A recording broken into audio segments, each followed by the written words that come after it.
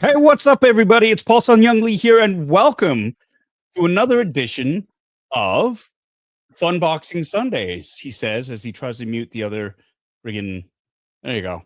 It's always got to be something, right? It's always got to be something. Anyways, good to see everybody here. I am back after a very, very long, sort of forced hiatus. I don't know. I've been busy. Now I'm back home, and I'm very, very happy to be here. In fact, I'm very excited. I actually got the thumbnail for this live stream done like on Friday, which is unheard of. Usually it's Sunday morning. I'm scrambling around, grumbling, going, why am I doing this? I don't feel like doing this. And, you know, it's just something. But I got it done on Friday night. I was feeling good. I'm happy to be home. There's no place like being home, where you know everything is, where it's just your stink is on stuff, to be able to poop in your own toilet, sleep in your own bed, take a shower in your own, shower is it's all those little things. And of course, being around the ones that you love the most. So here I am today with all of you. Thanks for joining me. We are streaming live on 3 different platforms, of course, on YouTube, on Twitch. We'll talk about that later, and on Facebook Live. So welcome, everybody. Thanks so much for joining me tonight. This is, again, Funboxing Sundays, episode 87. And if you're new to this channel, welcome, welcome, welcome. It's not a big deal. Basically, what we do is I unbox a bunch of geeky collectibles. I do a half-ass review, and then we chat. That's it. We're talking low pressure, low production values, just a good time. It is a wonderful community on this channel. I see a lot of regulars already chatting away, and I'm very, very excited to start conversing with all of you tonight. And yeah, that's what we do. And oh, there was a drinking game. We'll go through the rules later on, but hey, I hope you brought your beverage with you. It doesn't have to be alcohol, but we do have a drinking game because there's a lot of things that end up happening. Well, you'll see. And tonight I also have a great surprise for a lot of you. I have a guest. That's right. I had so much fun the last time I did Funboxing Sundays with a guest, my good friend Steve Davey, Steve 3. He came on, and I thought, hey, let's steal a page from that, because it's always nice. And so tonight I've got a special guest. It was a surprise sneak attack, if you will. He is a dear friend of mine. I've known him for a few years now. We met, actually, funny enough, online as I was bitching about toy collecting. We made the connection there, and he invited me onto his channel. We had a great time. There I was, a guest on his YouTube channel, and thinking it would be like maybe an hour, and it turned into, I think, a 4.5-hour marathon session. And we haven't turned back. If you know him, if you know me, you know him. I'm part of a group of rogues that he's put together that we do Star Wars breakdowns and recaps of the various shows. I am, of course, talking about my dear friend Kevin Wong, aka Toying Around, who's got his own spectacular channel, the Toying Around channel, where he does toy reviews. He hosts another group of rogues called The Enablers. His content is out of this world. He is funny. He's intelligent. He is my friend. Let's have him join us right now. This is, of course, Toying Around, aka Kevin Wong. Hey, Kevin, how you doing, man? Hey, Paul, what an intro. Thank you. You're welcome. It makes me feel bad about some of the intros I've done over the years, but thank you for the invite. And for the record, I don't think it was 4.5 hours the first time. It's closer to 4. Oh, really? Yeah. You're gonna be that guy? Yeah. Actually, you had fun. I had lots of fun. That was the thing. I honestly thought it was going to be way shorter than it was. And in fact, I was shocked when I saw how long it was, because it didn't feel like we'd actually gone that far. That's long. Yeah, that's why this is fun to do with somebody, right? You get to share, what you're opening, and Yeah. you get to, with whoever your guest is or whoever's watching, right? That's the fun part of all 100%. this. And that's the other thing, is that there's a little less pressure on you, because, for me, sometimes it's the dead air that kind of freaks me out a little bit. As an actor, you're kind of like, if there's dead air, you can't always assume that people are watching you or whatever. I always assume they're they're tuning out type thing. So you try to fill that air sometimes with inane talk. Your mind wanders. There's split focus, and it's hard sometimes when you're trying to open up a toy and you've got fiddly little batteries, and you're trying to put them in, and they're springing everywhere, and you're trying to keep track of the chat and what's going on and stuff like that. So it's good to have a partner or somebody on board as well to just sort of converse with. So thank you so much for joining me today, man. No, my pleasure. Yeah, I'm kind of the same way too. The dead air. It's like if this was radio, right? No, you never have more than, I don't know, 2 seconds. After 2 seconds, it's like what's happening? What's wrong? Yeah. So, like you said, sometimes they'll make something up, but you have a great chat. I have a great chat on my channel, right? People who watch, and you can be sure that they'll still be talking or, you know, ridiculing you in some type of way that you can always catch up with afterwards. So there's no fear in that. That's right. That's right. Okay, so we are going to be opening some toys today. I don't want to feel like I'm rushing you, but there is a tradition on this channel where I do shout outs to everybody who's in the chats right now. And for those of you who know, when I first started this roll call, as it were, on the chat used to last upwards to like an hour because I just couldn't stop talking. And I loved it because I kind of felt so thankful. And so, you know, like, hey, you're taking the time. You could be anywhere and you're choosing to watch this. So I'm going to make sure that you get a shout out. And it turned into like an ad, like people would, I'm sorry I'm late, but it looks like I'm not missing anything. I haven't missed anything because he's still doing the shout outs. And so this is something that is it a tradition on this channel? It is a tradition on this channel. Breathe, Paul. And but it's something that I'm trying to get down to less than what I think I've been doing 5 minutes. Yeah, you have 5 minutes. And so in the spirit of that, I'm going to go through this. I've got my timer on my, and I keep forgetting to do this. I want to have an on-screen timer where just sort of there is a timer. And I think how can you do that? If I had a producer who could sort of like have that and create that and have that and sort of run that and moderate the chats, that's the next level. But for now, I'm going to do this.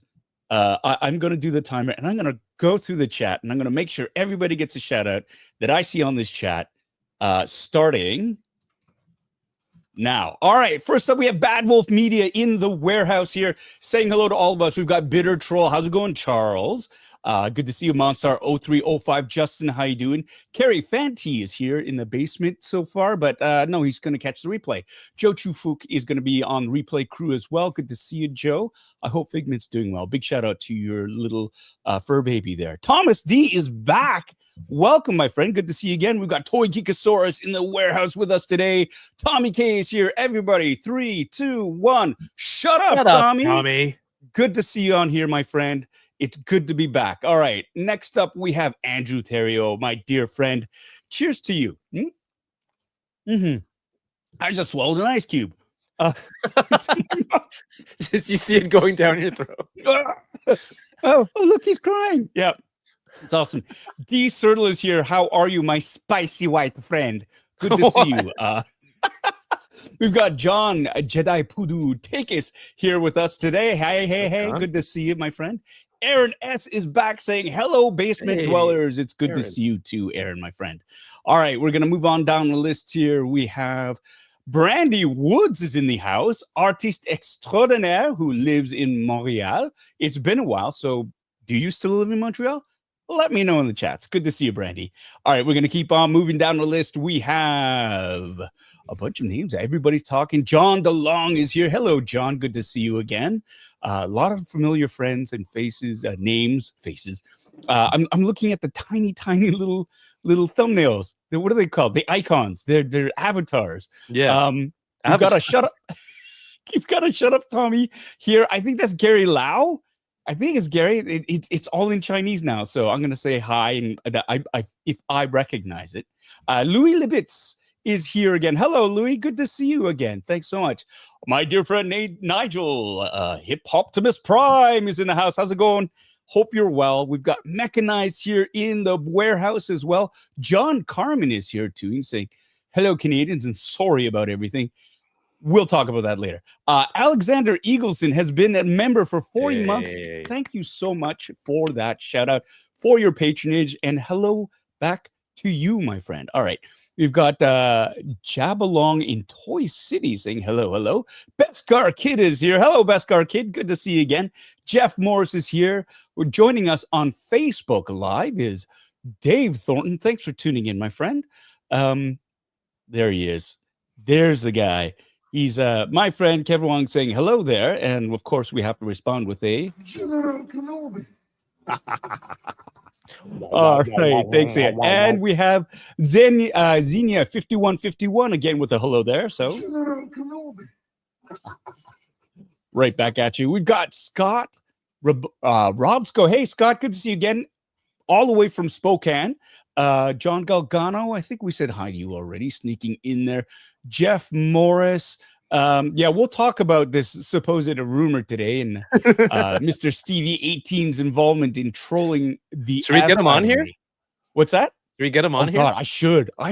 Oh, I should have been thinking about that. I'll DM him. Oh, well. Moving on. Brandy Woods, look at that. Member for 42 months. Unwavering support. Thank you so much. Beard on point. Thank you. Thank you very much. I'm growing it for work. Valerie Ogden is here. Hello, Valerie. Good to see you. We've got Damaged Queen who is here as well. Hello. We've got Louis Libitz again, who is, let's get you up here. There we go. Member for 42 months. Dude, man, that's incredible. Yo, yo, yo. What up, Paul? And everyone in the chat. Much love, crew. And that's what I'm talking about. That's the love on this chat. Thank you so much, Louis. Kenny C3 is here all the way from Atlanta. Good to see Kenny. Hope you're doing well. Let me see. We're going to keep moving on down. Straswell's here. Hello. Good to see you again. Everything's going good. Ben Sutherland is joining us from Facebook Live. Thank you very much. I like the beer. Daniel D. Sertle became a member? Bro, I thought you remember already. You cut me, Shrek. You cut me deep. All right, we got Bitter Troll, who has been a member for 42 months. Charles has been a member for 42 months. That's great. Thanks so much. We're going to move on. We got Loonturn, who's here saying hello. Yannick Frev is here. Hello. How's everyone? Everyone's doing great now that you're here, Yannick. We're doing great. Rick Cohen is here from Facebook Live saying hello. Oh, you just discovered me on Murdoch Mysteries. And I just hit the 5-minute mark, but we're almost there. So I'm just going to give myself a little bit of leeway here. Cammy is here saying, hello, Paul. How are you? I'm doing well, thanks. Johnny Cock is here all the way from Vancouver, British Columbia. Johnny, good to see your name on What's the up, board, Johnny? my friend. It is Johnny. Yes. Johnny. Mechanized is here. Wing or Lose is here as well. My wife, the love of my life, and also moderator on this board, she is saying welcome to everyone, not just Kevin, but in this case, she's saying hi to Kevin too. We're going to move on down here. Keith Lee is joining us on Facebook Live. Paulie, what's up? Collection room looks killer. Yo, that's right. Do I already have plans for phase 2? We'll get to that in just a moment. RMD Collective is here. How's it going, buddy? RMD. Good to see you. Jablong in Toy City. I recognize that name. We said that hi to you already. Cynthia Lynn is here. She's not sticking around, but she wanted to say hi. Hope everyone's good. We are doing good. We'll see you on the replay, crew, I hope. Chris Bobinski is here as well. Hello, Chris. Good to see you. Primetime Reviews has joined us. Let's go. Some Micro Galaxy Squadron tonight. Indeed. And I got a nice care package for my friends over at Jazzwares. Can't wait to show that off soon. We've got Brandon Deeks here as well joining us. Hello, welcome, Brandon. Sean P., my brother from another mother over in Los Angeles here. He's at the Kings Bruins game, and he's still tuning in. That is fantastic. That is support. Yay. Here we go. We're going to be moving on. We got Arc 170 when? Soon, I think. Soon. We've got Janine Button on Facebook Live. Good to see you. Thanks for joining. We got Arthur here saying, hey, long time no see. Hey, there you go. Bring back long shout outs. Finger red #1. Yes. We'll work on a compromise, I hope. Scott O'Connor is here saying hi to Uppa. Draw the Line 35 is here. Welcome.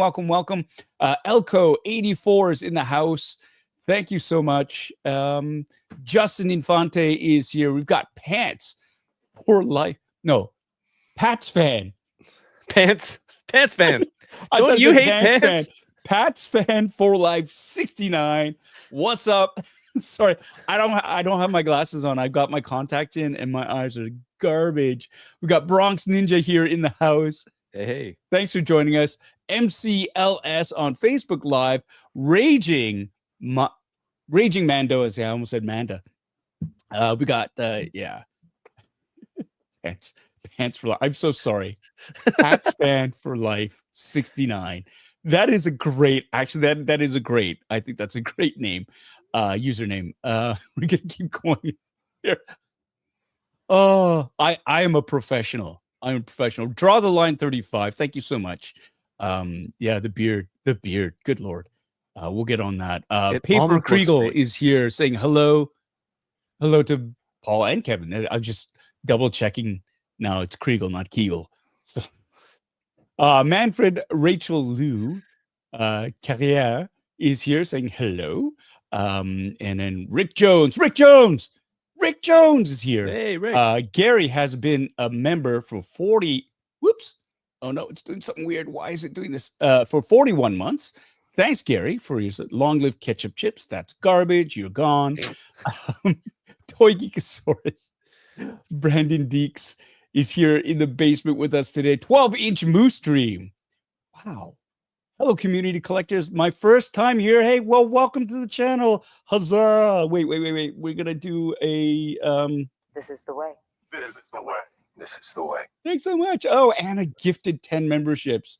That's why D-Cirtle became a member. That's amazing. Angela Tate is here. Hello, welcome. Thanks so much. All the way from the UK. Thanks for visiting. Kid Chuckle is here. Welcome to the channel. It's good. These are great names. These are great. And I love seeing new names on the boards here as well. Big Dog Pound 1, welcome back. Thanks so much for joining us again. Back to the basement here. 12-inch Moose Dream. Keith Lee is here. So I think I said hello to Keith. There's so many names. Matthew Sinclair is here. Welcome back, old friend.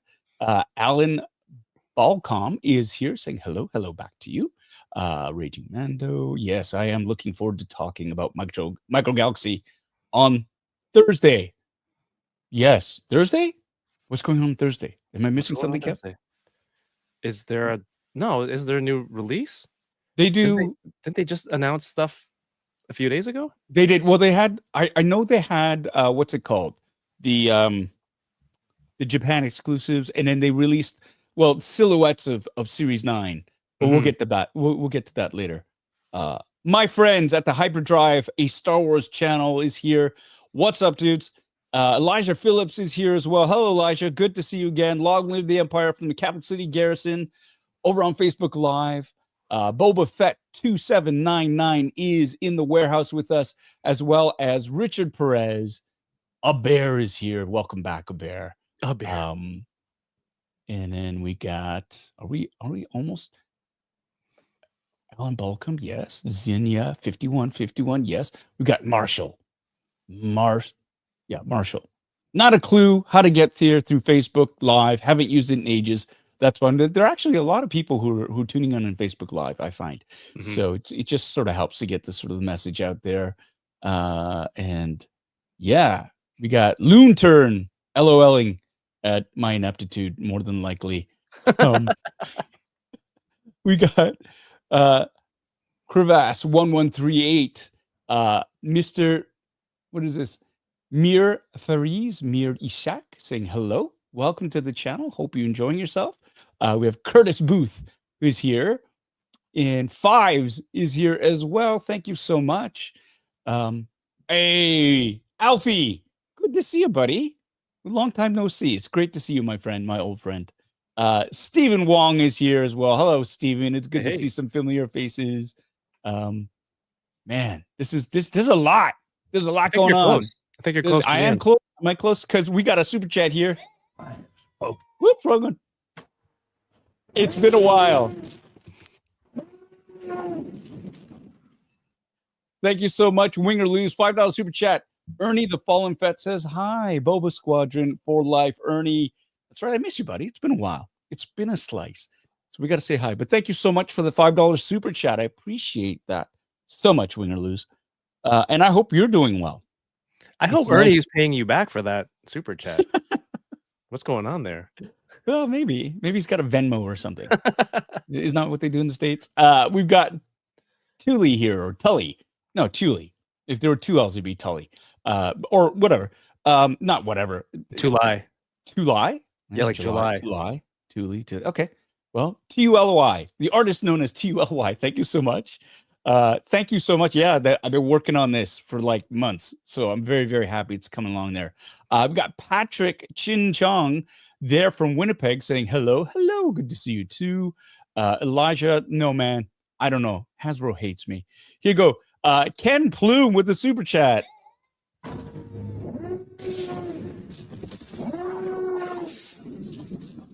Yo, dropping a like and the mic. Hashtag time for Teva. I hear you, man. I hear you. And that's what I've been saying. But Hasbro hates me. We'll talk about that a little bit later too. Okay, we got 12-inch Moose Stream. Anthony Van Geek is showing up. That's a new name. Hello there. That never gets old. We're going to keep going on here. Sean P has been a member for 42 months. Thank you so much, my friend. That's like right from the beginning. These are OG fans from the beginning, and we are caught up, and that only took us like 15 minutes. That's a lot of people. 1349.62 seconds. There you go. That is not as good as I've done it before, but way better than an hour. But thanks so much, everyone, for your patience on that. And we had there we go. Kevin, you had, what is it? You actually had a screen timer. Yeah, I Googled a stopwatch. Bruh. It was counting the whole time. Oh, I wish I'd seen that earlier. I would have totally put that up there. And would that be more pressure though? Oh yeah, absolutely. But it would have been so much more fun. Right? Yeah, race against the clock. Yeah. Well, I'll send you the link for and, it. And have it so that if I don't make it, we do a giveaway. Oh. Somebody in the chat wins a prize. Like something from the warehouse. Right? Well, next time. Next time. Yeah. These are things. Anna, take note of that. Let's do that. That's right, Brent W. I love that when she's watching, you can just put that out there on the internet, and Anna just grab these tidbits and take note. It's like your editing button. Like when we did the podcast, you just press a button and it does all the editing by itself, right? Yep, that's it. We got a super chat for Johnny Cock, the legend himself.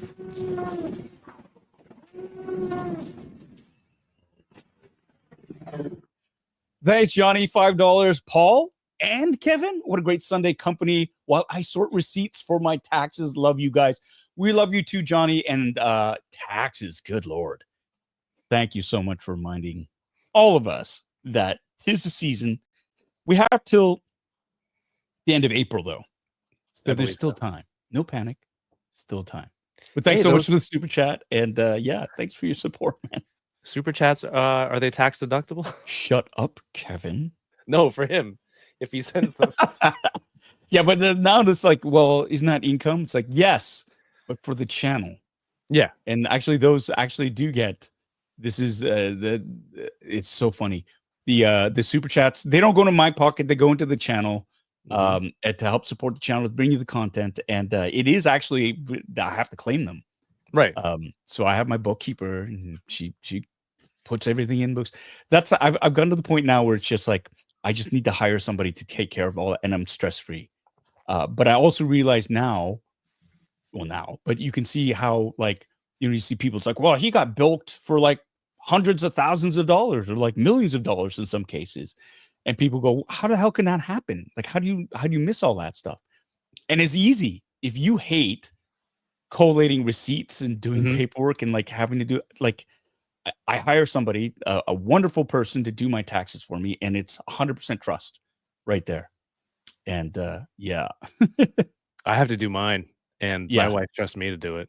But you have a T4, right? Like yours, you're but you have a self-employment stream as well. Yeah. So, there's that's a hybrid thing. Like I'm like my brain shuts down. Yeah, as long as it's not a negative. Yeah. I'm like, oh, I'm happy. It'll be like $81. I'm like, yeah, okay, I'll take it. Yeah. as long as I don't owe anyone any money. Don't you? Yeah, I don't know. It just feels like they should teach more tax stuff in Yeah. school. Like you're gonna need this when you get older, right? Yeah. It's just Yeah. like, hey, figure it out on your own. But if you don't get it right, you're going to jail. Okay, You're not going to sure. go to jail. It's like if you just refuse to pay and you steal money. Yeah. That's it. So we got a super chat here from Big Dog Pound 1.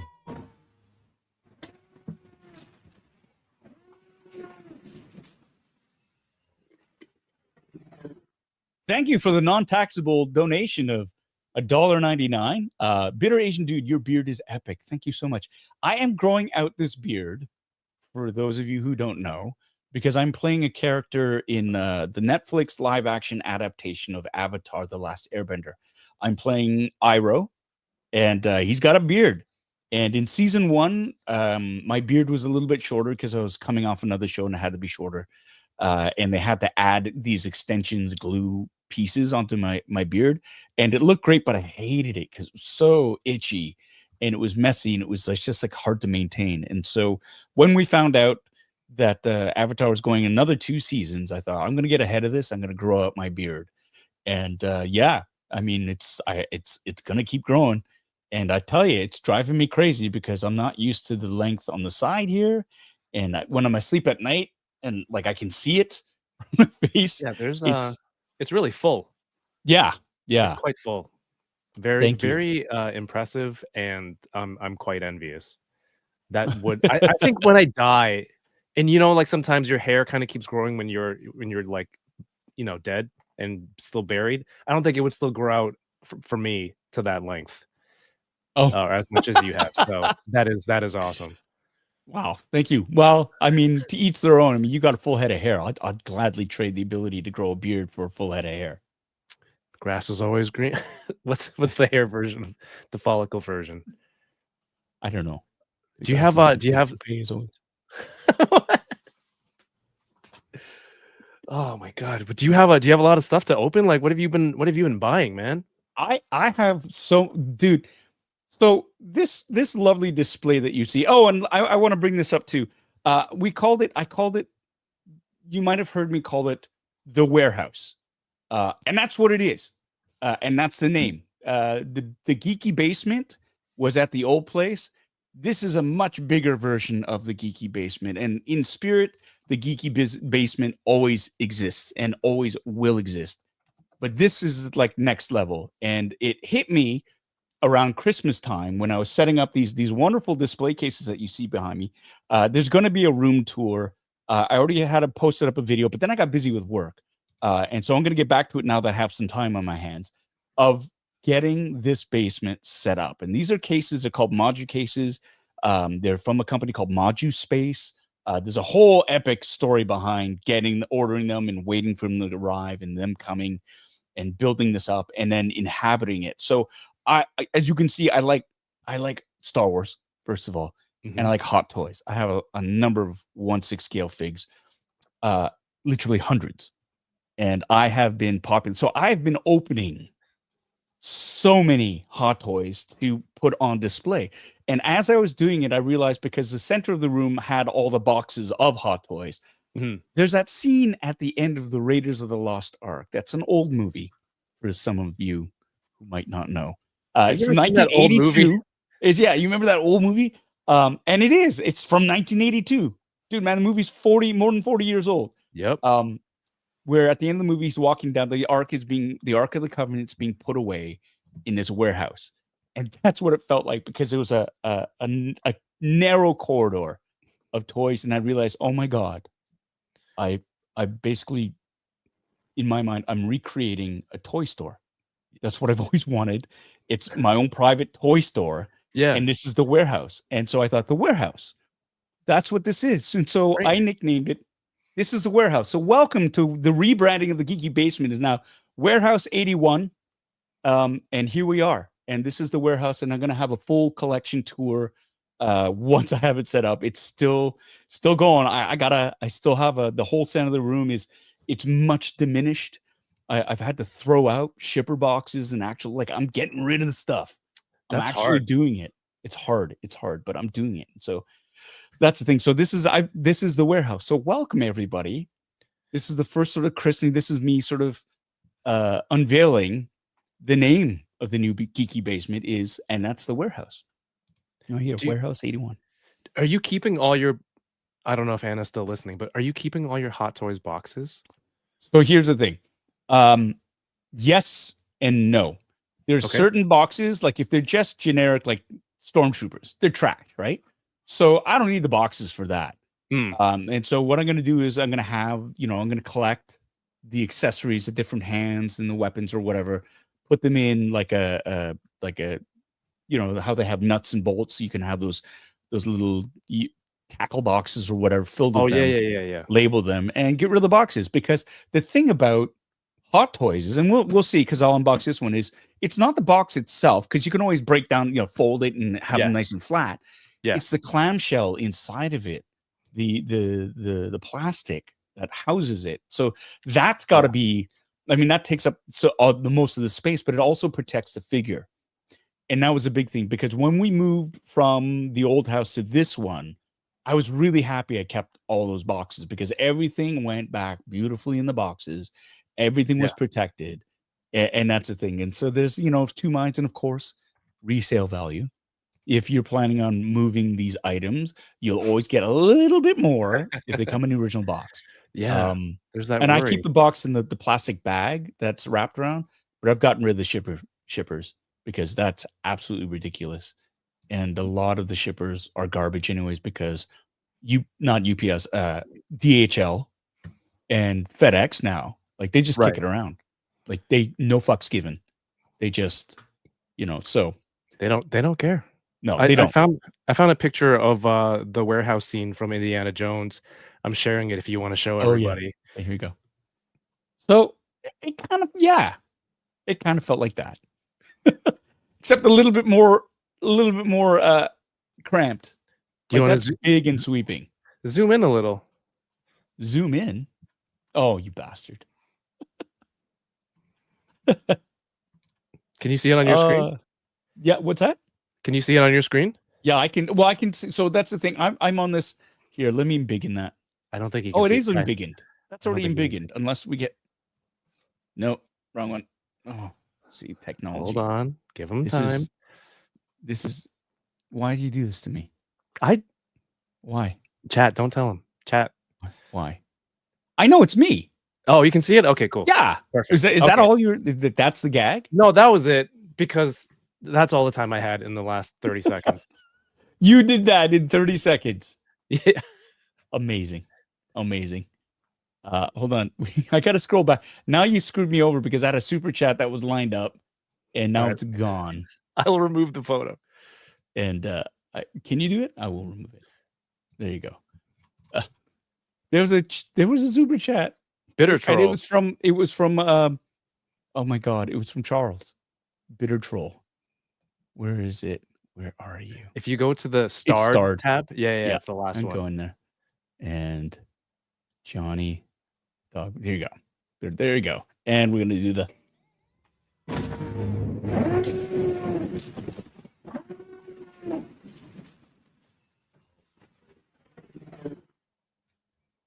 Thanks so much, Charles, or Christopher. I know your real name.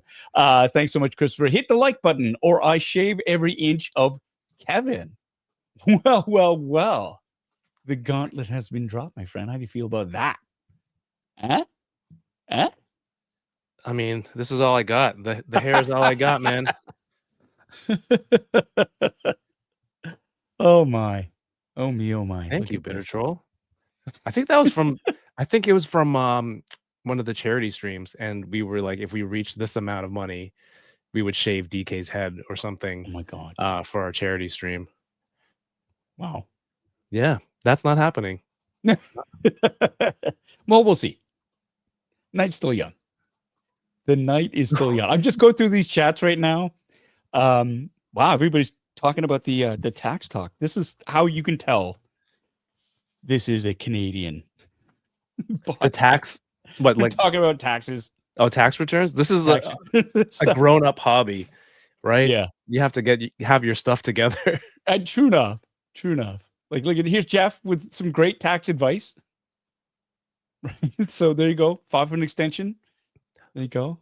Look at that. Until Gary October. with his. He buys his PlayStation, by opening a foreign PSC. There you go. It's tax free. So it's great. It's great. We're being very responsible here. We're trying to be very, very responsible. Anna is like saying, "Hello, all. Thanks for watching tonight. If you can hit the like button, we would greatly appreciate it." Oh, that's great. You know what? Here's the thing, too. For everybody who's watching, if you want to, that's great. If you want to give a thumbs down, I've heard that it doesn't matter if you give a thumbs up or a thumbs down. It's all. Really? It's engagement. Engagement. Yeah. Yeah. So they don't care. They don't go, wow, this got a lot of this. So it is what it is. If you really want to free somebody out, just don't do anything. Yeah. Don't even watch. Yeah. I found. So it's like, oh my God, it's such an algorithm based platform now. And that's all it is. Clicks. And the trend of not caring if it's positive or negative clicks, as long as you get some clicks or some sort of interaction. There you go. And I've heard. Hey, sorry, go ahead. no, it's good for the ego too. Like if you want to get that thumbs up, I'm not gonna complain. I'm not gonna complain. Yeah, Daniel clicks the thumbs down all the time. He tells me, and yeah, I know. And he That's hates fine. that you're still getting all the engagement everywhere. Fine. He's mad because I gave him a 0-star review on roommates.com when he came to visit in Vancouver. We almost drove off the road because he was driving and he was going, oh my God, look at the mountains to his right, to his left. And I'm like, dude, the road. Oh, sorry, man. It's just so beautiful. I thought he I dropped a Skittle, and then he had to go pick it up while he was driving. I actually had one time. Sorry. Oh, Terry's here. Terry is here. Hello, Terry.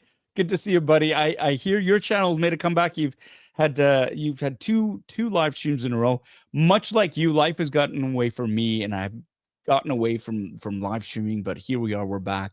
It's good to see you. Thanks for dropping in, my friend. Scroll. He just sent a super chat too. Did he? While you're on Terry Smith. I'm going. There's some kind of furious chatter about something. Blue Mountain Chainsaw Man, thank you so much. Being a member for 32 months.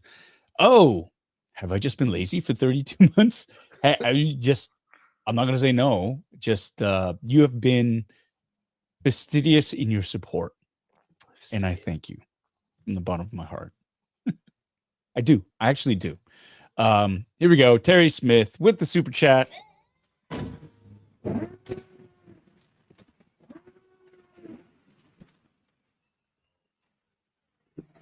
Whoa, look at this challenge. If Paul hits $500 in super chats, I'll cut off my hair and shave my beard. Wow. Terry, I've seen pictures of you with short hair and without the beard, man. And you're a handsome guy. So I think it's win-win for both of us. So there you go.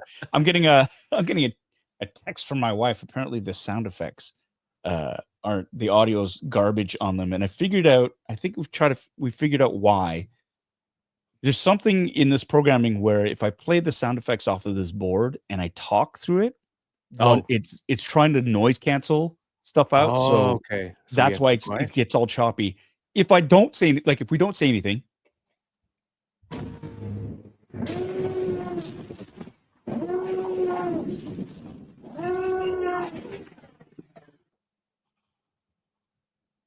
Perfect. It sounds way better. Yeah. Yeah. Yeah. So that's the thing. And again, silences, even noises, blah, blah, blah, blah, blah. I got to keep talking. But if I just shut up, you hear me? Shut up. For once. It's great. It's money. It's money. I watched you guys unbox the Ghost. Oh, a few weeks ago. That's it. And that was a lot of fun. Kind of crazy, right? The size of that ship. It's so heavy. Yeah. Like I put it on the top of the module case. So I was really worried it was going to cave it in, but it's holding. But yeah, it's a monster. It's a beast. And it's amazing. Simply amazing. Did everyone overall, what was the overall I guess, what did everyone think of it? Because you, Steve, and Ryan opened it, right? That's right. Yeah. I think across the board we're all just blown away by the attention to detail.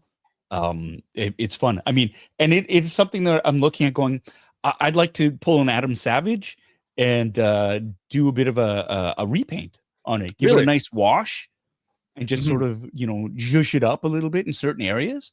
Just because, something that's mass produced, whenever they have that, the factory sort of machines doing Yeah. the quick wash on it, it gets the job done. I mean, Mhm. for kids, it's great, but I mean, we're adults now. We can do whatever the hell we want with our toys, right? So we're I'm gonna live more like kings. Damn hesitant. hell ass kings.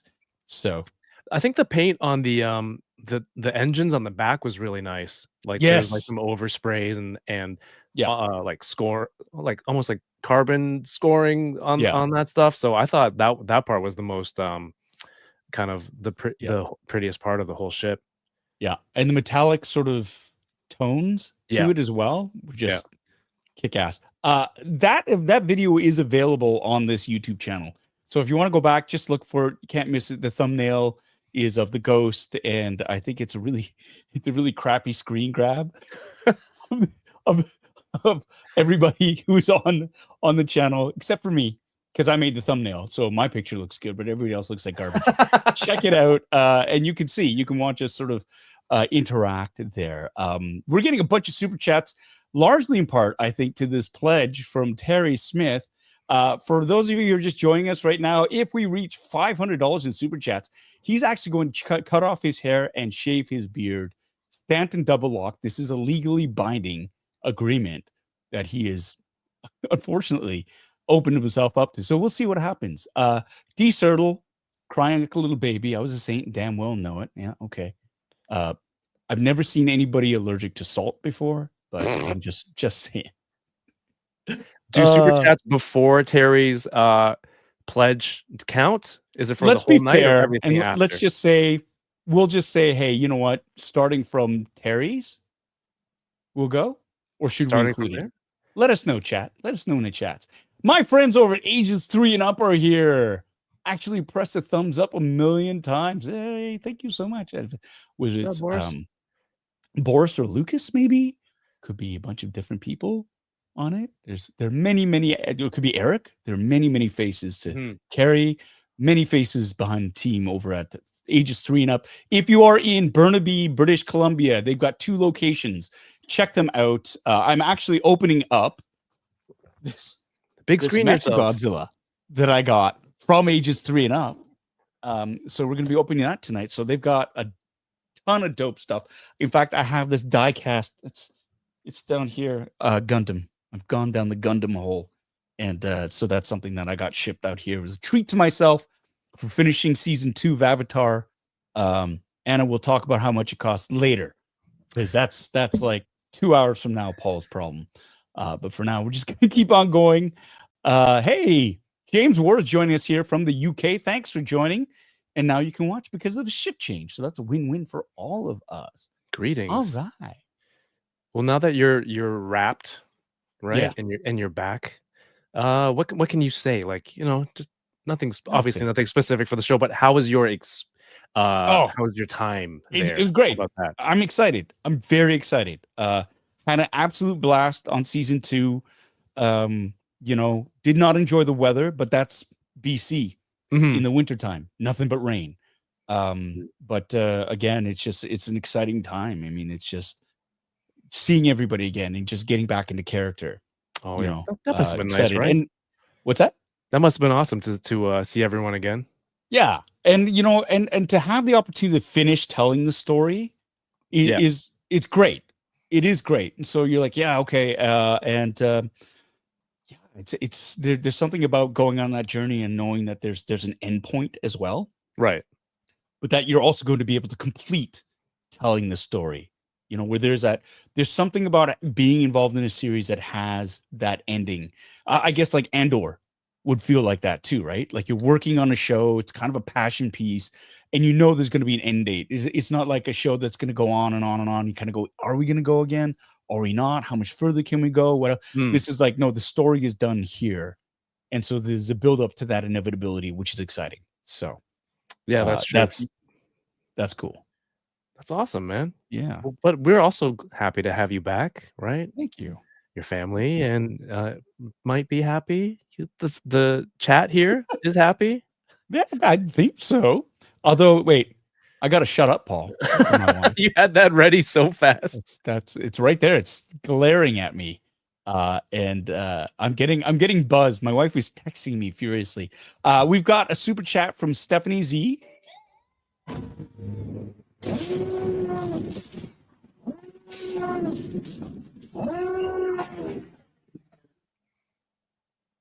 For $9.99, 10 whole dollars.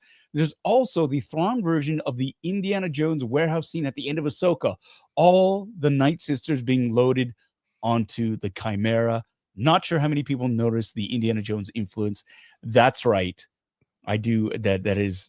I didn't make that connection because there are caskets instead of boxes of antiquities. Right. But yeah, definite shades and overtones of that. Yours Very are cool. almost like caskets. You've got little bodies, 1/6 Oh. scale. What? Well, now I'm thinking about it that way. Jeez. I wasn't creeped out before, but I am now. You said you didn't make the connection, so I was trying to lead you there. Good Lord. You're right. They're all You going to open come them up and alive. the little heads are covered with plastic. It's like this little miniature 1/6 scale, like serial killers, like funhouse. Yeah, I love it. Just, damn it.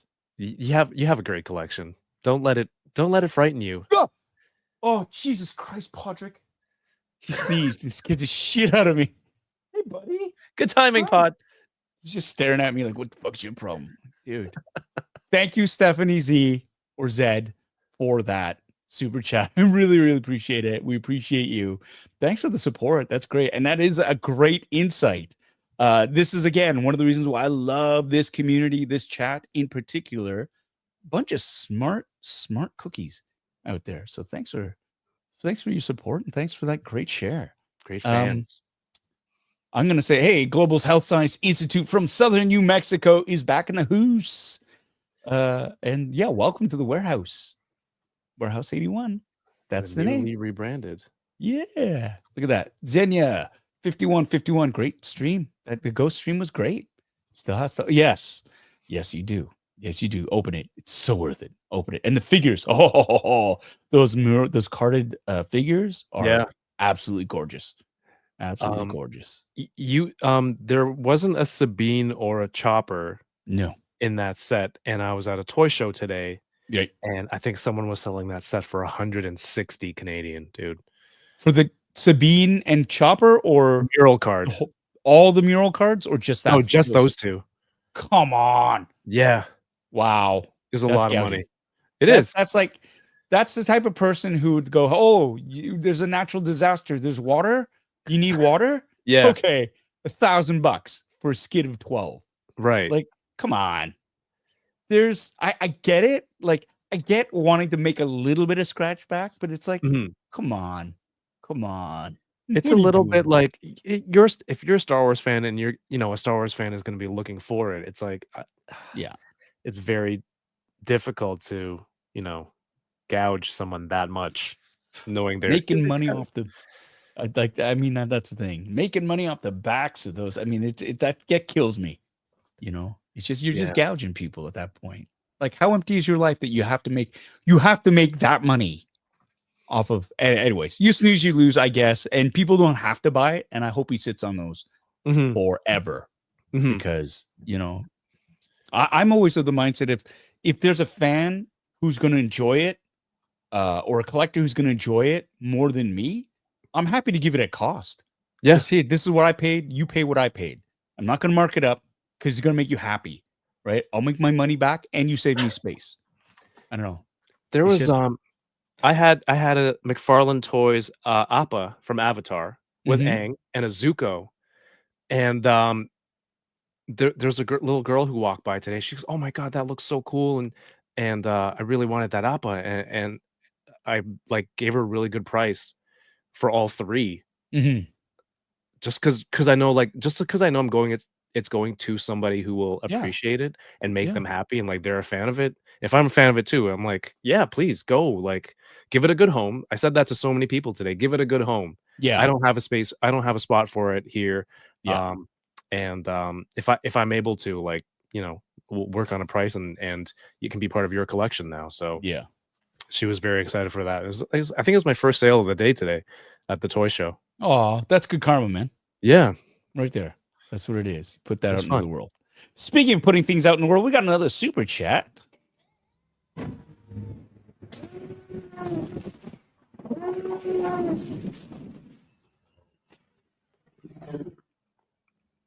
Thank you so much, Alexander Eagleson, for your $10 super chat. Always great to see my friends from the Great White North, our closest friends and allies, doing my taxes. Thanks so much, Alexander. We appreciate that. I appreciate you. It's good to see your name up on the boards again. Yeah, as always, thank you for being there and for your words of wisdom there.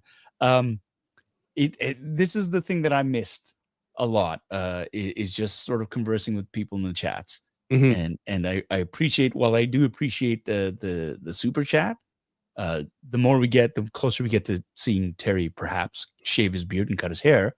That's a byproduct, but really it is about seeing the familiar names again. Yeah. And it's good. I think it's hard to believe that this channel started during the pandemic because I was bored. And, I fell in love with just opening toys and chatting with people about it. And this has been such a vibrant, supportive community. I Mhm. appreciate that very much so. So, I- yeah, it's humbling. I kind of remember your room near the beginning in the pandemic when you're doing lives. Do you think if there was no pandemic, your collection would have turned down this path in this route, Yeah, Or would it absolutely have not. just been no? No, I don't think I would have. I mean, it was a pandemic, so it's just like, well, I'm home. Right. I think like a lot of people, they just like, if you had the means, you just like retail therapy, Yeah. right? It was just like everything was shut down. We didn't know what was going on. So I thought, I'm gonna find my little slice of happiness, and I'm gonna sit there and I'm gonna open toys and I'm gonna share this with other people who want to look at me, want to look at these toys. And I mean, it was sort of twofold as well, as because if I did this half-assed review, people who are on the fence about stuff kind of go, well, is it worth it or is it not? I mean, that's what unboxing videos are kind of for as well, right? Right. Like For part sure. of it is it worth it? Another part is living vicariously through somebody else. So, there is that as well. So it just sort of became, but I don't think, I mean, afterwards, and then you start to get the taste of it. Yeah, You get the for taste sure. of like, oh my God. And then you get that itch, and then all of a sudden it's like, ooh, oh yeah, I need that. I need to complete this. I need to do this. And then for me, it turned into the whole, ooh, I need to review this. I need to do this. And so that's why I had a lot of Hot Toys that I hadn't opened, because it's like, I'm going to do reviews on these. Hmm. I need to do an unboxing video. But then as time went on, I got busier and busier.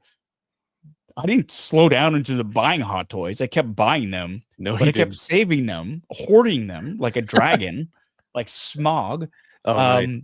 saying, I'm going to review all of these. I'm going to do that.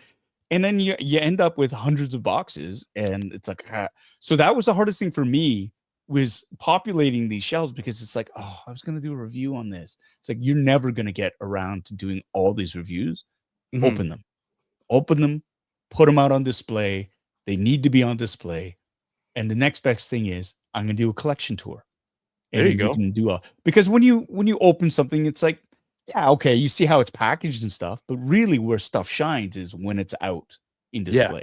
So Especially when you have those sweet shelves and Yeah. lighting and everything. So a lot of the times when you look at a toy, like it's just, you can't compare it to it being on display with whatever group they're supposed to be with, or if they're stormtroopers, a whole group or squadron of them. So that's always Yeah. going to look much better. That's it. We got a bunch of super chats we got to get through. Here's Kenneth Plume.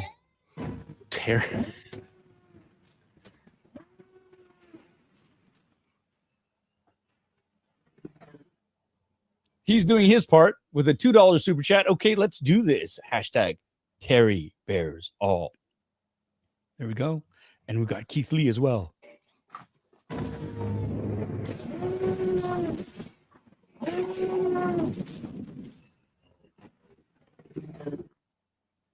$5 super chat there. Off with Terry's hair and or beard. LFG. That's right, Bray. That's right. Here we go. Terry, are you It's feeling? and. What's that? It's not and or. I believe Terry committed to and. Oh, yeah. So it's not like a tiered Yeah. set of steps. He's committed to both. You go. And Keith thinks all of tonight's super chat should count towards the goal of hair. All right. That works. And it is Boris from Ages 3 and Up. Hey, what's up? Hey. Good to see you, Boris. I hope you enjoyed LATF Con. Last time was the story you guys are setting up down there. But I did have a lovely conversation with Carrie. So again, if you are in Burnaby, British Columbia, that's like a suburb or something just outside of Vancouver, check them out. They got 2 spaces, the warehouse space and another storefront. And it is lock up your wallets because it is tempting. It is tempting. Got another super chat here.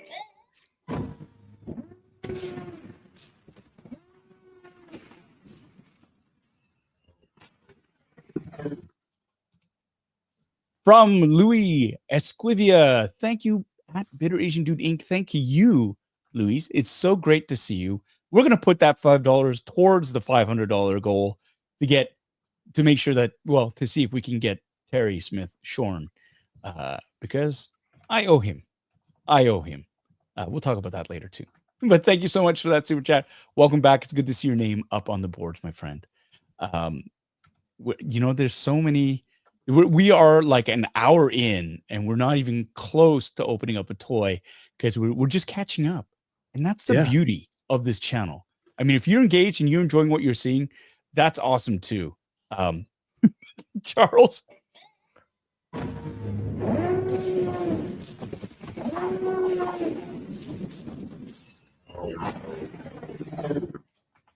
$10 super chat from Christopher. Let's make Terry nice and smooth. Johnny.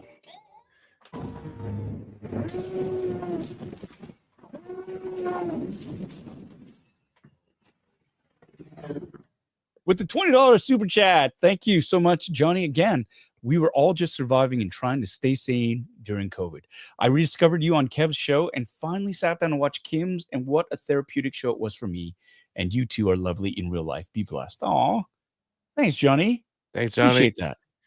Appreciate that. You are a stalwart in this community. I see your name in all the chats and all the right channels. I'm lucky enough to have met you in real life as well in Vancouver at Arcane.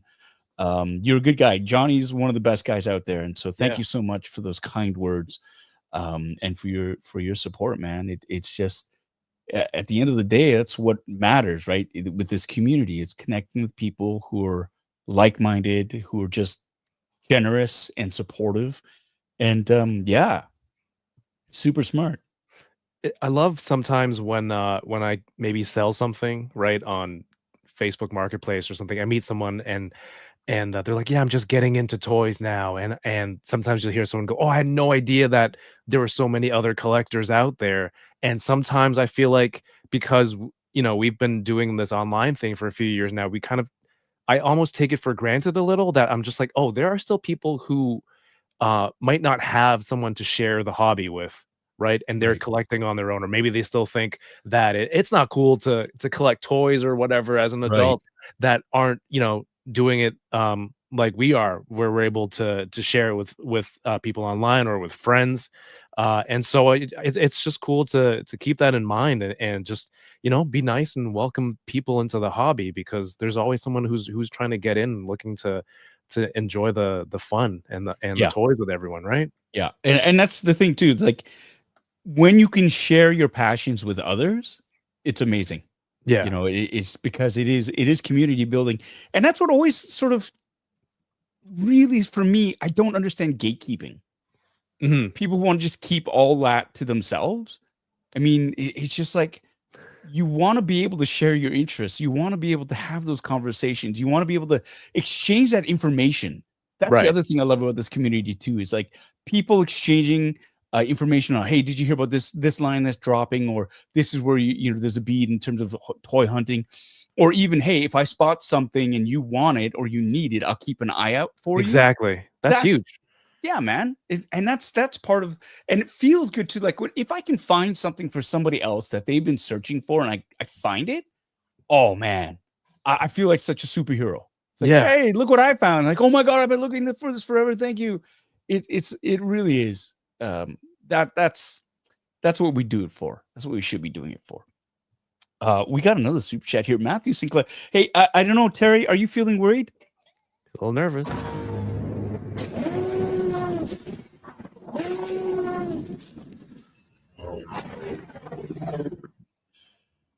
All right, we've got $10 super chat from Matthew Sinclair. Paul, do you have different light settings for your display cases depending on mood or if people are visiting? It's LED, so I imagine you have options to play around with. Warehouse looking sick. Thank you so much, Matthew.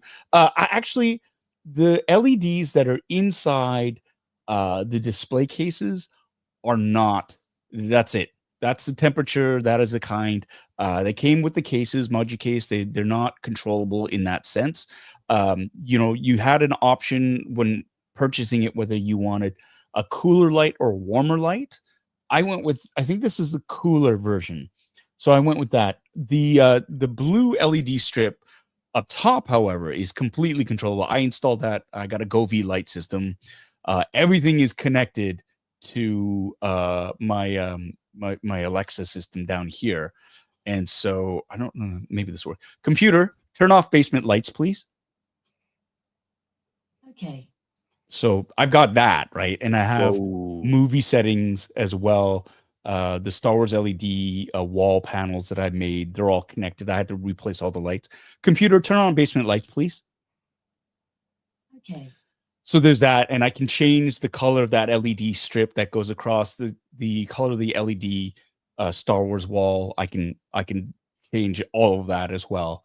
And I do have different, like, so when we watch movies down here, there's I've got LED lights behind the TV that are compatible. So like there's a little camera that shows, so whatever the is displayed on the TV, it'll mirror or reflect that light behind it. So it's really, it's quite immersive, which is great. And so everything gets shut off except for that light. And so it's like a little movie theater down here too. So very cool. Yeah. But thanks for, hope that answered your question. What was the question again?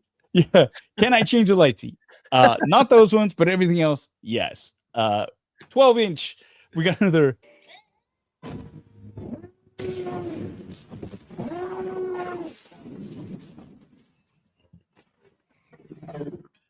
12-inch Moose Dream. Unboxed today.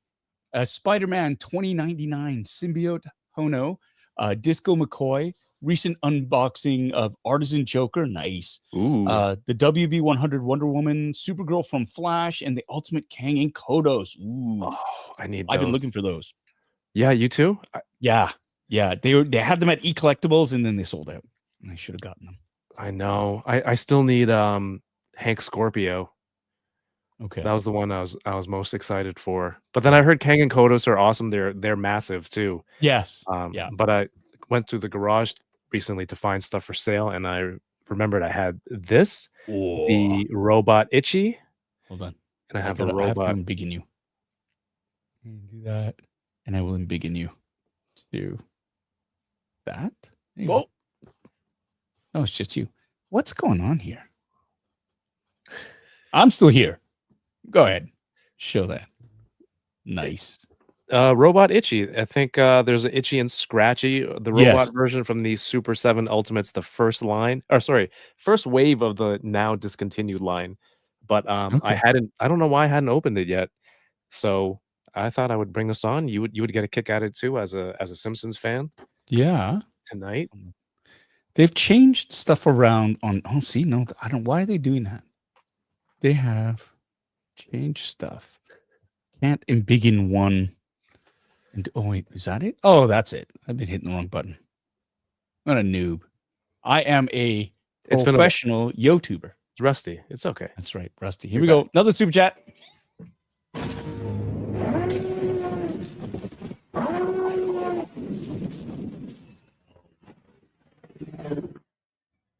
Andrew Terrio with a $10 super chat. Clip. I don't know what he's referring to anymore. It was so far. I think it's back. clipping his beard and hair. Oh, there you Super go. chat. See, I took that as a clipping of like, you Clip the clip a stream. segment. Yeah, it's like, oh, we need to clip that. Were you like, what did I say now? Yeah, or DK blew something up. We gotta clip that. Or Kevin's mad at DK again. So let's clip that moment. I mean, you're over 100. You're over 20% there. Yeah, that's So, right. And if this is a 4-hour freaking live stream, okay, I'm down. I am down. I'm going to. So these super chat, they're coming fast and furious, and I'm going to. I'm just gonna truncate and just do this for the super chats, because then it just goes a little bit faster. Is that fair? I think you should. That last one didn't play well. It didn't play. Oh, hold on. No, you couldn't hear that, eh? Wait. No. How about I do? Okay. Did you hear that? I heard one syllable. Why don't you just God. do a line yourself? Do a quote yourself. Okay.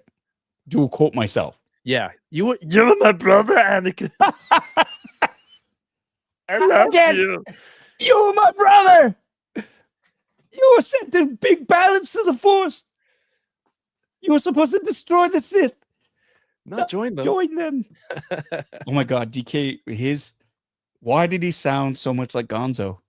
So what he said to me, to fill people in, like my friend DK and I did a pre-record on one of our shows, and he was trying to do Obi-Wan's quote from that fight, but for some reason his voice came out like Frank Oz or something. And I said, DK, why do you sound like that? And he said, well, my roommate is sleeping next door. I didn't want to wake him. And I'm like, okay, so when you're quiet, how do you go from British to, a Muppet?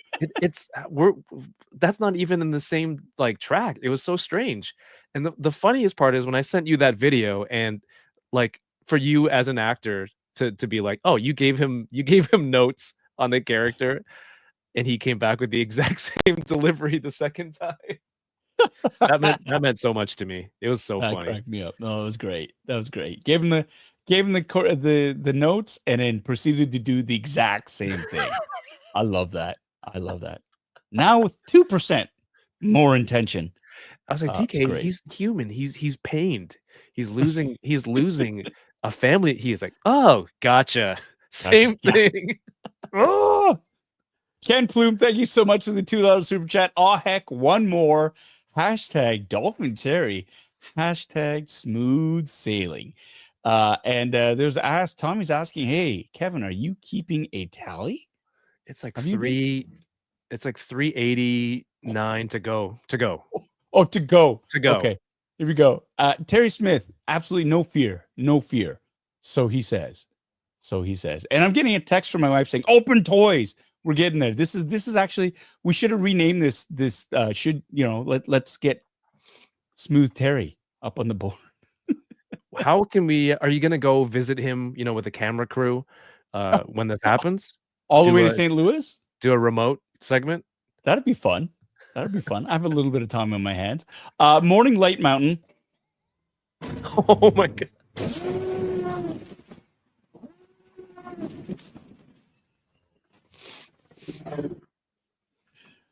Thank you for the $20 super chat. Sorry, Terry. You should have overlooked the wrinkles. Wow. Something's going on here. Obviously, I think y'all know each other, but this is great. Thank you. We are $20 even closer to our goal of having a freshly shorn Terry Smith. We should turn that into a live stream. Actually, Terry, if you're still here, should do that. Live stream that. We got another super chat from Louis Libitz.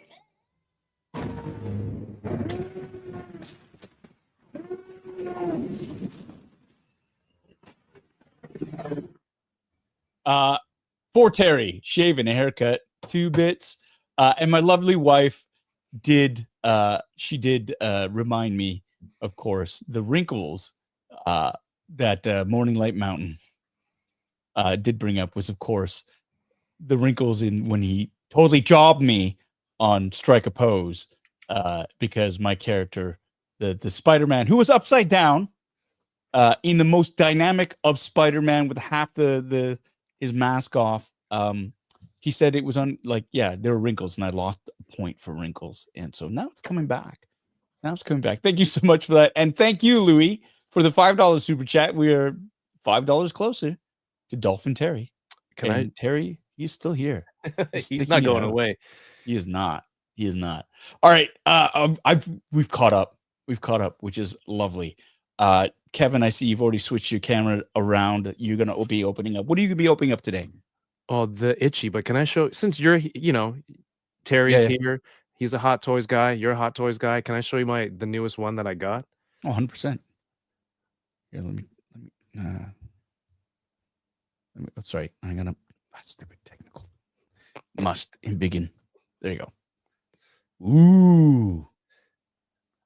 So That's this gorgeous. It's a Hot Toys Scarlet Spider from it's a Spider-Man video game version. Okay. My good friend 796 Studios Mario sent this Nice. over. He gifted it to me. It was crazy.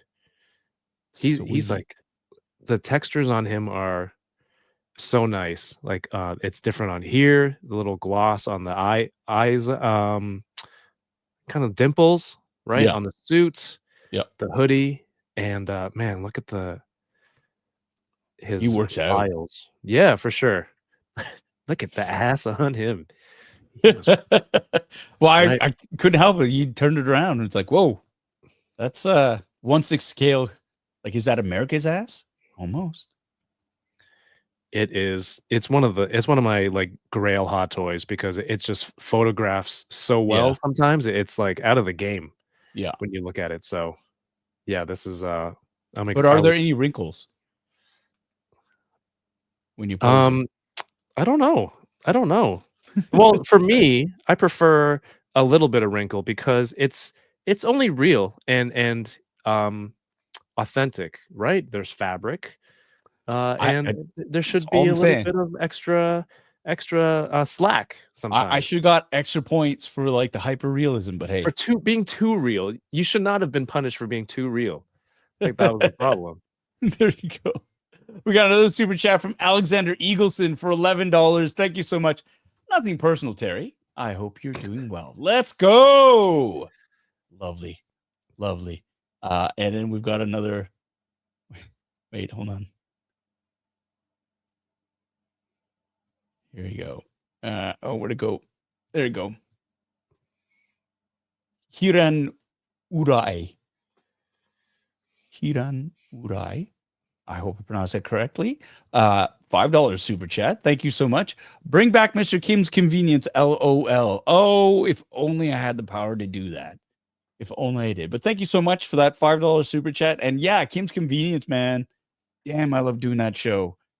It's hard, it's been almost 5 years since we've stopped shooting that. We stopped shooting it. It's hard to believe. But yeah, thanks for the support. And thanks for bringing us $5 closer to having Terry Smith have to cut his hair. I appreciate that. Is your chat usually this I don't know if vengeful is the word, but targeting? Well, sure.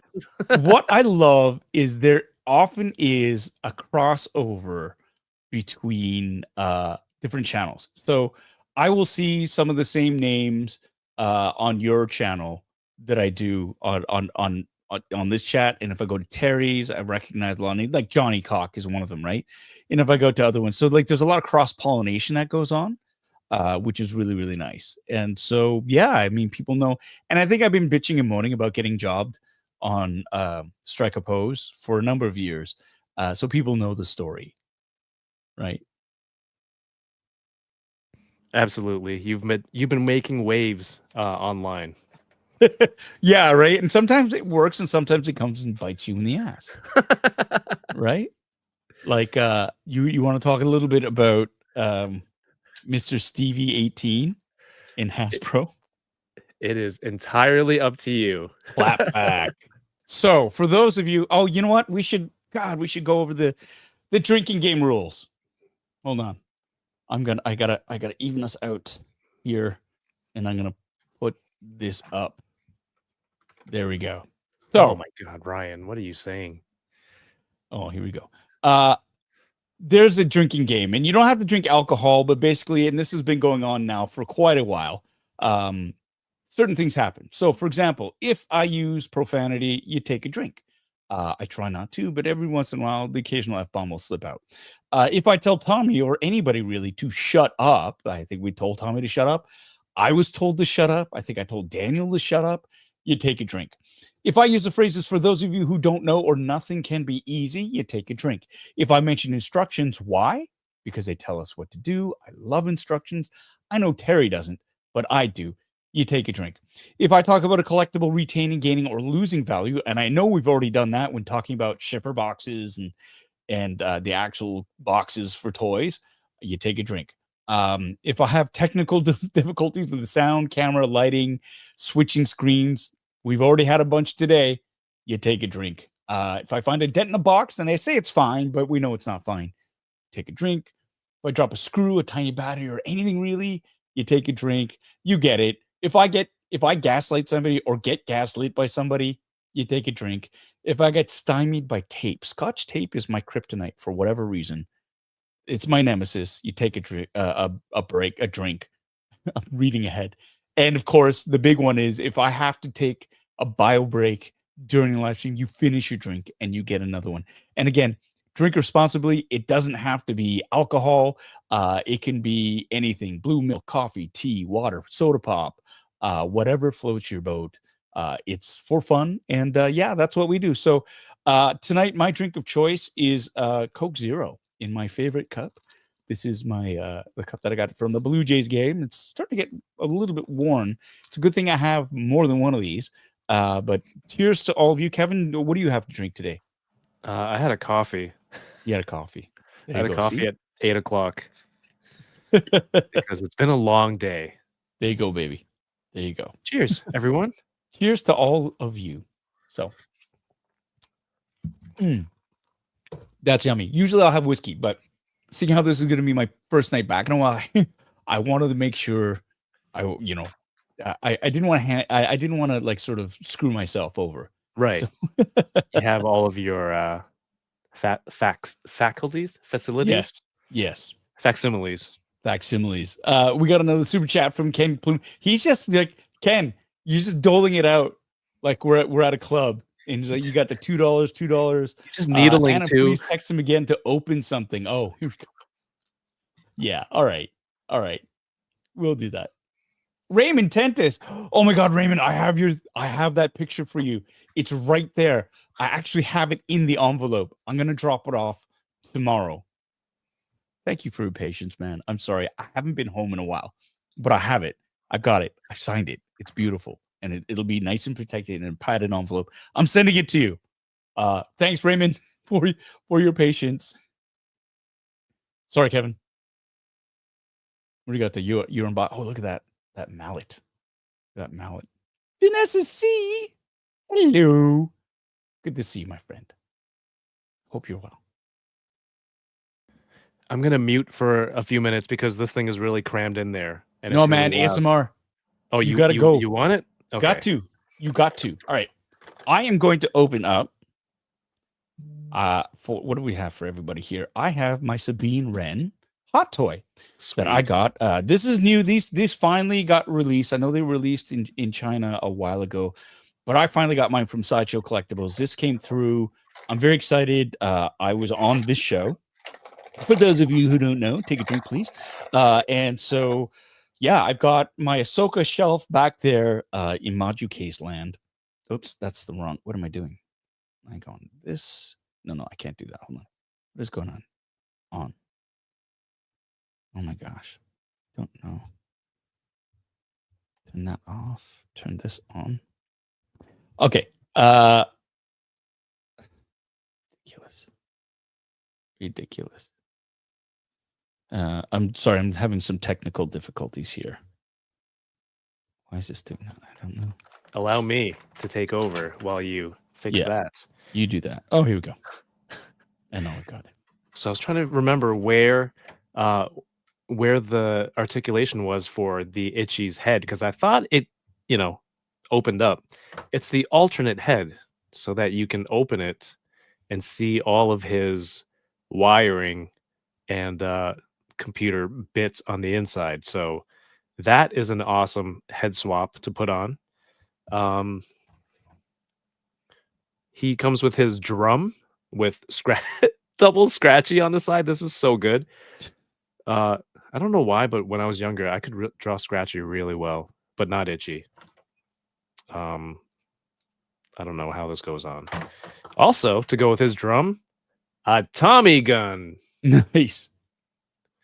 Also, I'd like to just say, shut up, Andrew. Just putting it out there. And he's got these little robotic kind of squirmy finger hands. And then there's a swappable set for holding stuff. Mm-hmm.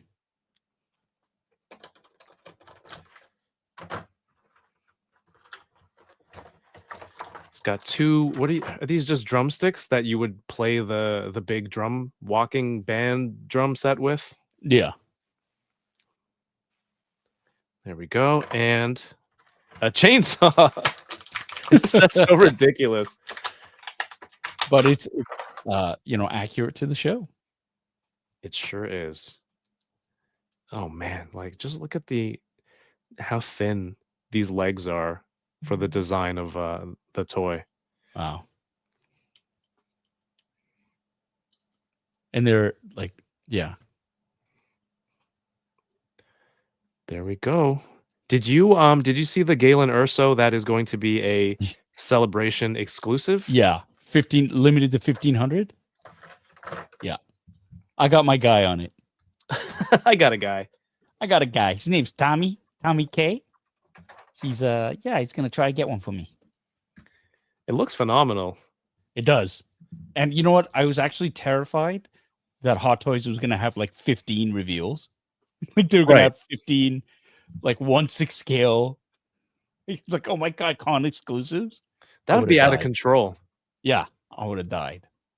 I'm actually starting to get worried. So I'll be going to Star Wars Celebration next month, and I feel like they're trying to milk me for every cent before I've even left the country. Like, well, yeah, autographs and limited posters and all this other exclusive merch before you even go. I'm like, man, I know food's cheap in Japan, but I still got to eat when I'm out there. We got a super chat from Ken Plume, $2, and a Ryan Paul. He owes me just a few things. What are you talking about, Ken? Message me. It's been busy. I think I've owed Raymond this signed poster for more than a year now. I'm so sorry, Raymond. I'm so sorry, but best of intentions. You'll get it. It'll be, and I've thrown in some extra goodies in there for you for your time and your patience. Yeah. This is so good. What does the chat think? How should I display Itchy? With the drum or Tommy gun? I think Killer Robots with a Tommy gun is pretty awesome. Tommy gun and chainsaw. Why pick one? I don't know if I can hold both. I have Scratchy here too. Aaron S., I am not going to be going to Star Wars Celebration this year. That's just Kevin and everybody else in my friends group. It's true. Shut up. Take a drink. Ryan Dole, now just 18 reveals, and I want that Hot Toys Jawa plush. I haven't seen it. I gotta check that one out. Yeah. I hope you can get. I hope Tommy and you can get the Galen Urso. Has everyone in the chat seen it? I'm not sure. It's but great. If I were better produced, I would have had that figure. That I guess I could look it up. I got it. You figure out your camera. Looking. Oh, I fixed it. I've fixed it for a while.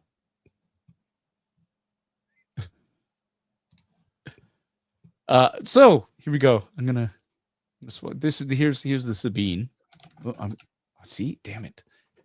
Part of the problem is right now the camera that I'm using, like where I'm using, I've got like this. My setup is, it's like a teleprompter where I have the screen reflected up. So my engagement is I'm looking at a reflection of the screen, and it happens to be right down the barrel of the camera, and it's great, except it's super small. I'm old, so my eyesight is shit. And so it's really, really hard for me because right now StreamYard is in the condensed version and the screen is tiny. And so for me to make any sort of adjustment like that is yeah, it's a lot. And so like for me to do that, and just so I can embiggen myself, so I can do that and then do this. There we go. It takes a bit. So here it is. I took the lid off. It's a standard Hot Toys lid. It's great pose. The sculpts are next level, at least in the pictures, and we'll reveal what she looks like very soon. But I love it's got the insert in it as well. Light up lightsaber from the series Ahsoka. Here we go. Here's our first look at it. You got your standard clamshell, tons of plastic. That's about it. I'm going to remove the top case. There's a Loth cat. Yes. Easy, easy. There we go. Yay. The reveal. And can you see this? Okay, so this is what I got to do. I have to embiggen my screen up here. Okay, so here it is. Yeah, remember we were talking about the little serial killer? This is how they come, with little freaking plastic over their faces. Yeah. To protect the paint app, right? But it's a bit unnerving, especially since the sculpts are so good now and the paint apps. So I'm gonna gingerly remove her from here. I'm gonna move this over, remove the serial killer. But yeah, look you're at Dexter. That. Yeah, right. Look at that friggin'. Now I've met Natasha, and wow, what a time to be living in, where you can get hyper realistic. It's a bit unnerving how good this is. And this is what got me into Hot Toys to begin with, because the first ever Hot Toy was a Leia Organa from Hoth, and it was like next level. It was so good, it was creepy. You know, and that's the thing. Like, look, this is spectacular, just spectacular. And that's what got me onto the 1/6 scale, because it was. And they just keep getting better and better. Like that Galen Urso looks just like him. I have it queued up if you want to put the photo up real quick. I have to. Hold on. Kelson. Yeah. I gotta do this and just put this down. I'm going to, oh my God. Oh, they had a producer. There we go. Anyone see that? Galen Urso. Did that. Japan. And now they're getting to the point. Yeah, they're getting to as well where it's they'll have friggin' rooted hair. That's the next step, is rooted hair. The hair that you see there is that's molded, right? That's molded hair. And I'm gonna remove that, and I'm just gonna embiggen. The Galen Urso looks really good for molded hair too. Right? But even this hair for Sabine, I'm gonna zoom in now. That's molded hair as well. That's not bad. Like, look at the back. See how that is, like the little layers? Yeah. That's amazing detail.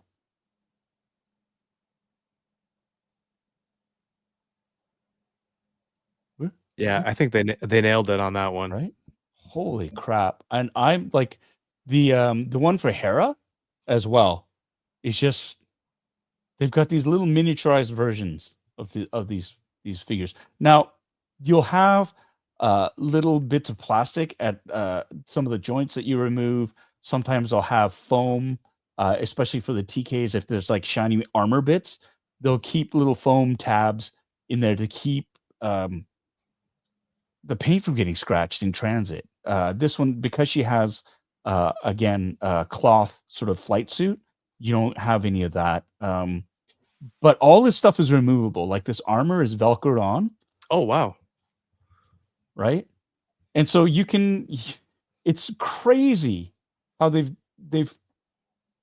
have like the detail of it. So you can remove that vest, the gun belts, everything is all customized, like movable. I think what is this?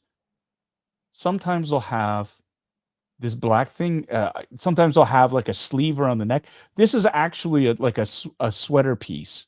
Okay. There's not enough light, but it's actually the fabric on here is ribbed. This is why I love 1/6 scale as well, is the fact that the clothing, it doesn't, it's all proportional, right? Yeah. Like it doesn't look like a doll's clothes anymore. It's like that's the way it used to be in the old days. Like everything would be oversized because they couldn't get the tapering right. They couldn't get the cut of the clothing right. This for 1/6 scale, they've sort of unlocked that and been able to like really excel in that. So that's another addition to the hyper realism of these. Yeah, of at these 112, some of the clothes, just because I don't know, fabric and the pattern in which they Yeah. manufacture it, it just looks too big when you zoom in, like to scale of Yeah. 112. So on Hot Toys scale 1/6, it's much more real. They can get a much more realistic pattern on everything too. It really works. And that's the other thing. Like NECA, for example, they had for Halloween 2, they had two different versions of like Dr. Loomis and Michael Myers, right? And they had a cloth sort of jacketed version, Mhm. which looked terrible in my mind. Like the sculpts were great, but the clothes looked awful because they looked like dolls, right? Yeah. And they had the molded version, which in my just looked so much better because everything was proportional, it was more accurate, and I didn't really care if it wasn't a cloth overcoat that he had on, right? Just because it looked better. And that's the other thing about toys, for me at least, the aesthetic is I want it to look good, right? And Right. like when they have overstuff where the collars are up to past the ears and the sleeves are way too big, it ruins the effect for me, and it just seems super childish. Yeah. Not that there's anything wrong with it, but for me, it's like those look like baby toys versus. I know they're all toys. It's Yeah. silly, and I'm not trying to say like I am. Yes, I understand, and what I'm saying is very, not hypocritical, but it's contradictory. But that's kind of like you like what you like. So here's Sabine, and move this over. You do have a number of great accessories. The Loth Cat, look at that. That's very nice. That's a great accessory. Yeah, look at the little spindly legs. So I love that. They're like little chicken legs. I never noticed that about the Loth Cats before. Because Like they didn't make them in this scale. Everything was avian. Black Series. That's right. And then you have, if you want a Sabine, with the helmet, the head pops off, and you have, oh, look at that. There's a little neck sleeve as well. Sweet. Little neck sleeve, and then you can pop the helmet on there so you can have it. But this sculpt, you can't hide that face. How can you hide that face? No, I think this will be a pose with the helmet under the arm type thing. And you'll notice wrinkles. Very normal. Just saying. Just saying. You got the different lightsabers. So you have this version, so it looks like it's in motion. It's great. You also have this. Oh shit! Drink. Take a drink for fuck's sakes. Take another drink. Yeah, Gonna you, chase it. your stationary lightsaber, green hilt. Two different versions. You've got the belt hanger, right? And this is her lightsaber. And then you have the electron, like, so this here's the USB version where Ooh. you plug it in, you snake this cable. Now, if you want to hide the cord, that's why you need to be able to take off some of the things. So what you would do is you swap hands, and you could, and it's a pain in the ass, snake the cable through her costume so it comes out the back, and you'll find that these here's the USB. So basically this can either clip onto the stand, right? It's got the waist hugger. You have the option of taking this and attaching it to the back here, Wow. and then it clips onto the back of this hidden, or you can get this attachment here and clip it on, and actually clip this onto the back of her belt, so that it would actually sit there. And so the way it works is basically you take the you take this plug, and you plug it into one of these two ports. I don't know if you can. There you go. One of these two ports. I'm not giving you a finger. That's just how my hands are. And Just then take on a the drink. bottom is a USB-C port, and you use that. And what I've been doing is I've been plugging them into rechargeable batteries, like the battery banks that Right. you can use to recharge your cell phone, because they're small, they're portable enough. You stick them underneath, and you can hide those better. And so that's what I've been doing to do that. And yeah, and then you get your separate different hands, right? This one is for a weapon. Oh, look at, they even got painted nails. Look at that. They've got some nails. Yeah. Like, this is the shit that I love. You know what always gets me? The little hologram that they come with when they're Yeah. So chatting with here's, yeah, someone, they got space chatting. Ezra, and this is accurate.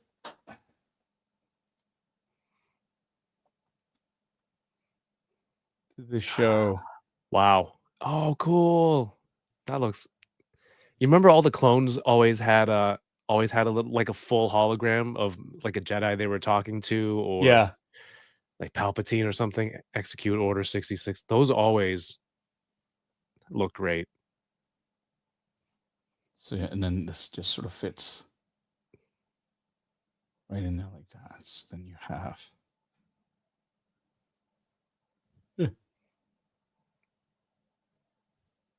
Nice. There you go. And yeah, and then you have the standard base for it. And that's Sabine Wren in a nutshell. I'll take out the, and the base is, take this plastic. How can you tell I've opened like a dozens and dozens of these over the last couple of weeks? Ow. Actually, over the last 2 days, I think I've opened like at least 15 of them. Wow. Yeah. Very nice. Yeah, and they're so much fun. But here's the nameplate there, and you can see Sabine Ren. And there's plastic covering just to keep it from getting scratched right there. Was the old system for the light up lightsabers something with the arm? Like a Yeah, whole arm? it's such a pain in the ass.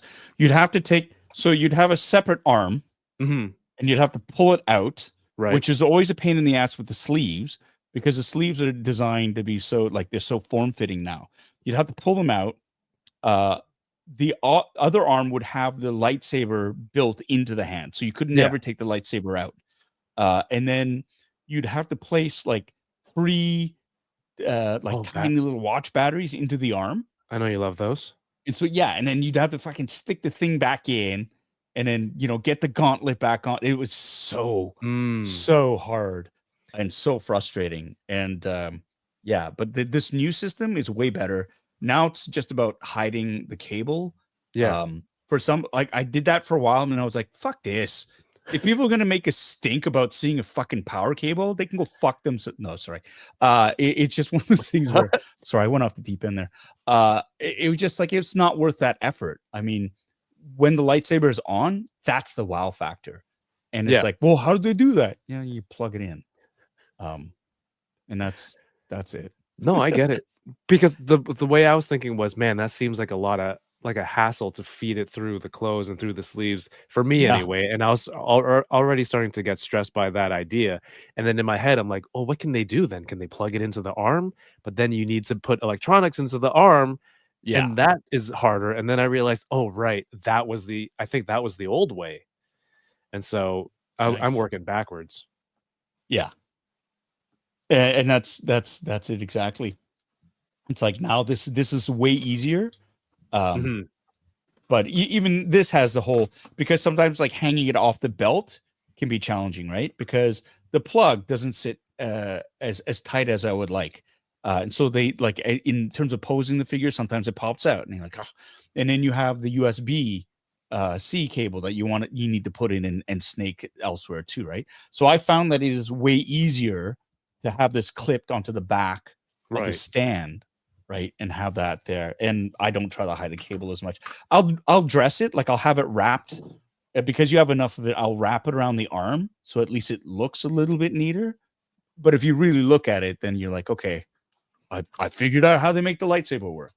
But gotcha. That's the thing. I want to just mention out here, hey, Raymond Tentis has been a member for 35 months.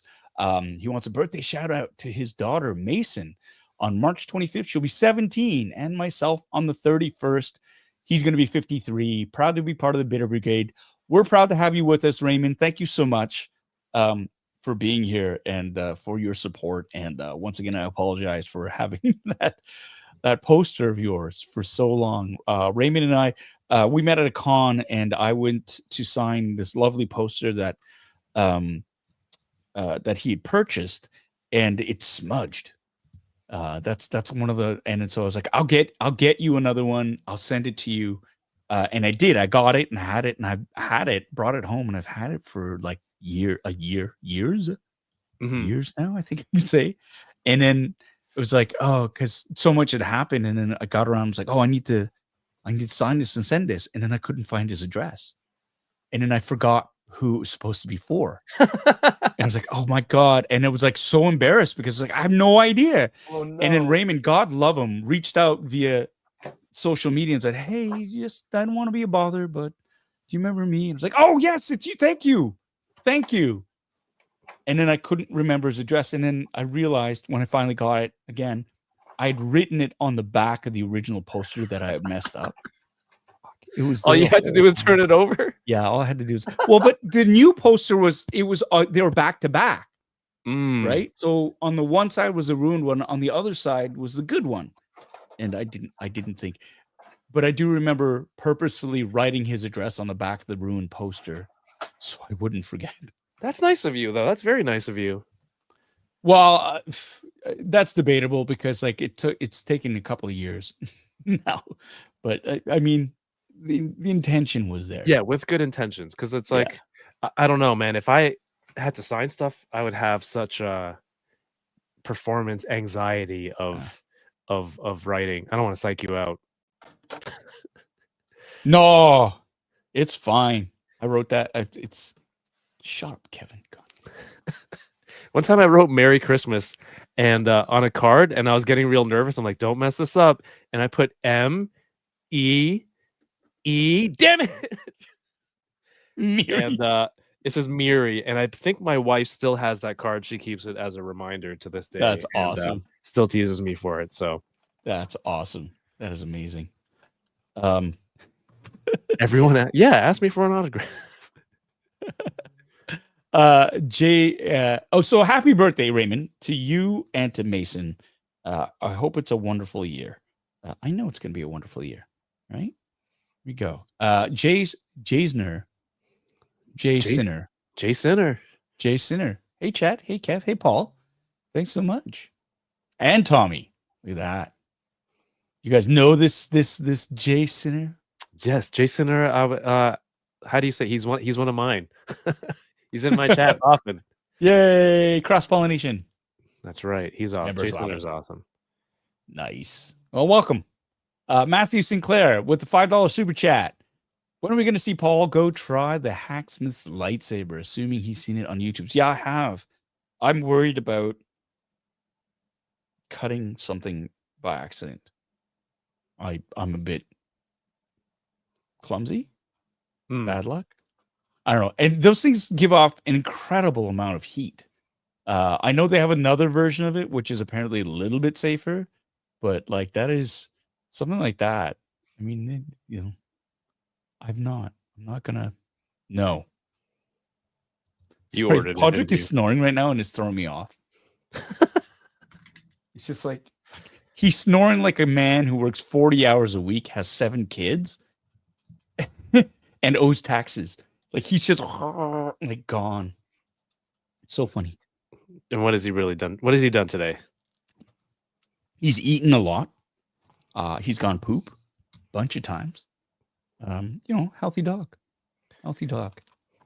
Okay, sorry. I didn't realize I was on the overhead camera. That's all good. Kevin. Okay, here we go. Let's express the freaking button. Let's do this. There we go. So remember I mentioned the thin legs? I guess that's the design of the robot, right? But the joints aren't the most Oh, solid. I hate that. If they're So- loose, Yeah, so he's does got he to have be a stand? Does he have a stand? No, he doesn't. So he has to be standing perfectly straight, and like I can't put his arms out, otherwise it throws off his center of balance. So he's holding the Tommy gun down below his Right. waist, Right. and I think that's all I can do. I feel like if I put the drum, it's going to add weight forward, and if I need to tilt it back to balance, it'll collapse. So I might- Loose joints are such a pain, yeah. right?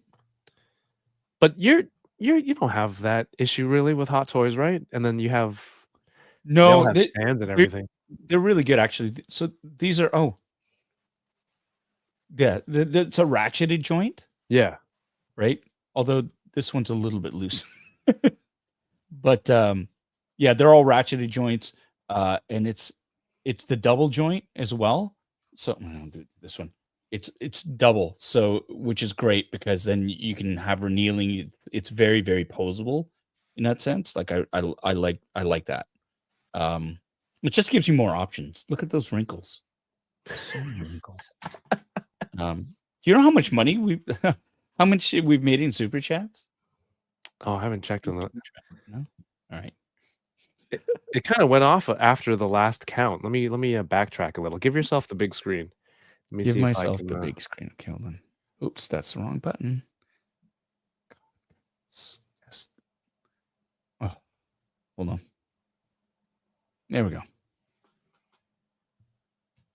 I got to jump through. Oops. Anna says she counts $141 Oh, perfect. Thank you, for Anna. super chats. Thank you, Anna. She thinks We'll just round it that's up to just 2. money can buy, my friends.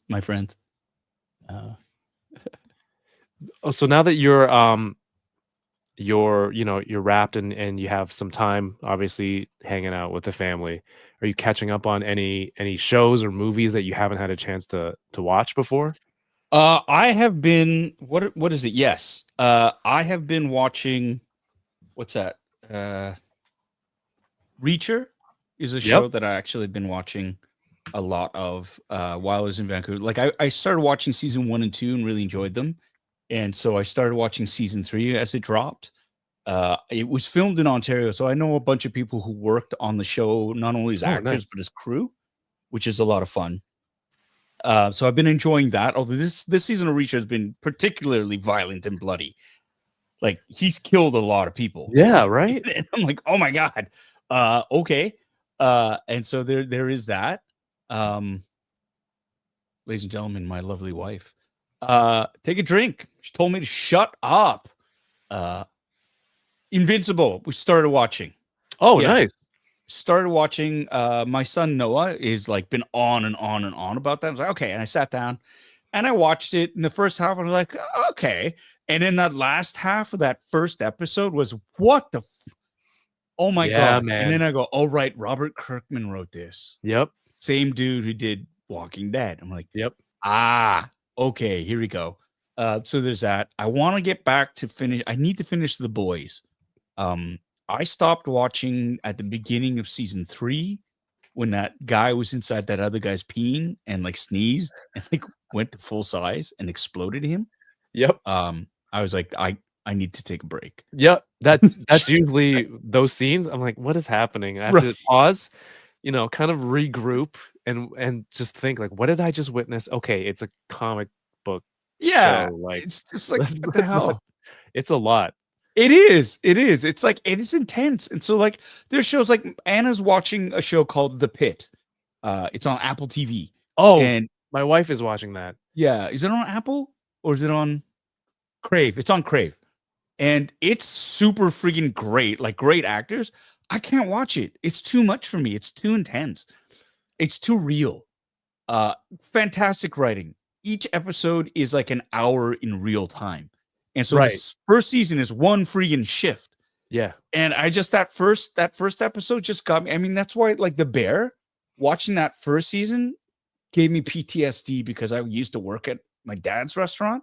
And it wasn't fine dining by any means. It was a fish and chips restaurant. But when the rush came and you're like in junior high, elementary school and junior high, and like you're fucking going, it's stressful, man. And so like I was like, I love The Bear. I think it's great.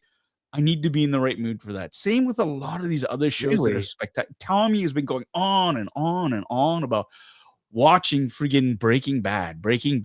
Yes. Too stressful, man. What did you do in the kitchen? What's that? What were your responsibilities in the fish and chips? Oh, freaking everything. Taking orders, cashing, giving people their money, taking money, doing the transaction, getting their food ready, whether stay in or take out, cooking the food. It was everything, dude. Wow. Like everything. So it was a lot. Like it got busy. And when it was busy, it was just like, let's go. And like having that whole list of like friggin' orders and having to go down, and do them one at a time, some 2 at a time, just go. And then having to clean up in between as well. It's like, okay, well, they're finished and people waiting for a table. So I got to go and clean up a table. Somebody wants to order. So I got to go back and take their order down. Food comes up. I got to prep. Everything. Like shit like that was just like, and I wasn't getting paid. You have house. Asian household. You have a place to stay. There you go. Well, yeah. Okay. I've heard it. I've heard Other it all kids before. have places to stay for free. Don't have to work. Did you for talk it. back to Dad with that one? There you go. Yeah, I'm never gonna. No, it's just something you accepted. But now I'm looking. Yeah, back for and sure. going, wait a minute. Yeah, those other kids didn't have to earn their keep. Yeah, wait a minute. We watched. What's that? I finished watching Shoresy. That's a great Canadian show. Okay. It's on Crave as well. From the same makers of Letterkenny. Okay.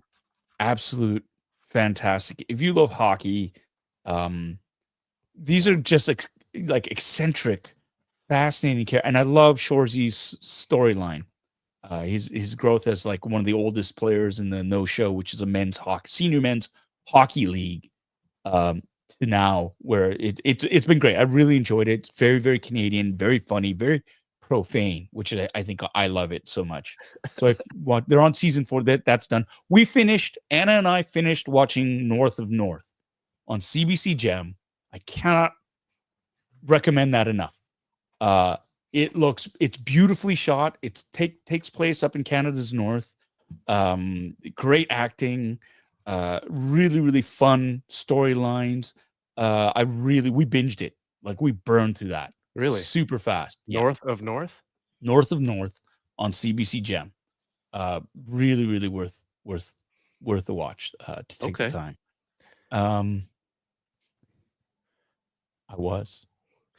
Have you seen those reels when people are like, I don't want to eat at the like when you go into the Asian restaurant and there's like the 10-year-old boy working the cash at the front, like the food is going to be really good. Yeah. You see those videos, you're like, it's true. My dad's fish and chips were a bomb. Yeah.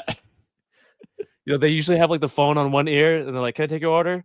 And they're and they're just writing it down. Yeah. Yeah. And you're doing your homework at the same time, too. Yeah, you better get good grades. I had too. my homework in the Don't let it back. I was affect like, your "Fuck, grades. crazy. I have Daredevil Born Again is on my list. It's on my list. It's actually, I have that. That's on my list. What's the other one? There's so much to catch up on. Murdoch Mysteries, going through that. I never used to watch that show. Mhm. Now I really enjoy it. You know, it's just like, yeah, fun show to watch. Ghosts, I've heard a lot about. Want to see that? Same thing. Resident Alien, right? Did you catch up on The Last of Us? Did you even start it? No, that's another one. I Okay. watched Shogun. Okay, I watched Shogun. That was great. it was awesome. Again, yeah. No, The Last of Us, I actually bought season 1 on physical media, so that's gonna be there. All's quiet on the Western It's gonna Front. be there. It Look, exists. man, the way shit's disappearing on streaming is just Yeah, it's no, I hear crazy. you. Having to hunt down. It used to be here. Why is it not here anymore? Mhm. Forget it. I'm Forget it. gonna tell you, I've been finding stuff on Tubi to watch. Oh, of all yeah. places. Yeah. And I've Yeah. been pleasantly surprised with the amount of stuff that it has. I know you already own everything on physical media, so that means nothing to you, other than to laugh in my face, like, "Ha! I told you to buy those." But you know, Oh my like, god, that laugh. Ha ha ha! That was both like over the top and so Asian over the top. Like Asian, but ha ha Is it? ha! That's how the bad guys laugh. Sorry. Is it? It But was. yeah, I've I've been finding a lot of stuff on there.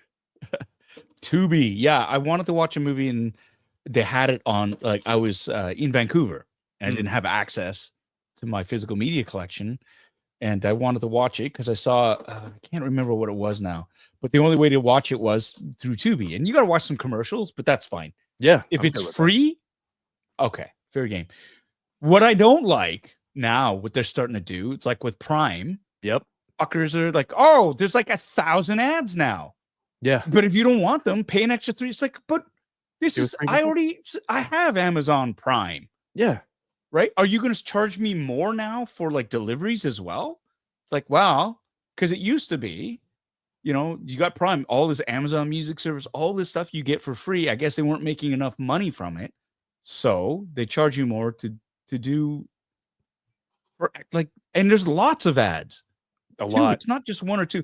Watching Invincible, there are like 4 different breaks for ads. It's like, how is this better? This is supposed to be better than network television. And it's like, well, you could pay an extra $3 a month. They hooked you. They gave you a little sample Right. first, right? A few Yeah. years. Here's a free taste. Oh, Yeah. we are getting better programming. I'm going to charge you more or make ad revenue. So I'm with you. I'm with you on that one.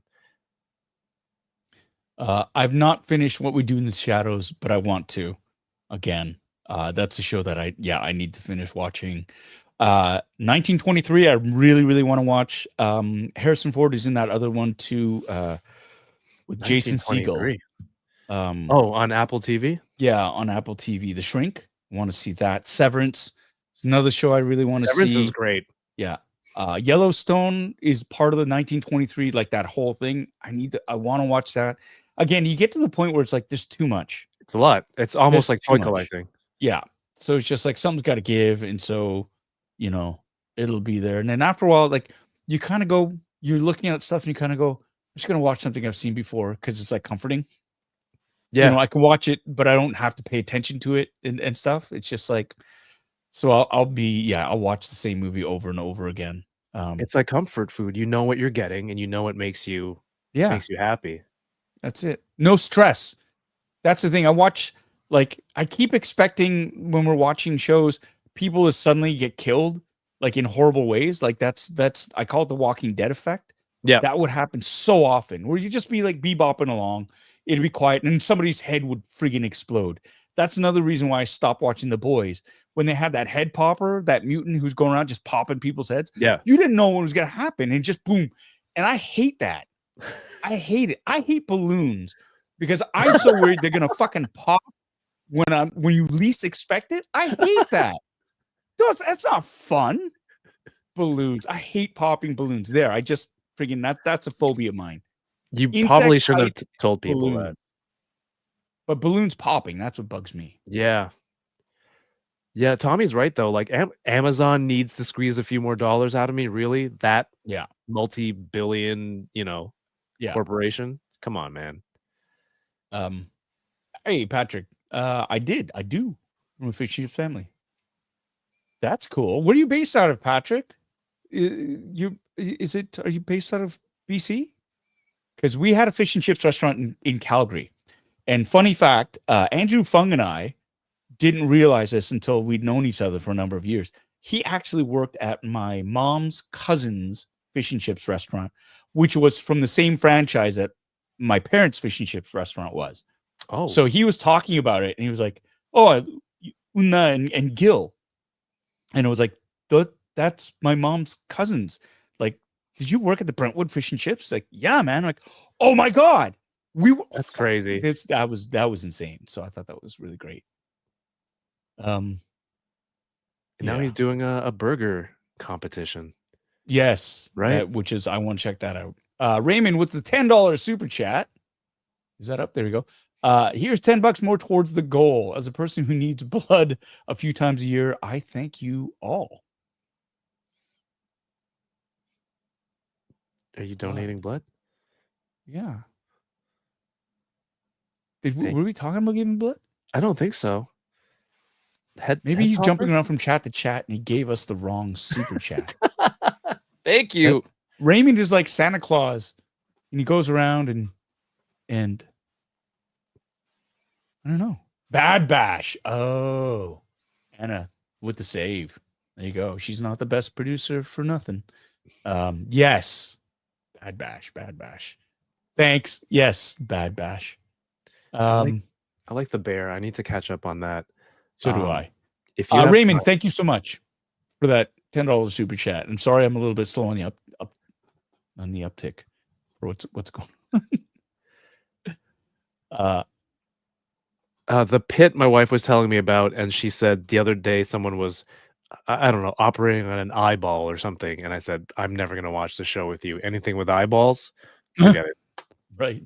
I don't even want to be, don't tell me about it. I don't want to know when it's playing on the TV. I will go to another floor and make sure it's not on. I can't do that weird stuff. That's your kryptonite. Yeah.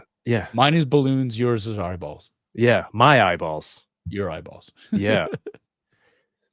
But one of the sleepers for me is Abbott Elementary. Oh, okay. It's pretty funny. Like, and I think a lot of the jokes are pretty well written too, and the character development for a lot of the crew is fantastic. Nice. If you have time for a comedy, like a traditional 25-minute weekly comedy, Yeah. I feel like there aren't that many like that anymore. Sorry. So Patrick is saying that his family shop was in Toronto, Parkside Fish and Chips. My aunt and her husband took it over, but retired years ago. One of my favorite things about Vancouver was the fish and chips restaurants. They're good out there. There's a place called Cockney Kings, which is great. Celine's on Granville Island, and there's the other Fish to Go on Granville Island. Those are my top 3 in Vancouver. Here in Toronto, there's been a few, and what I'm basically looking for fish and chips. Did you think you were going to hear about fish and chips at an unboxing? Halibut, first of all, but the chips have to be fresh cut fries. And for halibut, it's just I'm searching for my dad's fish and chips, basically the recipe he used. So anything close to that hits that nostalgia sort of feeling because it's like that's how I remember fish and chips being. And as busy and as stressful as it was, that was a really good part of my time of my life too. And so that's comfort food. You know that scene from Ratatouille when the food critic tries the Ratatouille for the first time, and his mind goes and he goes back to when he was a little kid. That's kind of how I feel when I have good fish and chips. So in Toronto, There's it's so funny. There's a place called Halibut House. It's a franchise, but I swear to God, the smells, the way the food is, it all that feels so much like the way my dad's restaurant used to be. Nice. Like how they operate. And so that nostalgia one just kicks it for me. Yorkville, there's a Old York fish and chips, or Posh fish and chips, in Leaside. That's pretty close. And I know there's another place, but I can't remember the name. Harvard fish and chips isn't bad either. So Sweet. I think I had fish and chips last in Montreal. It was pretty good. We went for March break. Mhm. I could do just all fish and no chips. I'd be good with that. Yeah. No fish and chips? No, just fish. No chips. Just fish. Yeah. Okay. Why fill up with You need to. They go Potato. together. Got to put the malt vinegar on the chips. True. With the salt. Come on, man. Bye, Andrew. Thanks for dropping in. Absolutely. We got to get in touch. And work on your exit strategy, you and Peter. All my love to you two. Oh, man.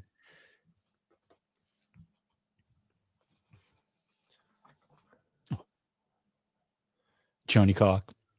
Eyes. Always, right? Mhm. I hate when movies do that tip of a blade shot as a guy tries to stab someone in the eye when they grapple. Oh yeah. And it's like trying to hold it back. Yeah. No, thank you. No, thank you. But you're right. It's just too many things to watch. There's only so much time, right? Yeah. Yeah. What was All right, what was the secret to your dad's fish and chips? Was there anything specific? He made the batter from scratch, right? So Okay. it was just the proper proportions of like the different amounts of from flour, water, the vegetable oil, the salt, whatever. It was simple. It wasn't crazy, but it was just something about that. And we used beef tallow to Okay. fry everything in. And Wow. that's a game changer. Using beef tallow to cook fresh cut fries, game changing. And of course, the quality of fish too, right? So I remember when we first started, it was cod, but then it became halibut. And then halibut for me is like, that's fish and chips. Halibut is very meaty. It's very firm, whereas cod is very flaky. Okay. Right? And so Yeah. it's a texture thing. So Beef tallow. Fans of tallow in the chat. yeah, baby. Oh my God. Are you just that's what happened. catching up? So Raymond thought, I'm sorry, I'm catching up in chat. I thought we were raising money for Canadian Blood Raising Foundation. That's what we did for the Bad Bash. Do what you will with it. Cheers, Bitter Troll. I will not confirm or deny your statement. I don't. Sorry, I don't know how you thought we were doing that, but I mean, I can take that money and I can donate absolutely towards Canadian Blood Services. In fact, I need to donate blood. I haven't done that.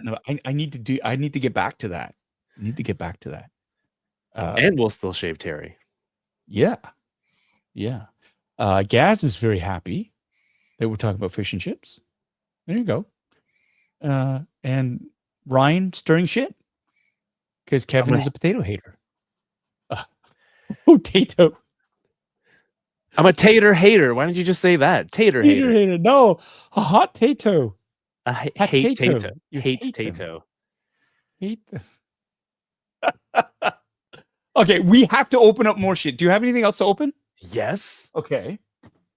I'm gonna stick with because we've done we've done Sabine. We stay on that Ahsoka bus, and I'm gonna open up the Micro Galaxy Squadron T6 Jedi Shuttle that is Ahsoka's ride. Have you been keeping up with all the Micro Galaxy Squadron? Yeah, so for fans of that, if you don't know Micro Galaxy Squadron, That is a toy line from Jazzwares. They are in their ninth. Well, they're coming up on their ninth wave of releases, and they are just they've taken iconic ships from the Star Wars universe and they've created these wonderful, wonderful renditions of them. I've been a fan since Series 1 when it first came out, and I saw them in the stores. I was like, "What is this?" That's like one of my many kryptonites when it comes to toy collecting. I love ships. Doesn't matter what kind of ship it is. Like I love it, and if it's detailed, the more detailed, the better. And so I fell in love with the Micro Galaxy Squadron brand, and so like this is an example of here. Let's do this. You see, there you go. Can you see it? You can see it. So this is it, like tiny. Years ago, Micro Machines had it. Action Fleet, same sort of scale-ish.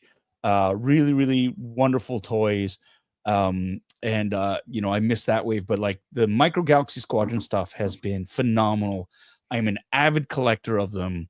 They have again, they've just released sort of a hint or a tease for Series 9. And I think the big takeaways for that is it looks like they're going to be releasing the TIE Defender that's as first seen on, I think, Rebels and made into canon. And then the Twin Pod Cloud Cars. Those are the ones that I'm most excited for. They also have, there's going to be a chase or a rare variant of the TIE Defender. And we were sort of debating, who's that's going to be a personalized TIE Defender. And I think it's that one character, Steve 3 and I, we had this discussion on over text as to who it was. And I looked it up, and what the hell was his name? It was T something or other. He dies, but he did. But anyways, I can't remember his name. But he was like one of the pilots that was responsible for shooting down Harrison Dula over Lothal. Okay. Is that the name of the planet? Lothal? Yeah. Yeah. Okay.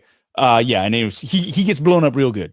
So there's that, and I think there's another Jedi starfighter. So I don't know. I don't know. I put so they have the 9th edition. Is that the one with the silhouettes? Yeah. That's up there with the celebration announcement. I think it's on Cole's Micro Galaxy Squadrons IG. I have it up there if you want to show it. Also, we have someone in the chat, Adelphi Rangers. Oh yeah, I know those guys. You're an Adelphi Ranger. Thanks for joining. No, Adelphi Rangers. I've been in contact with them. They sent some really dope. Where I put it on my iPad. Stickers for Adelphi Squadron, which is great. Big supporters of Carson Teva, unlike Mr. Stevie 18 and Hasbro, who seem to hate me. Not me, Carson Teva. But I love these guys. They're wonderful. Yeah, I mean, Gaz, what are the chances of Hasbro unveiling a 375 Captain Carson Teva figure at Celebration this year? Take my money, Hasbro. You know what? I don't know. It's just like there's been, I don't know if anybody's been following it on Instagram. Mr. Stevie has been throwing serious shade. Like, I didn't even start it. Okay, I will admit, I've been a little bit vocal. I have been vocal about where's my figure, Hasbro, for years now. Where's my figure? I mean, and that's the whole thing. It's just like, I'm sorry, I'm not a Mandalorian, which you have like dozens and dozens of. I'm sorry, I'm not, it's just like, but it's like, you kind of go, well, what more does my character need? It's been on 3 different shows, 6 different episodes. It's got 4 different looks. Flies an X-Wing. No love for Carson, right? No love for Carson. And so, that sort of started as a tongue-in-cheek sort of, okay, let's keep going and just like push. It's like, and then for whatever reason over the last week, he's like pushed back. It's like, oh, I think I've gone too far. Like it's you're there and it's kind of borderline. You're like, man, okay. And like he's pretty high up there. And I guess when you poke the bear one too many times, there's clap back. Oh man, it's been fun. I mean, I've had fun. I mean, there's a demand for Carson Teva, figures. You know, you would think so. It's very funny because I read the comments and there has been anecdotally on these Mhm. channels where I've seen people mention this rumor. They're like, everybody's like, yeah, pre-order. I'd love that. And people want the Black Series and they want TVC, they Right. want retro, they want with the X-wing, they want the R2 unit, they want the whole thing. And then you get somebody who's like, yeah, no offense, but that's Peg Warner of the Year material. Yeah, but You know, that's Star wow. Wars fans. There's Yeah, always it's like that's going to be a bigger peg warmer than like Pelimoto, right? And you're like, oh wow, thanks. You had to wade in there, did you? You had to wade in there, it's like Pelimoto. It's like that's a great character. Like, yeah. I'm sorry. Hey, let's do another stormtrooper for you, you big ding dong. Is that what you want? I mean, you just like what do you want then? Well, they need other figures. Like my favorite is still like, well, they could just put him on a Jack Porkins body. Like, buddy, fuck off. I'm I like, saw come that. on. I've seen comments like I that. know I'm bigger. I know I'm not like 19-year-old Luke Skywalker body, but I'm not Jack Porkins, Yeah. And then, but then you get people like, if they do that, I'm not buying it. I want an accurate figure. I'm like, okay. So, there is that. But I mean, they're toys at the end of the day, and we're Yeah. having fun with it and stuff. So we'll see. I'm not going to hold my breath. They should put you on the old Power of the Force, the super buff. Oh my Luke. God, the jacked. Yeah. And then Like they can reuse it. They can reuse it for Avatar. For when Iroh breaks out of prison. Right. There you go. And then I don't have to work out because the action figure will look like I've worked out. And no one's going to remember. It's the toy. People are okay with the Power of the Force stuff, so Yeah. it's Yeah. all going to be good. A few years down the line, who's going to remember? Yeah. No one's going to care. So I'm going to see a Pats fan. Jesus. Thanks so much, Pats fan for life. Oops. What is? Oh my God. Oh, my keyboard is dying. Something's dying. Thanks so much, Pats fan for life 69. Have a great night. We'll catch you on the replay crew. 2 hours and 17 minutes in, and we're just about to start opening some of the other toys. I'm going to get to it right now. I'm going to open this up while we're chatting. There, and I'll do that. Okay. That ship is one of the coolest designs, I think. You've had this and you've already opened yours, right? No, I think I touched it or I saw it. You at touched Comic-Con. Did we see it last year in the Imperial March? No. Then we got to see the Ghost. Yeah. We got the Ghost version. We got to see the prototype of that. Yeah. And do the sneak preview. But this T6 shuttle is it's a cool ship design and a toy design. It just works out perfectly. It's what I love too. Look. The insert.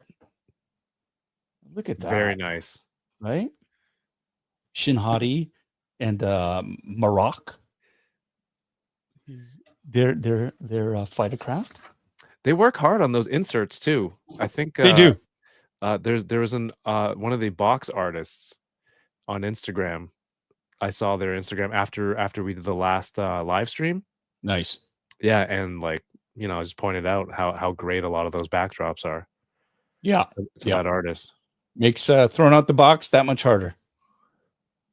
I mean, and that's it, right? Like there's so much artistry put into the packaging that it's hard. Like some of the vault releases, I got the TIE Silencer or the TIE Whisperer, the one that was a strict vault release, and I think it's the Silencer, and it's gorgeous. It reminded me of the STCC rares, of the TIE the TIE Interceptor, the X-Wing, and the A-Wing, like the comic version of it, because it came in a transparent box basically, and it had a slip sleeve over it, and that's the TIE Silencer.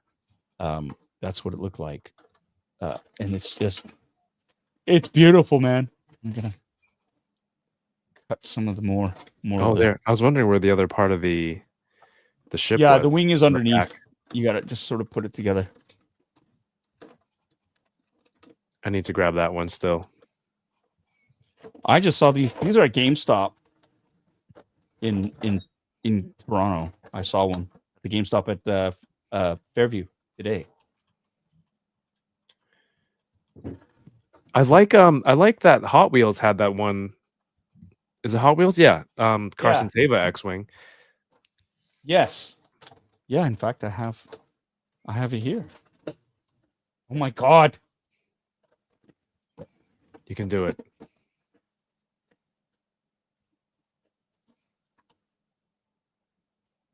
Talk amongst yourself. What the actual Take a drink, everyone. Has everyone in the chat seen the trailer for Andor season 2? I think I need to start a rewatch for season 1 again before. I think it's April 22nd, so we're just under a month away. Yeah. From Andor.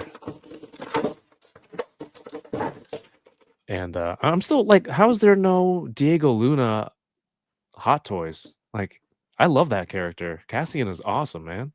Yeah. Well, I think they'll work on it. How about not a Sunday? How about a Celebration exclusive? Right? Can you imagine? And he's there. I believe he's a guest. Yeah. I think he's a guest there. Which is, again, those autograph prices are out of my league at the moment. Yeah. Well, I mean, you could argue that, well, you're going all the way to Japan. What are you cheaping out for now? Honestly, like, I feel like Celebration was kind of an excuse to revisit Japan, especially because last time I was only there for 3 days, but this time I'm going with my wife and my kids, and I don't know if I would survive, let alone the kids survive Celebration for 3 days. So I'm like, let's just do 1 day, and the rest of the time check out more of the Tokyo area that we didn't really get to last time. Do some shopping, eat some Wagyu beef. Right. And just really kind of focus on that. Okay, holy shit, this thing is amazing. Yeah, man. Like this is next level. Like, wow. Like I love that, like in the show, it rotates. Yeah. Right? The body rotates. So you can have the thin version of flying, right? And just even the detail, the blasters in the back. Right? I mean, they're a little bit janky, and I know people complain, oh my god, the band is ruined, quality control sucks. And it's like, well, just chill, man. Like, it's a toy, you can fix it. Yeah, that's soft plastic. A little bit of heat. Yeah, in the vac form plastic. Yeah, it's like you're not gonna die. Now it's like you're not gonna die. Well, that's you would think people are dying, or they've been completely hosed, right? It's like the reality is these are mass produced and packaged in a piece of plastic to protect it, and they use some softer materials so they don't snap off in transit. And part of it is, you're gonna get a little bit of bend. If this pulls you so far out that you cannot, oh my god, the toy is ruined, pick another hobby. Yeah, well, I see the merit in what they're saying. How is that gun supposed to fire straight accurately if the barrel of the thing is crooked? That's absurd. That's how is this fake gun gonna scientifically impossible and therefore inaccurate. Did I freeze? Oh, there you are. Am I back? Landing gear here. It's always interesting when you're figuring out a new toy, because it's like you want to know how far, like you don't want to snap it, but at the same time sometimes you just got to give it. How about those snaps for the ghost ship putting on the landing gear? That was a nightmare for me. That didn't bother me as much, because like I think because it just kind of, Uh, Sweet. I don't think that the pegs were going to break off or anything. You know what I mean? Yeah. You just had to sort of fire them in. So there you go. So, Is there a ramp for the ship? yes, there is a ramp. So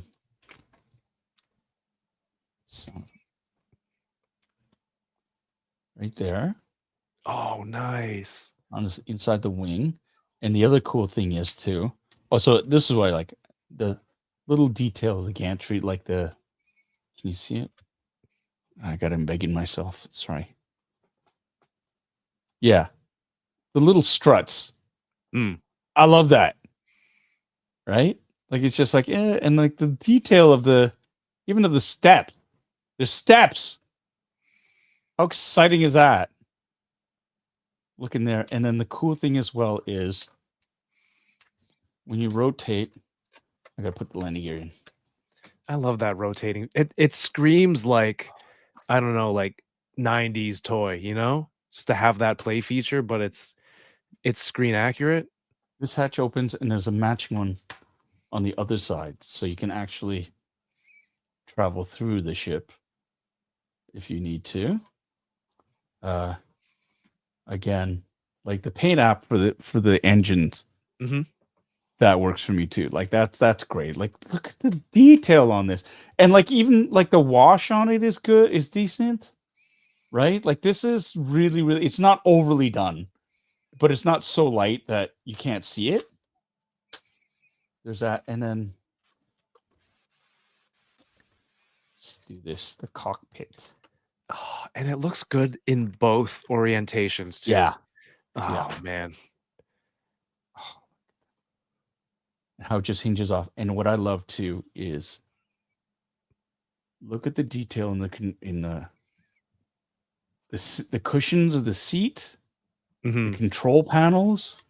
I mean, if you wanted to go in there and like highlight some of the lines there too, like, and that's all. They don't have to do that. Like we've done live streams with them before, the team, and they don't need to do that. Like back in my day, you open the cockpit, it was all smooth or with a sticker set Yeah. that was there. This is all molded in. And the thing is, it seems like they enjoy giving that detail to the fans, and they enjoy doing Yeah. it themselves too. That's the cool part. Man. Okay, these guns are really bugging me. No, just kidding.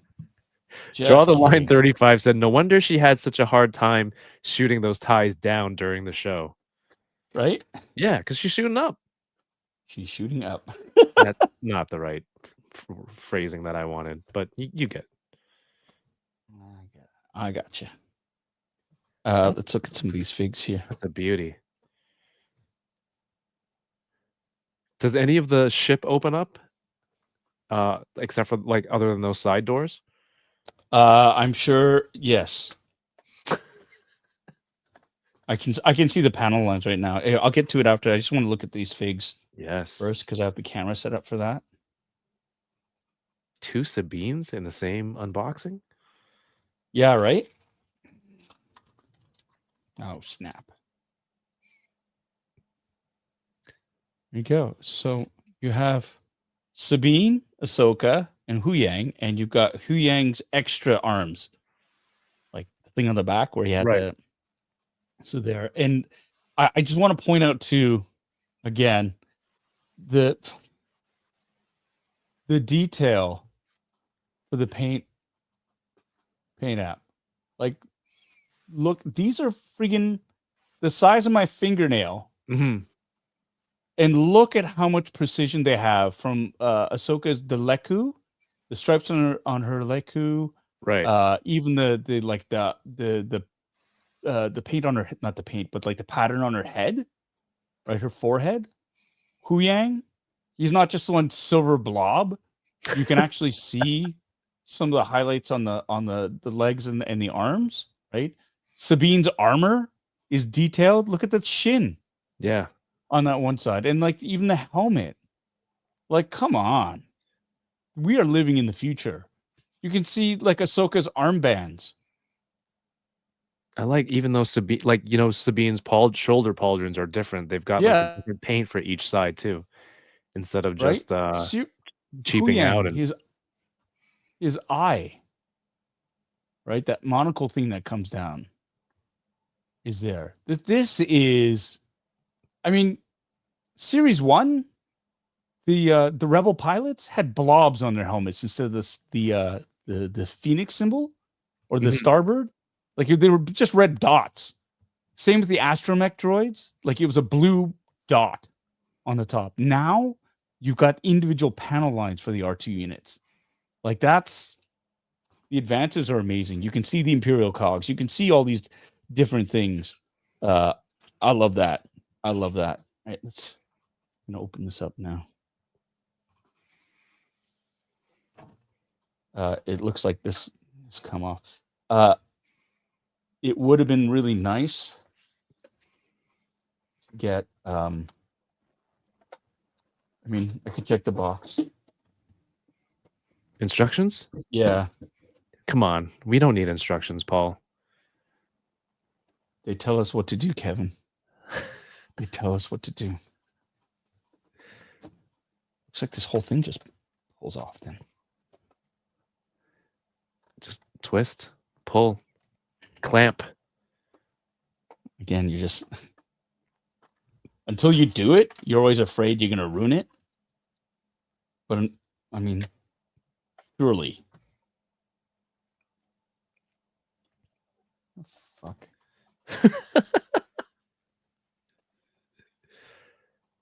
Yeah, where does it pull from? Oh, I think this whole thing is like even this bit here too. You can It comes off. think so.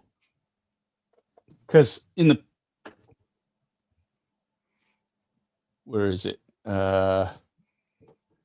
This part here looks like. Oh no, that's a landing gear. Here. Sorry, this part it looks like it all lifts off. Right? Right. So you just have to.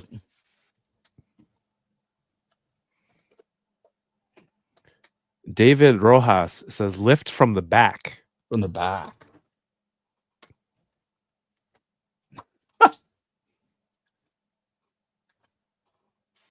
See, I didn't. I'm hearing something crack here. I don't. Uh-oh.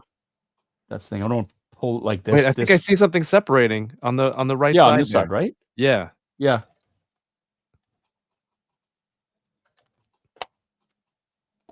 So, Yeah, it's scary at first. see the wings shift too. Do you have an oyster shucker? Yeah, that'll work. There are all these little bits that are hanging out that I'm afraid I'm going to snap off, like the gear. So I close the landing gear. If he reads the instructions, the chat has to drink. So I can't. There are no friggin' instructions. If there were, this is why I like instructions. They tell us what to do. I can take a drink anyways because I'm fucking dying here. Oh, yeah, I think you need to take 5. There we go. Hey, So there's this little tab thingy. I pulled this back a bit to give it purchase. Pop open. That was harder than it needed to be. But at the same time, like it's always scary the first time you do it because you don't want to mess stuff up.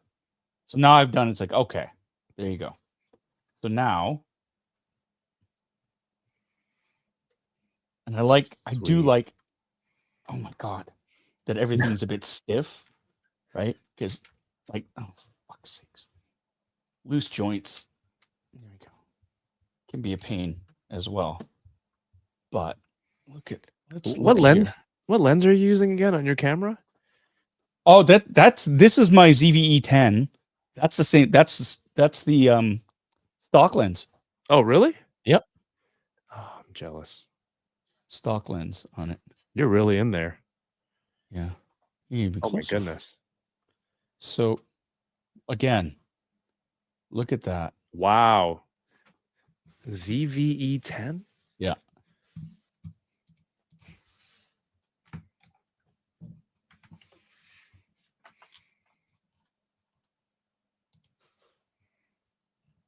This is a level of detail on this line. When they get it right, oh, they knock it out of the ballpark.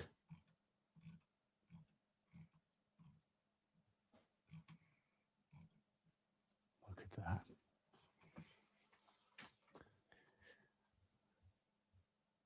Yeah, they have sculpted detail in every small part Yeah. of that ship. It's impressive. And that's the thing. This is accurate too, right? Like this is the little table that does it pop up? No. It comes out from the floor. Right.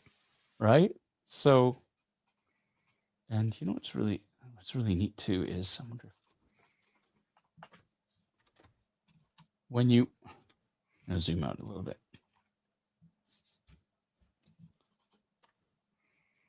Look at that. So that's the access port on the one side Mm-hmm.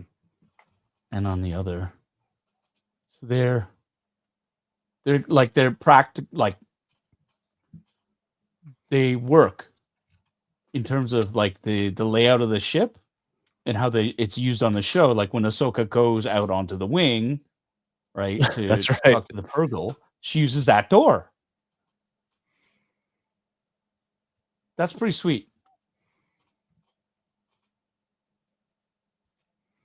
I think it looks good if you display it that way too, with Yeah. with everything open, all the landing, the ramp, Yeah. the top open too.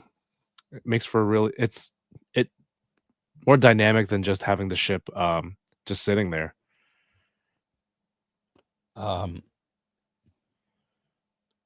then that's a bit. I scuffed it. Oh, Eric Bradshaw says, anyone else think a table that rises from the floor is kind of gross? Yes. You walking your outdoor shoes all over and you're supposed to use it as a table? Do they eat there? That's out of control. Hey, look at that. I love this. Look at this. That's Oh, how that you get to opens the up nice. cannon. It opens sideways. Right. And then look at the controls for it as well. So I'm going to zoom in because I'm hitting my mic. Crazy. Like, come on, man. Did they add paint on the seat a little bit? Yeah. Looks like a little bit of distressing.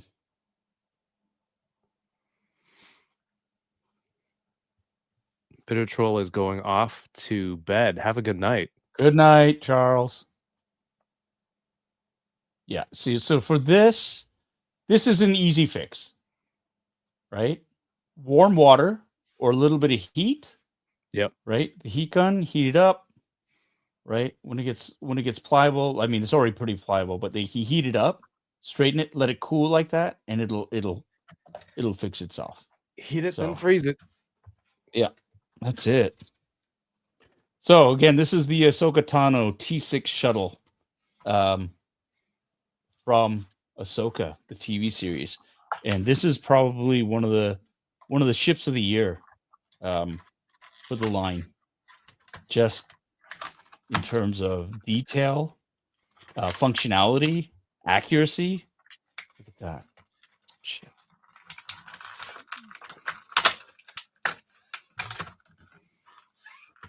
It's great. Look at that gantry. I love it. I will also open a Huyang. Nice. Now what Huyang, what is yours? This is a Hasbro vintage collection. I'm going to begin you. Yoink. So I've been doing spring cleaning and I got rid of a lot of stuff, and there's been stuff that wasn't really like it's I don't want to throw it away, so we kind of donated it. Mhm. And of course, upon immediately creating this extra space in my house at Value Village, I'm like, let's go get stuff that we don't need. So I go in and I find an $8 Nerf gun, and I buy it, and I'm like, this thing better work. So I go home, I open the battery door, and I open the door, and it requires 6 D batteries. Oh my god. And my wife's like, "What do you need? 6?" I'm like, "Yeah, this is crazy." She goes, "That's why it was donated. Some parent was fed up with rebuying D batteries 6 at a time." Yeah. So apparently you can get adapters to put like a double A in and use in that slot. But I also Okay. got an old film camera, a Nikon. I think it's like a 35 to 70 macro zoom, Ooh. like a point and shoot. Okay. And took a leap of faith, bought a battery for it, and it works. So I just need to buy film and take some shots, develop it, and see if that works. Nice. But yeah, I don't know. Getting back into that kind of photography, I didn't need to do it, but you know, What's more expensive? yeah, Paying for developing film? Sold. I made space though. Yeah. Yeah. What is this thing? Is it Those are his extra arms. no, this one. Oh, Oh, was it like a tool that he uses? I think so. Where does his extra arms go? On his like they pop out over his shoulder, if I remember correctly. Oh, here we go. This comes out. See, I didn't need no instructions. And see? I think that's it.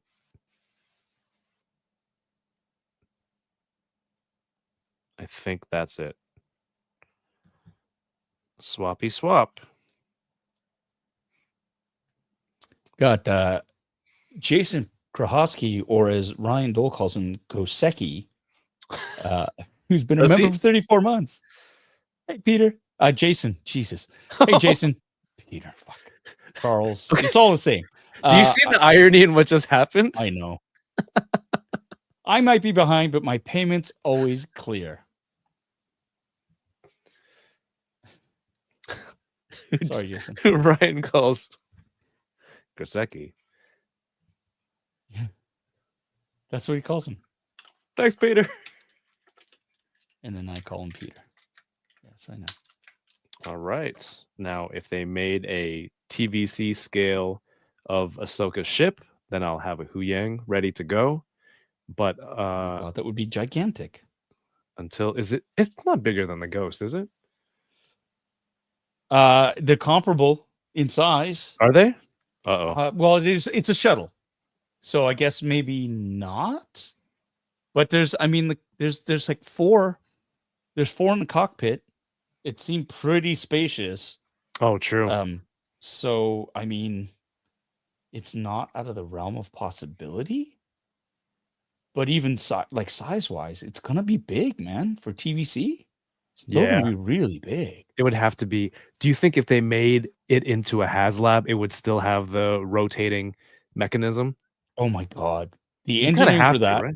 Like, you can do that. I mean, they like Micro Galaxy has shown you can do that, Mhm. but it's small, right? Like, this is the thing. It's like their Ghost it's manageable. It's still really light. Right. I'm just the HasLab Ghost is so freaking heavy. And it doesn't have moving parts.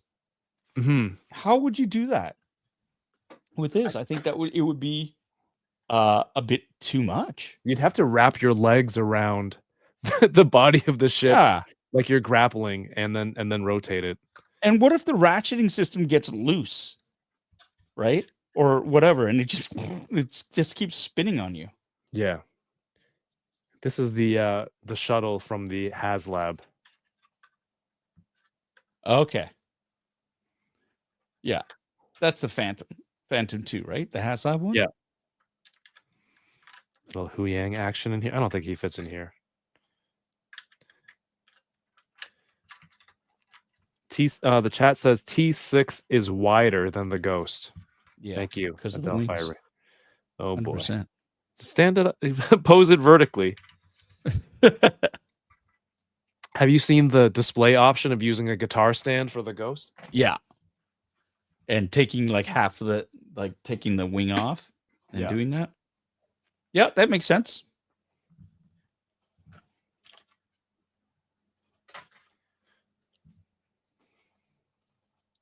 Go. I think I have Ahsoka somewhere.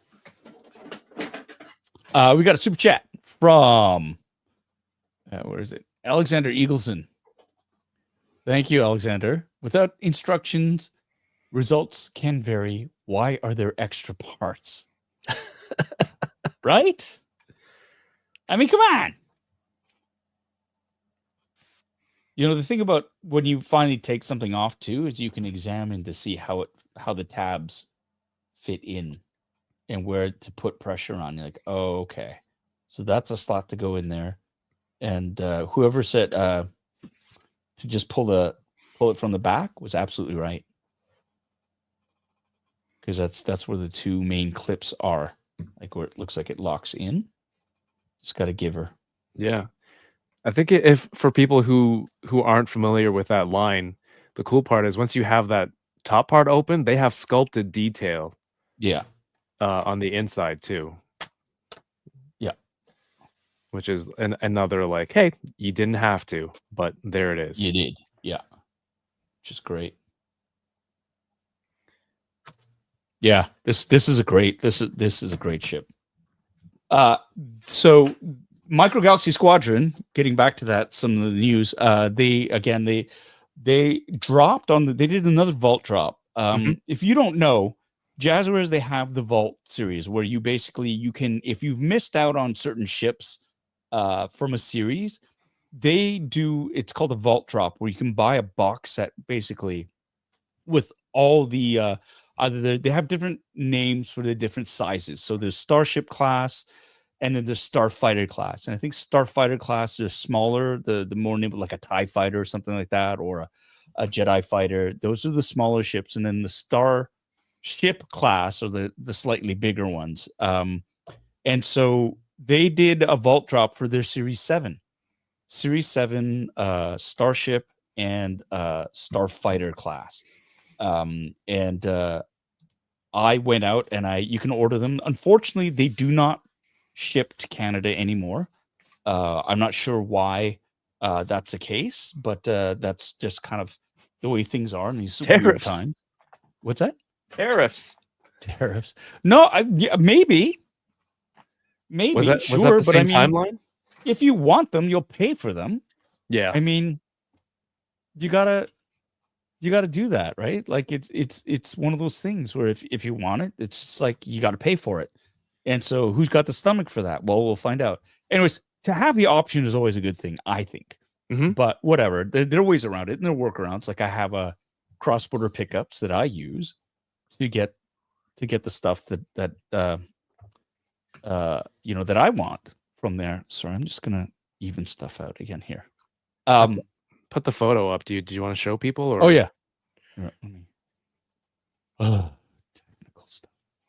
There we go. Is this it? Light armor 7? series, yeah. So sorry, yeah. So there's light armor and then there's Starship class, right? So light armor, you can see there's the TIE Interceptor. There you go. And then for the Starfighter class, you've got the Shinhati fighter, the Phantom 2. You've got a Gauntlet class. I think that's the chase. That's Darth Maul's. Oh. And the other one is the Marox Starfighter, and then you also have the T-47 Snowspeeder, right? So there's the Starfighter class, and then those are the slightly bigger ones, and then the light armor class are like there's the Baron von Feld, like 181st TIE Interceptor with the red stripes on it. You've got a TIE what's that? Whisperer, Sacy Tin's Jedi Starfighter, Sans Hyperspace Ring.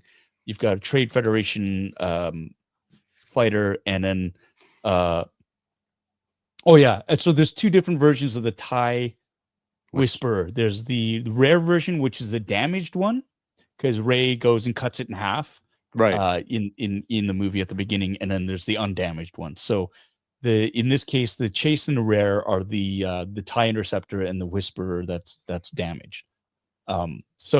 Those without fanfare. Usually there's an announcement that, hey, coming up in 6 days is going to be a vault drop, and you can order from them, and they're limited amounts, right? But the good thing about these are if you cannot find a chase or a rare and you really want it, you can still order it and you can get your hands on those and then do what you will with the others.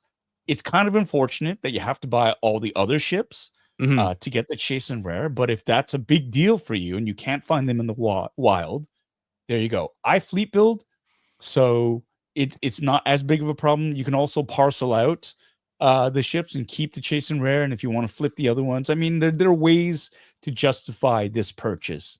I've gone and every single vault release I've paid for. I've gone and I've ordered Mhm. basically. And if I haven't been able to do it, I get like Tommy. He'll be on guard for me, and then he'll get them for me. So these came without any fan for it. They just got dropped like 3 days ago, I think. No warning. Thursday. Just yeah. Yeah, Thursday. So Thursday it was like they're available. I got a notification from Shuttle.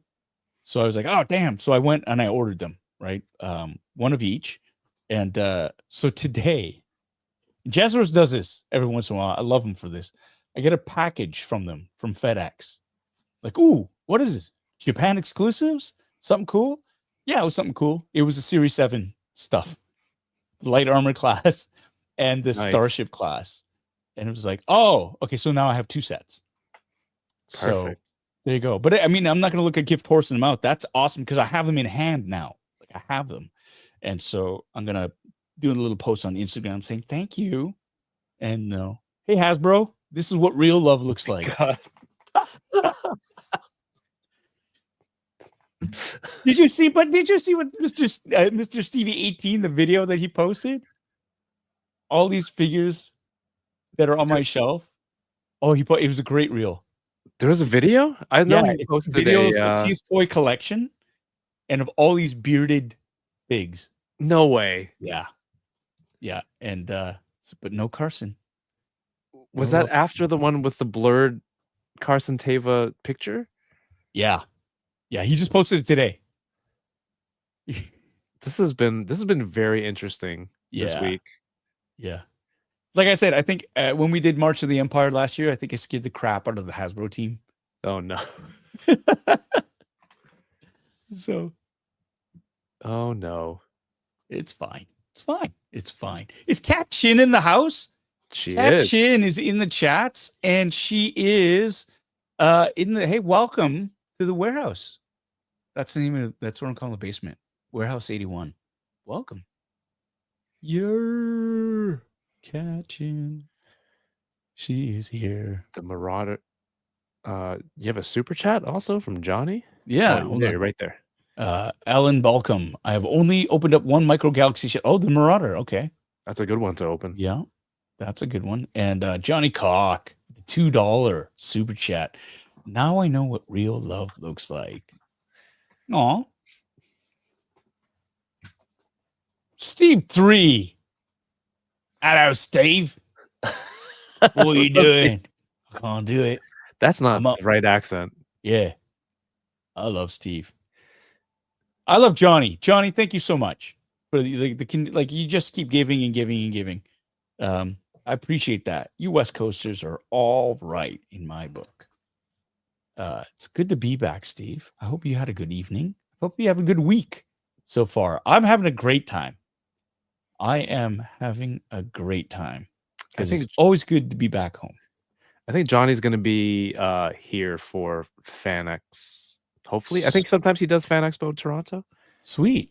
Yeah. Nice. I'm not going to Fan Expo Toronto, unfortunately. Are you going to be in town? I might be. I Okay. might be. It would have been nice, but nope, not doing Fan Expo. We'll hang out. Cat Chin.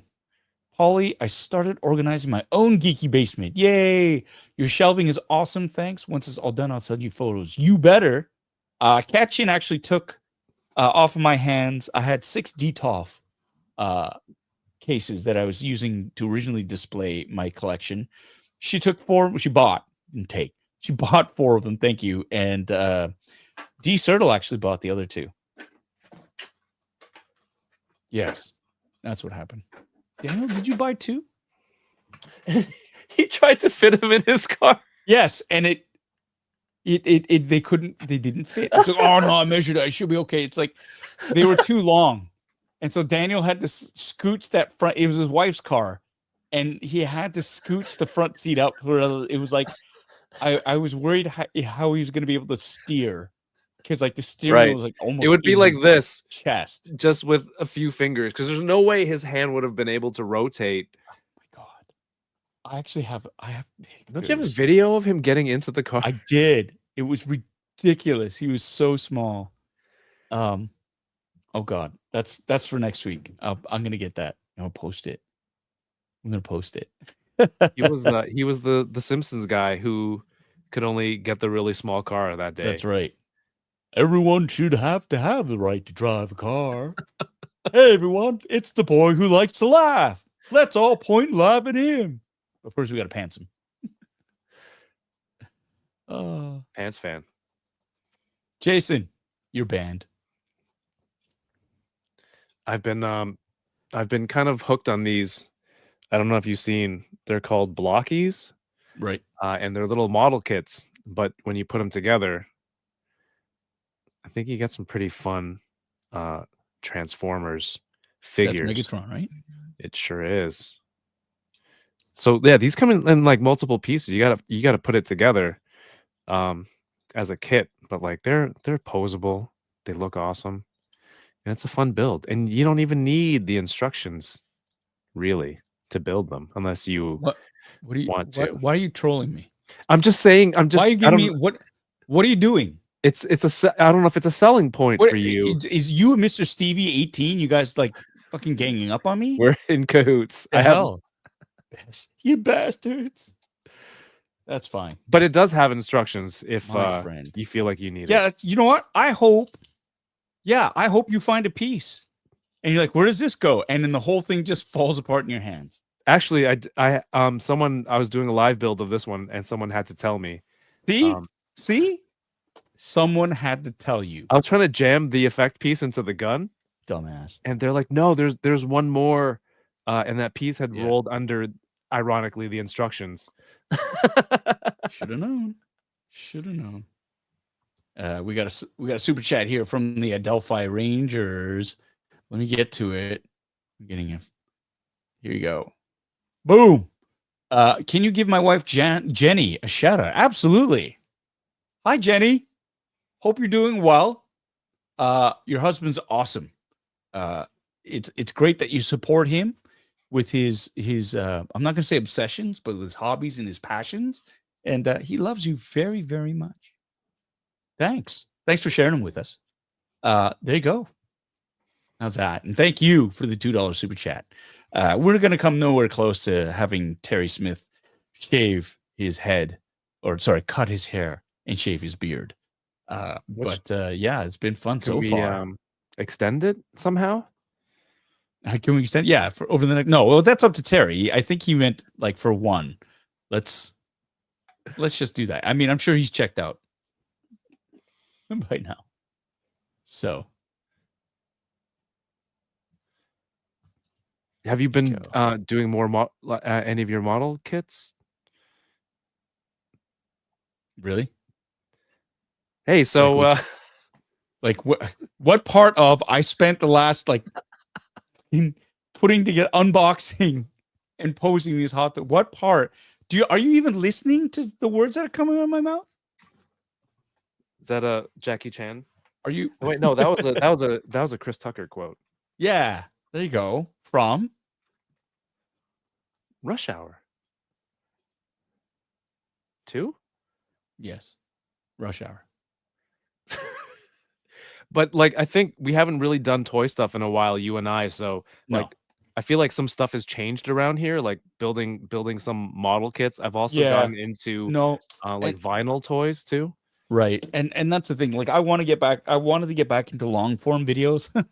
He says as he looks at the 3-hour time limit on this of just building stuff, right? So that's why I got the Gundam model kit from ages 3 and up in Burnaby, 2 locations. I didn't realize it was that involved a kit though. I was like, oh, okay. And so it was just like, so I brought it back. And once everything gets settled, I wouldn't mind doing that. There's a lightsaber I still need to build, which would be a lot of fun. I've got those model kits. Absolutely. The Star Destroyer, Like I've got that Bandai light up one with the fiber optics. Whoa. That'll be fun. Trying to figure that one out. And then I've got that other Gundam. Well, here. Hold on. Here. Oh my god. Oh. My goodness. So I got this as well. Mages 3 and up. It's die cast. It's not only the Gundam, but it's also the staging platform that it's serviced on and stuff. Yeah. So this one is it's die cast. I got them to ship it to me, and it's a bit spendy, but it was a gift to me for surviving season 2. So yar. Awesome. I'm gonna do a proper sort of video on that and unboxing, which I think was a lot of fun. You got the good camera for it too. The way, like how close in you can get for all the detail. So yeah. Well, there's so the other one I'm going to be doing. I have a table that I'm going to set an overhead camera on and another camera to the front. So I want to do like a proper video, where somebody comes in, edits it. It'll be nice and concise. You know how Adam Savage does like his builds, his one-day builds and stuff like that? yeah. Something like that, except with the toys in terms of setting it up. So it's not maybe as long, but you know, it'll be a little bit more concise because his are so like, because he's building from scratch or he's doing that, and that's a whole process, which is amazing. Yeah. And I'm I'm all about the unboxing and the quick review. So something that, you know, hopefully takes about, you know, in total like a 10-minute video for people to watch and sort of go through. Yeah. Yeah, I think So- that's a good sweet spot. 10 minutes. Yeah. That's going to be edited down from like a 2-hour build, though, I bet. Yeah.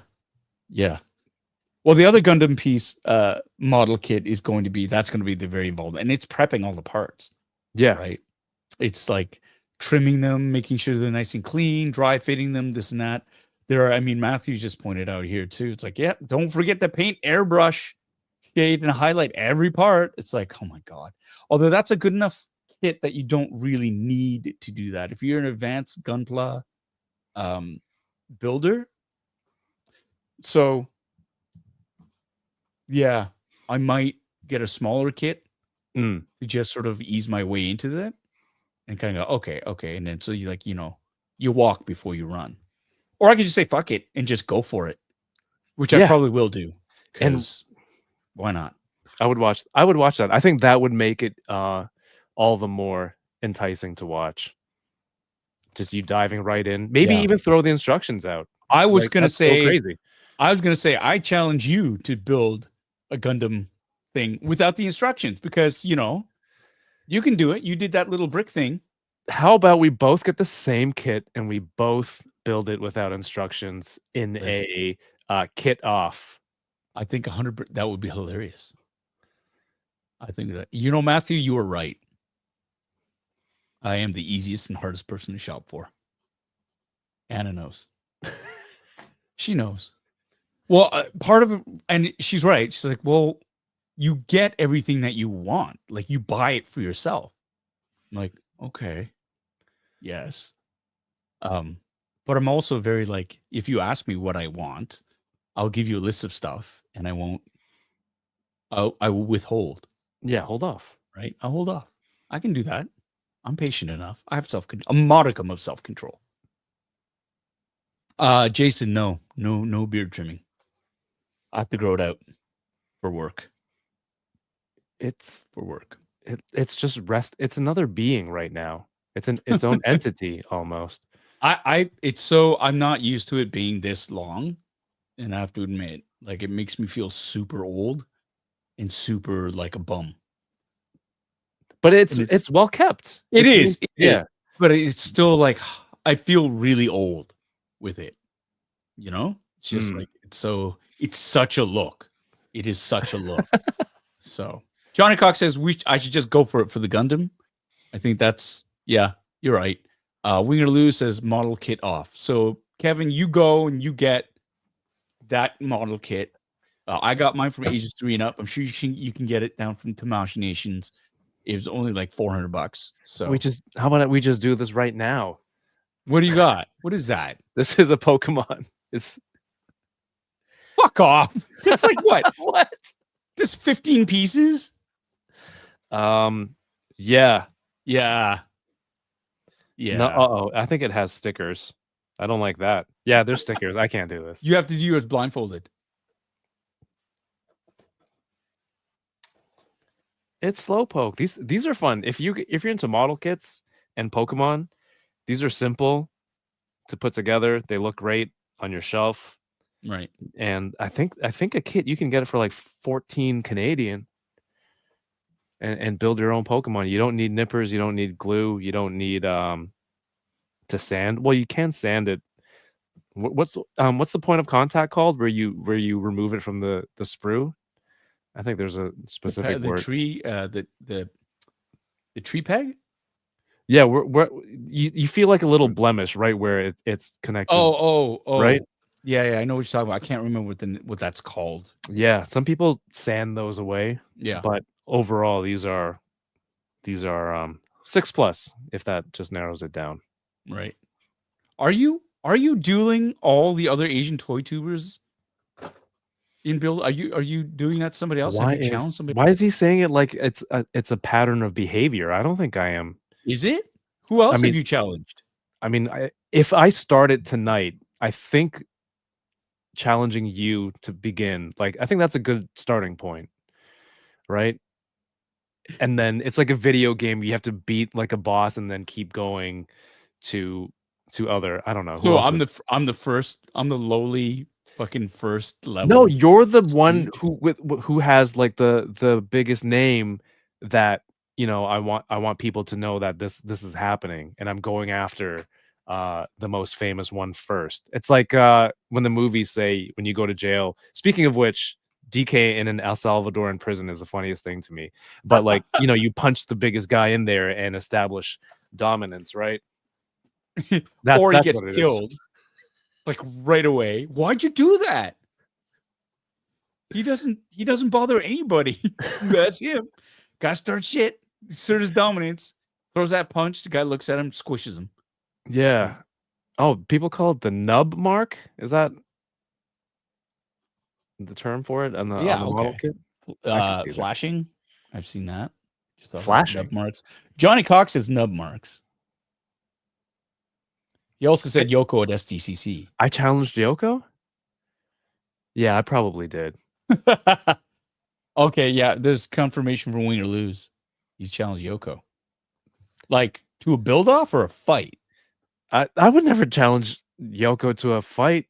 I would only do it if I think I have a chance of winning. A small chance. With Yoko, I know I have not a chance in hell.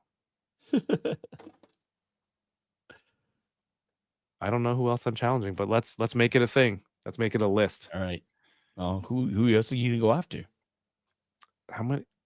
What other Asian YouTuber? Yeah. I'm blanking right now.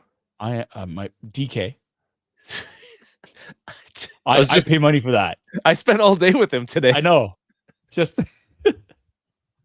I still pay money for that. Yeah. I don't know who else. I mean, Ernie could be Asian passing. Norm from Tested? Tested? He'd destroy you. In a build-off? Yeah, absolutely. He would destroy you. Absolutely. He walked by me in San Diego Comic-Con. I saw him walk by. No, he was. What am I gonna say? He's like, hey, Norm. Yeah, hey, I'm a fan of your work. I think he had a camera person with him. They were off. But like at Comic-Con, you're standing there, and then when famous people walk by, they have like security guards are clear the way, and they just kind of rush through. Yeah. Yeah. So he had like a bunch of people, and you can't really go up to them. You should have. Test security. See how good they are. Tested, right? I'm testing your security. Yeah.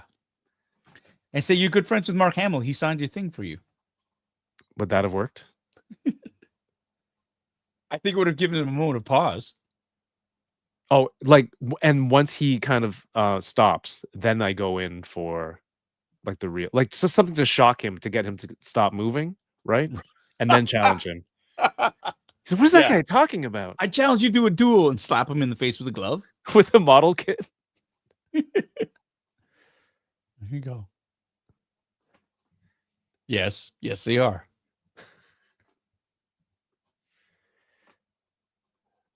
Man. Yeah, if you're into model kits too, I think you've also expanded a lot of your collecting. Obviously, the kaiju stuff, I don't know where that came from. That was out of left field. Oh, the Godzilla stuff? Yeah, that's weird. I don't know how that started. That's, you know what? Fuck you. Because it was you. I've always loved Godzilla, but I've never really sort of collected stuff because the only Godzilla stuff that I ever saw was, and I have them upstairs and I like them. They're fine, but it's like the big rubber, not the rubber, like the plasticky ones with like the 5 POA basically, right? Like, Yeah, like a vinyl. yeah, the vinyl ones. Yeah. And so it's like, yeah, I've got a Mechagodzilla and I got a Godzilla, but I'd never seen anything really, really good, right? Mhm. Until last year, a year ago, we were in New York City for March of the Empire, an event that I got invited to, and I do believe you came with me. I got invited to. Yeah. By you. And yeah, so we went, and you're like, oh, you gotta see this. There's this store, Tamashii Nations. Have you been? I was like, no. Oh, it's in Times Square. It's like, gotta see it. We gotta go. So yeah, okay, we went, and I got my mind blown. And that's where I got my first sort of taste in high-end premium kaiju toys, right? And it was the again, it was the Mechagodzilla, the, oh my god, was it something 3? Oh my god. I think you It's bought in there. You got 2 that day. I got 2. Yeah. And well, and that's the thing. And then they kept giving me more stuff. Like, it was so big, I couldn't even fit it in my carry-on. You remember that? Yeah, That I do. conundrum? And it was just like, what do I do? And I ended up cheating the system because I had one in my carry-on, one backpack, and I carried the other one in my hand. So I technically had 3 things. Personal Items. Yeah.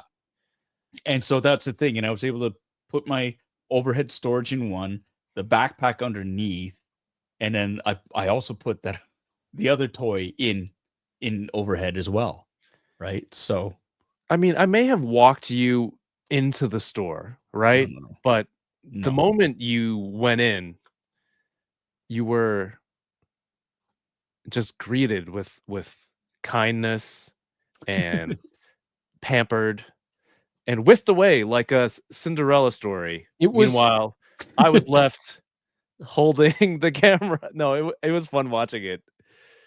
They recognized me at the store. Yeah. And so I got the velvet glove sort of treatment. Right. And it was just like, oh my God.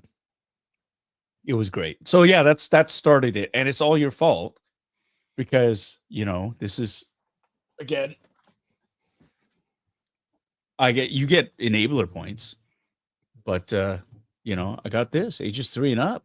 This is the Mechagodzilla, the one that I am more familiar with. This is the DX Soul of Chogokin from 1974. The other one is the Kiryu. That's what it is. Kiryu 3. It's a more modern Mechagodzilla version from, I think, the what's that era called? From the 80s to the 90s. Bisu. Bisu. It's like versus that version of Godzilla. I think that's what it is. But yeah, so again, you're talking kaiju, talking diecast, nostalgia, all this shit, and I cannot say no. And I'm pretty sure Anna's asleep right now, so it's cool. So I'm gonna open this. Open right it, yeah. now. Oh, big screen yourself, just so. Big screen myself. Yeah, you don't need me. The chat says Rick Jones and Johnny says it's the Heisei era. Heisei. Heisei? Oh, maybe I mispronounced it. I think Pisu, Heisei. Yeah, I guess you're right.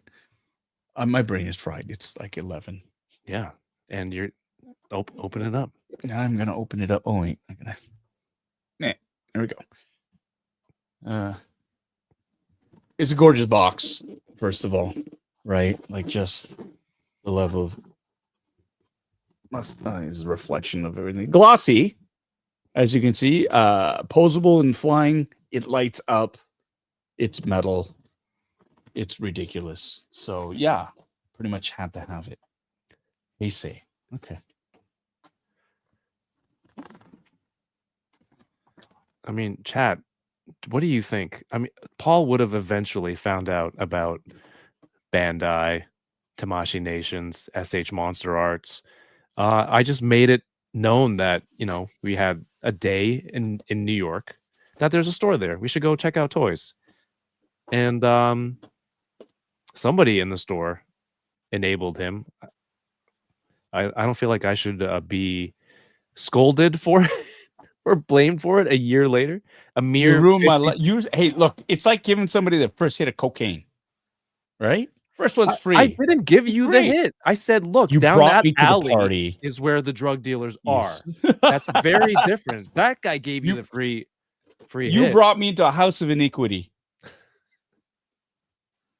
So You're like, I'm a weak man. I'm a weak man. I mean, look, if you're gonna bring an addict to a place where he's gonna get addicted to shit, that's all I'm saying. You knew exactly what you were doing, right? Yeah, maybe a little. Yeah, maybe But- a little. But you also said you wanted a Godzilla -1, and I said that's the one you got, right? And I said, hey, you know who makes a Godzilla -1 that's available now? SH. I think it's a Monster Arts, that one. Yeah. And where are we? They have a flagship store in the heart of Times Square. We just had to walk in. Yeah. That's it. Yep. You're right.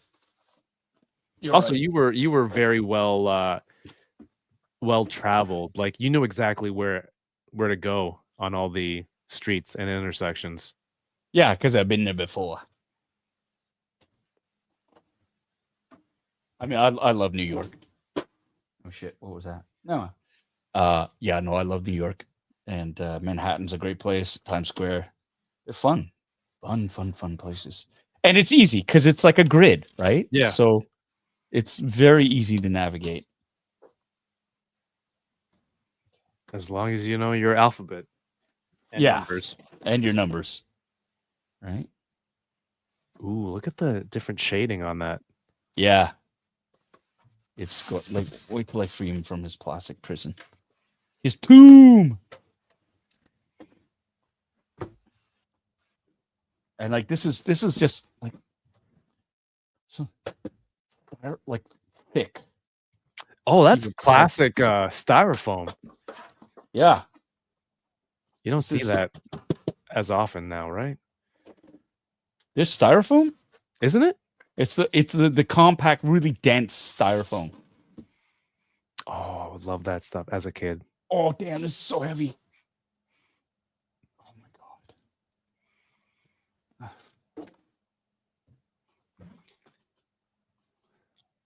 Holy crap. This is the head. Yeah, you can swap the heads. Instructions. And here's the extra head.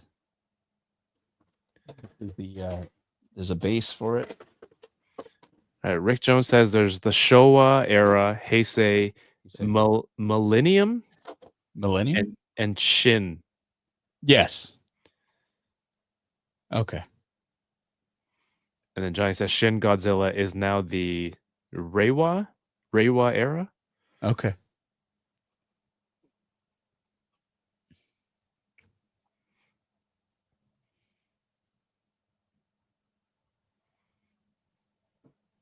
How many accessories are included in that? So we got Whoa, what? tail. This is not diecast. This is plastic. So he's got two different modes, like the walking mode, and then there's a flying mode.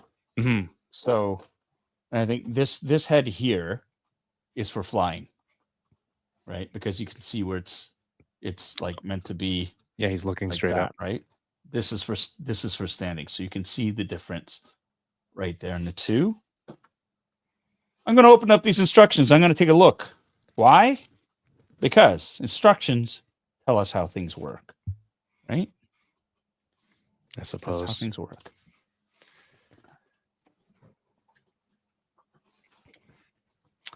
Draw the Woo! line. And it's all in Japanese. Good. So then it's like you can't use it. Good. Good. But there's still pictures.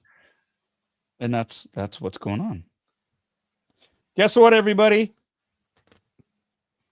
Oh, we're putting batteries. There are, I think they're AAA batteries that I gotta get for this. And I gotta unscrew something. Shit. Okay, I gotta get some tools. I'll be back in a second. Kevin, take it away. I am the captain. You're the captain. I'll be back. I feel like he has all the stuff right there anyway. Draw the line 35 says, I bought the X Plus Godzilla -1 figure, and it's so cool looking. I think I've heard of X Plus. I can't even Google it to put it on the show. Who else makes -1 figures? Super 7, Ultimates, Bandai, obviously, X Plus, very cool. Burnt Vidar, Vader 74 Larson, how are you doing? Good to see you. It has been a little while. I'm excited to go to Japan, and I was saying earlier, I've been kind of getting into kind of soft vinyl toys. So going to Japan will obviously be dangerous. There's going to be a lot there. But maybe a Godzilla if I can find nothing too crazy. But there's going to be an abundance of stuff. Is there anyone into vinyl? I know Johnny Cock is here. He's definitely in. But I've gotten, like, for example, this dude lately. Why is Anna preemptively saying don't buy anything for Paul? Oh my gosh. So this is Chaozu from Dragon Ball. So something like this, a lot more like display stuff. Obviously he doesn't do anything, but it's just a cool version of a character that I love, and been getting some more display pieces too.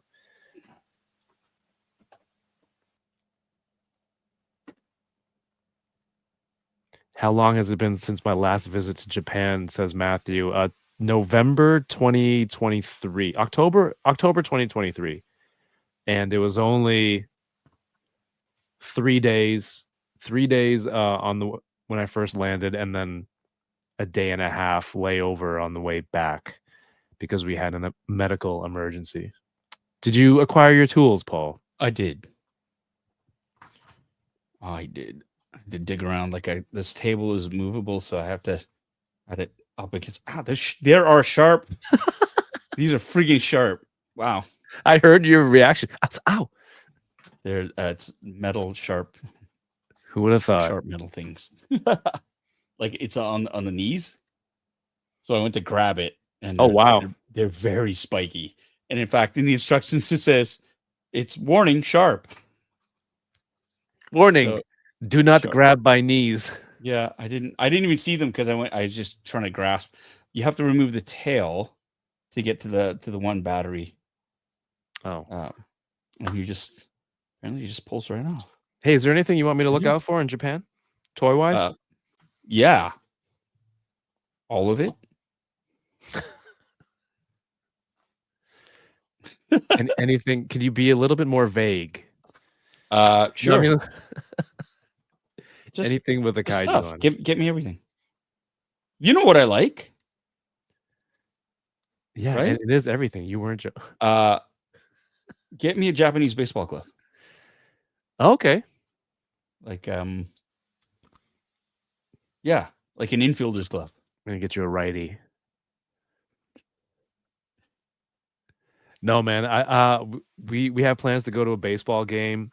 Yeah. If I'm definitely gonna get a Japanese steel kitchen knife. I need one of those. And then Yeah. baseball glove. I do want to check out some shops. Anna's typing.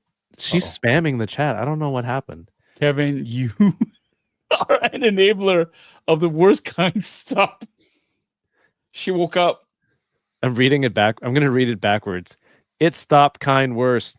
The of enabler. Gary says, "Am I going to Hong Kong after Japan? Not this time.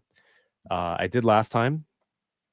It was supposed to be a trip to Hong Kong with a few days stopover in Japan. But this time is just Japan celebration, Tokyo region, Ikebukuro, Nakano Broadway. I have plans to go to those places, do some shopping. Was it Mandarake?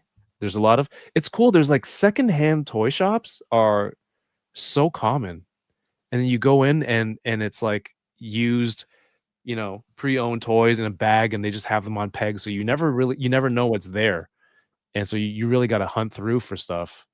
It's so interesting how the toy culture is over there. Rhino Hobbies, how's it going? I'm looking for Bandai Tamashii Nation Star Wars toys and Bandai Star Wars model kits. I think someone announced celebration exclusive. It might have been Mafex, actually. Yes, it was a Mandalorian. Oh yeah. Do you know what's different about it? The flight suit looks like it's a slightly like it's more of a blue. Yeah, I saw right? a blue accent to it. Yeah, but I mean, you can't really go wrong. I mean, it looks pretty sweet.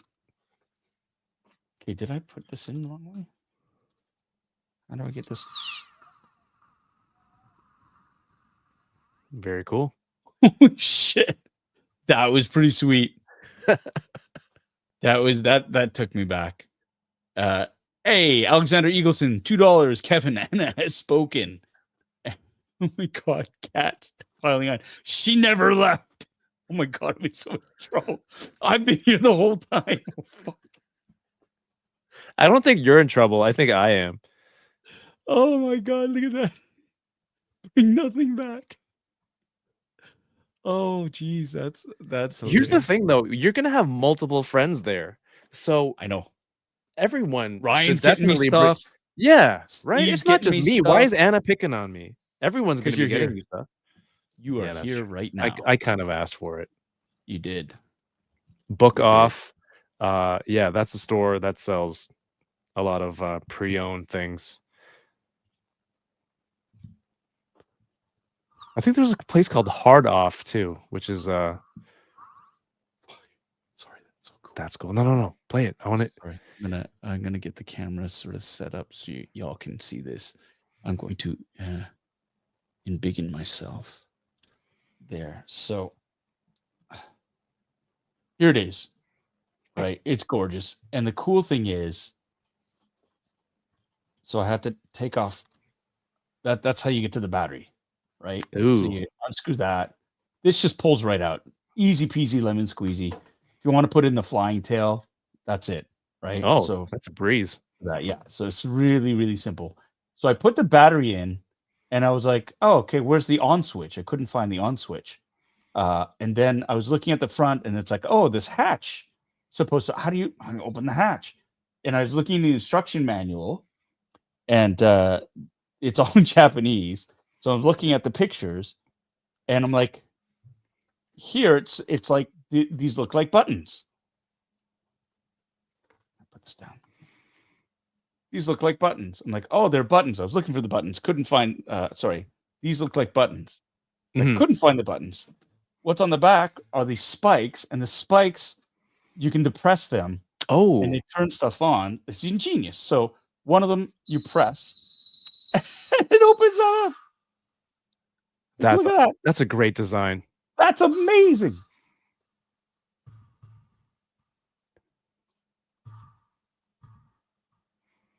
Oh, you know what? Steve 3 brings up a good point. Me, Steve, Tommy, and Dole should get together and chat to make sure we don't accidentally buy you the same thing, any duplicates, so that we Yeah. can bring you back 4 different Yeah, baby. separate things. And of course, I'm going to get something for Anna too.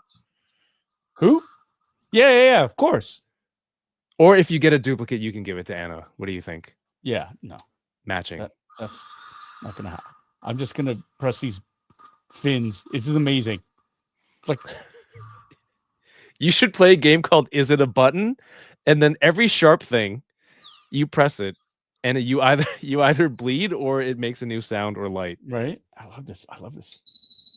Whoa!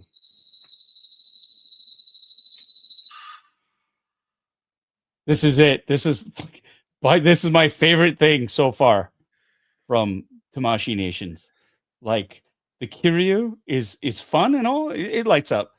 But this, dude, lights and sound, and it's all die cast, basically.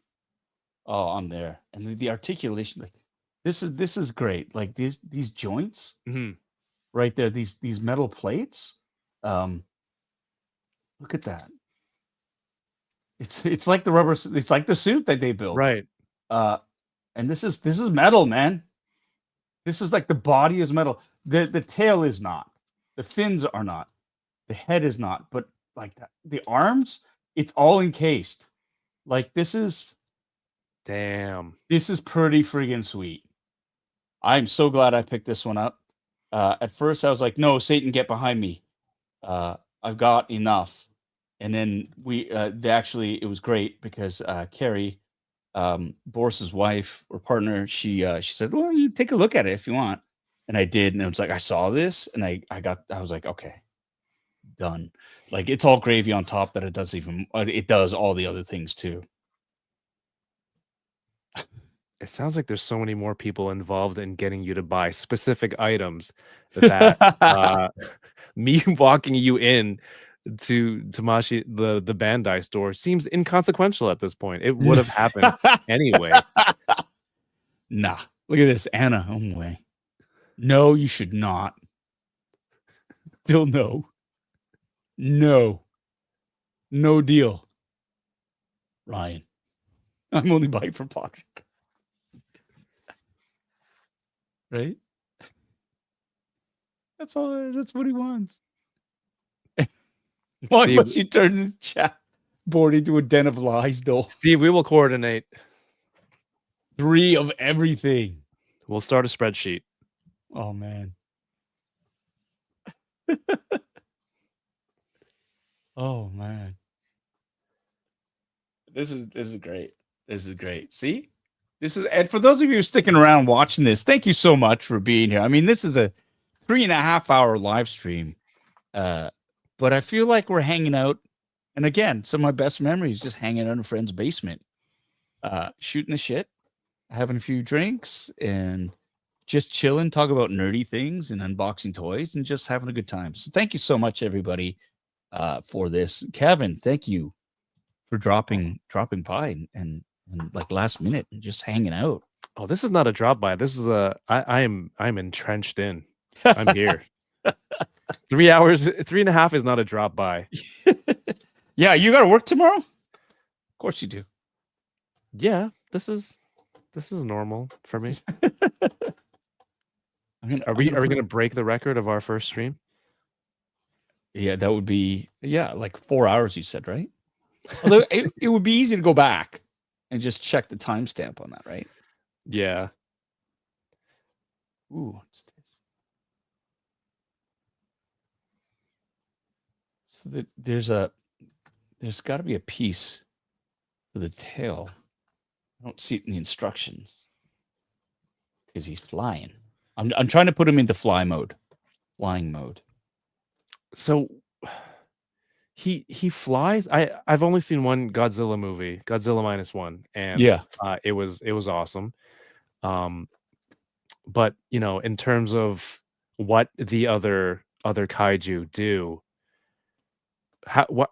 I think DK explained it to me before, but you've also heard him explain things. So obviously I didn't retain any of that information. But like, how Right. did a mechanized Godzilla come about?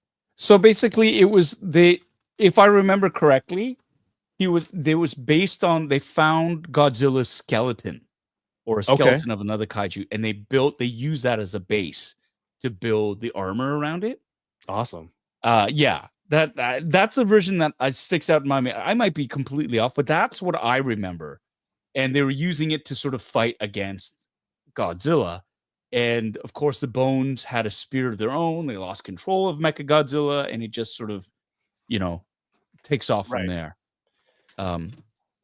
As So it that's should what I happen remember. when you reanimate anything. Yes.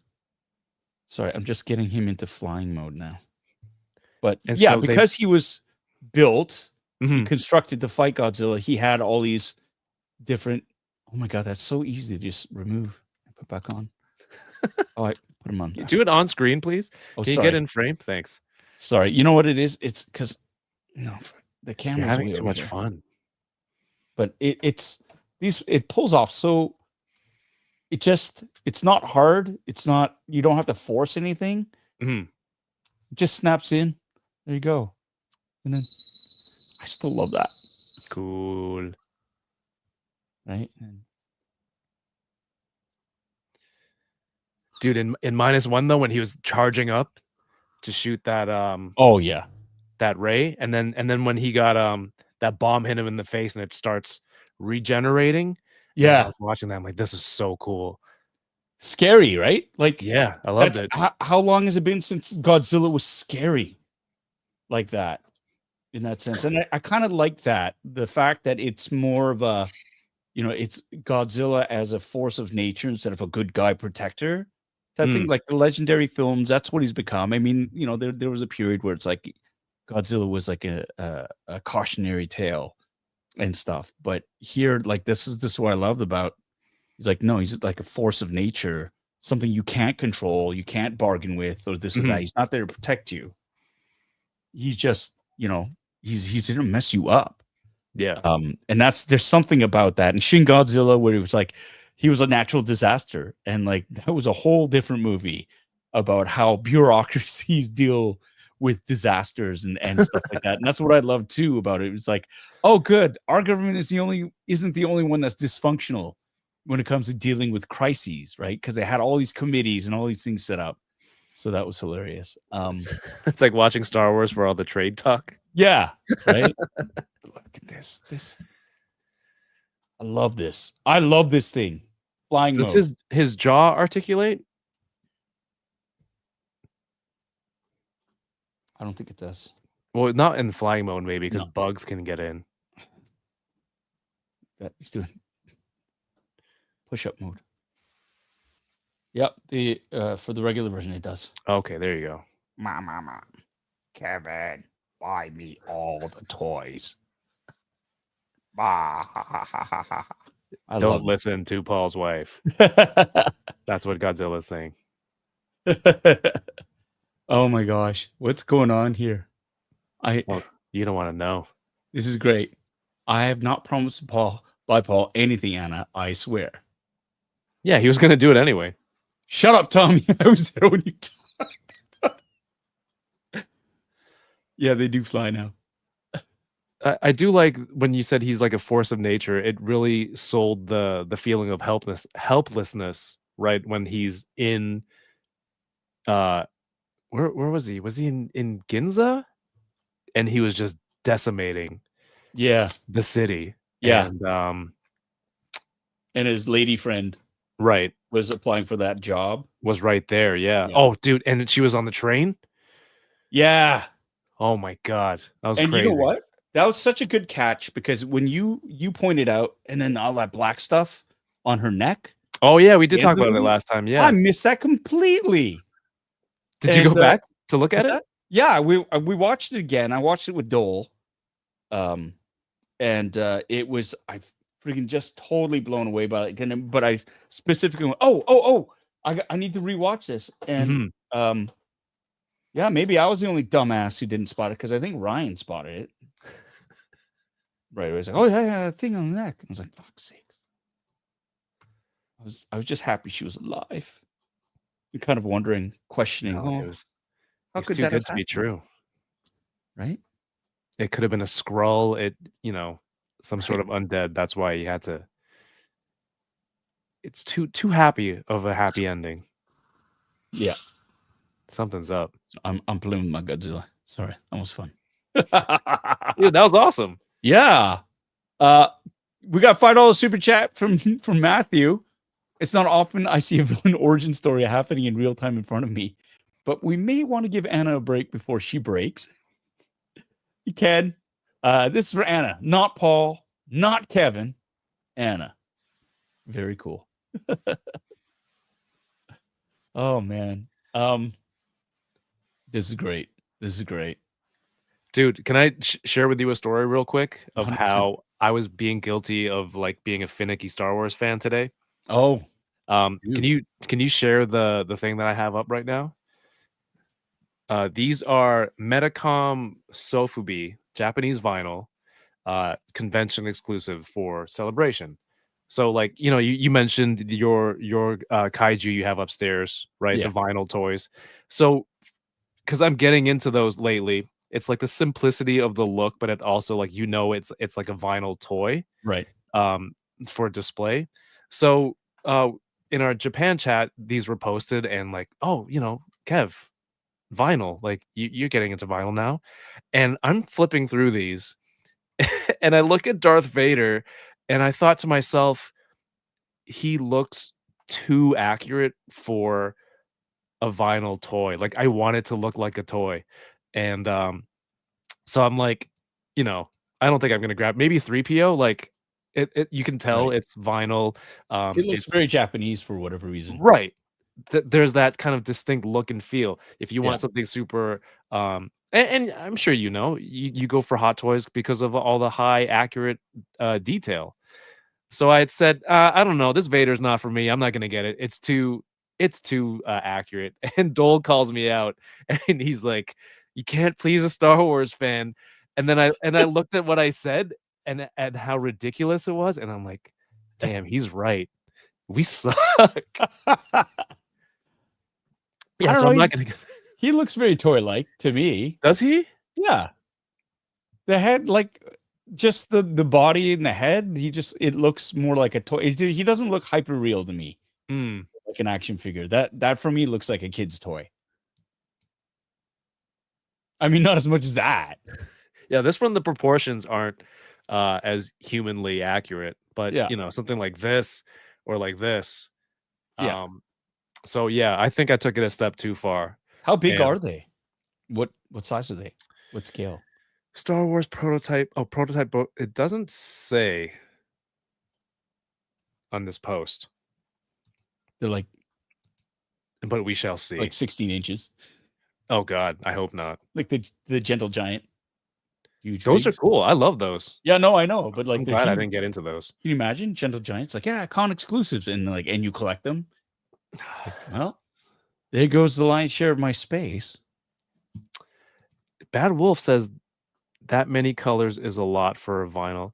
I think sometimes with vinyl toys, it's like I like the cool, kind of crazy, wild colors, the brightness that you would see for this. So because it's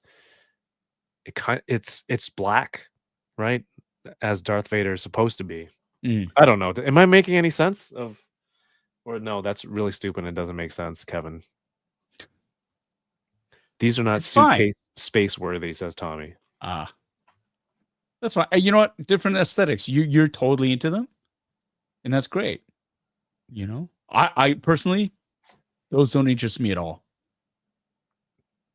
Yeah, I can see that. Well, which is fine. I mean, it's just like it's not. I'm no judgment on anybody who likes them, right? But it's just like, no, I'm good. It's not what I'm into. That's it. Yeah.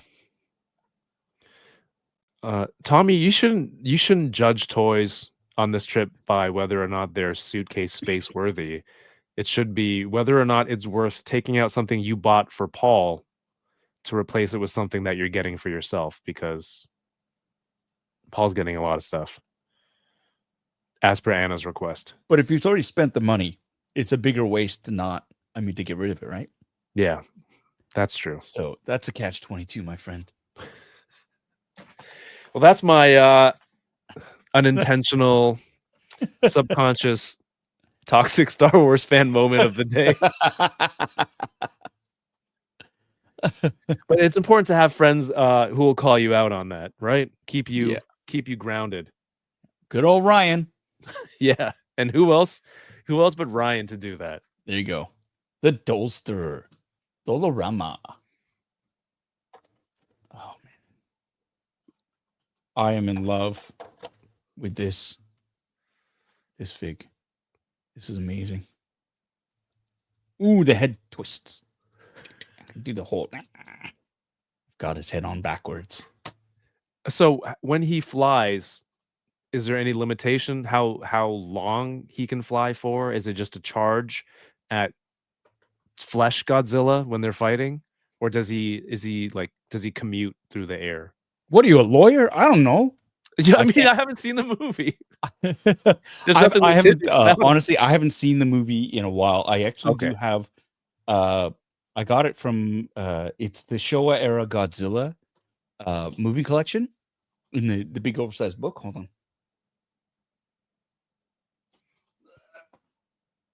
Die-cast toys and steel books. So I got this. Oh, that artwork's killer. Yeah, it's lovely. 15 kaiju classics.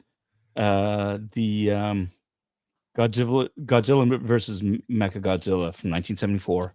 I got to do a rewatch because again, I haven't seen these movies since I was a kid, so I need to get back into that again and do the Godzilla sort of like movie marathon. Damn, you were John Carmen with Le Moju. Looks like a laser disc. That's because it's an oversized booklet and it's got 15 movies in it. So it's a bit of a pain to store though, because it's like, here, let me open this up. 15 movies? Yeah, man. Let me open this up.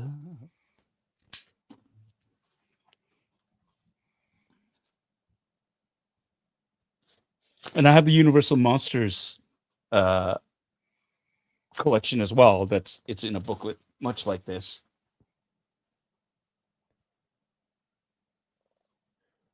Yeah, I still I think because of you, I want to buy a little bit more physical media. I still have to go find Heat. I still haven't watched it. Really? Yeah. Ooh. I mean, that's fantastic. Right? Look here. If you go to Japan one day, would you go stay in the Godzilla hotel? 100%. Yeah? 100%. Come on. Solo or like with Anna? I'd like to go with Anna if she wants to go. Because I think there's a room that faces out that looks right at it, right? Yeah. Whoa. Right? Dang, that's cool. Would I stay at that hotel? It's like asking Dole, like, would you buy hentai? Of course you would. There's some things you just don't ask. Here, I'm going to embiggen myself. Look at all, oh my gosh, look at all the planes all over. Helicopters. Anna wants to go to the Godzilla hotel. Yeah. Of course. That's why I said I'd want to go with Anna. Reign of Destruction. So this is great. So it's like essays on the Showa era. Right? Look at this great artwork.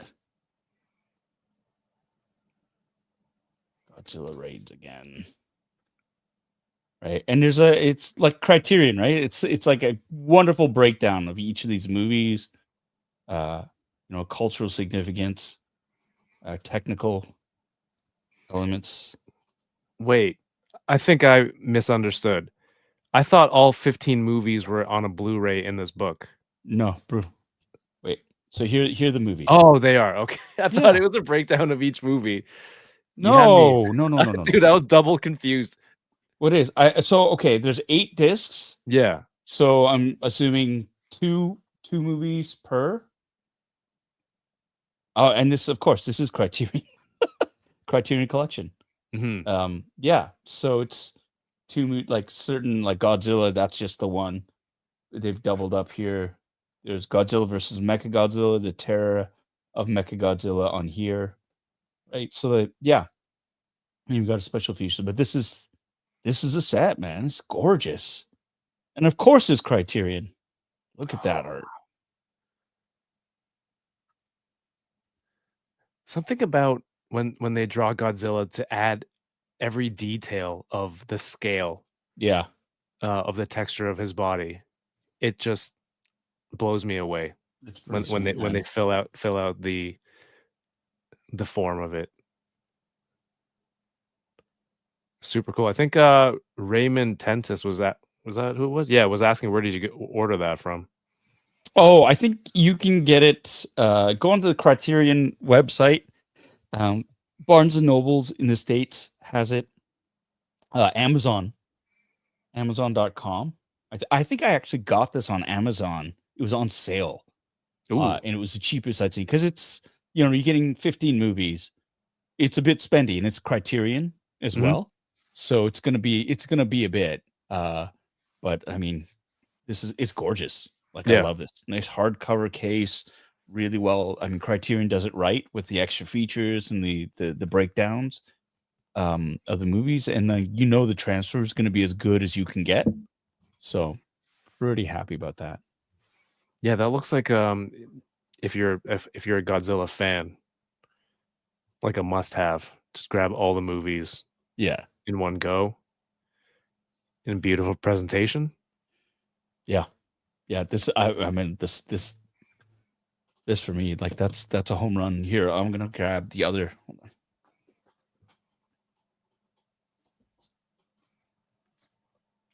Yeah, you guys should all come to Anna. If you come to Japan with us, then there's one more person to haul stuff back for Polly. So it's a win-win-win. So I got this one too, the Universal class. So it's in the same style, Mm-hmm. but it's a Universal Monsters collection. So it's got all the old school movies, right? Bela Lugosi, Lon Chaney, Boris Karloff, right? Dracula, Frankenstein, right? The Mummy, The Invisible Man, Bride of Frankenstein, Wolfman, Phantom of the Opera, Creature from the Black Lagoon.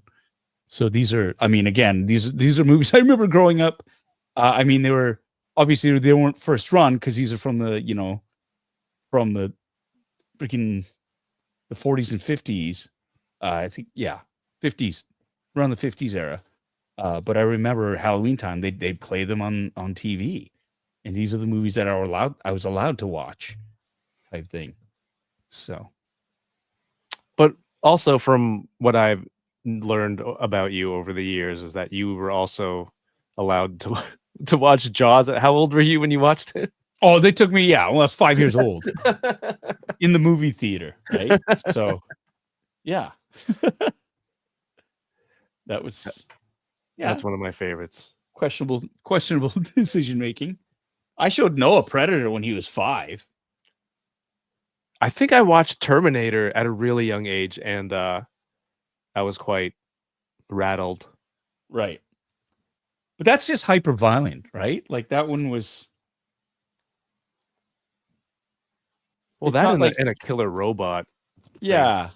I mean, it's not like Predator was like guys getting hanged upside down and skinned alive, right? And blown up and stuff. Whereas for the Terminator, I mean, yeah, I guess he punched a guy in the gut through, and he shot a bunch of people. But oh, look at that! Look at the cover art for that. Oh, the logos. This is great.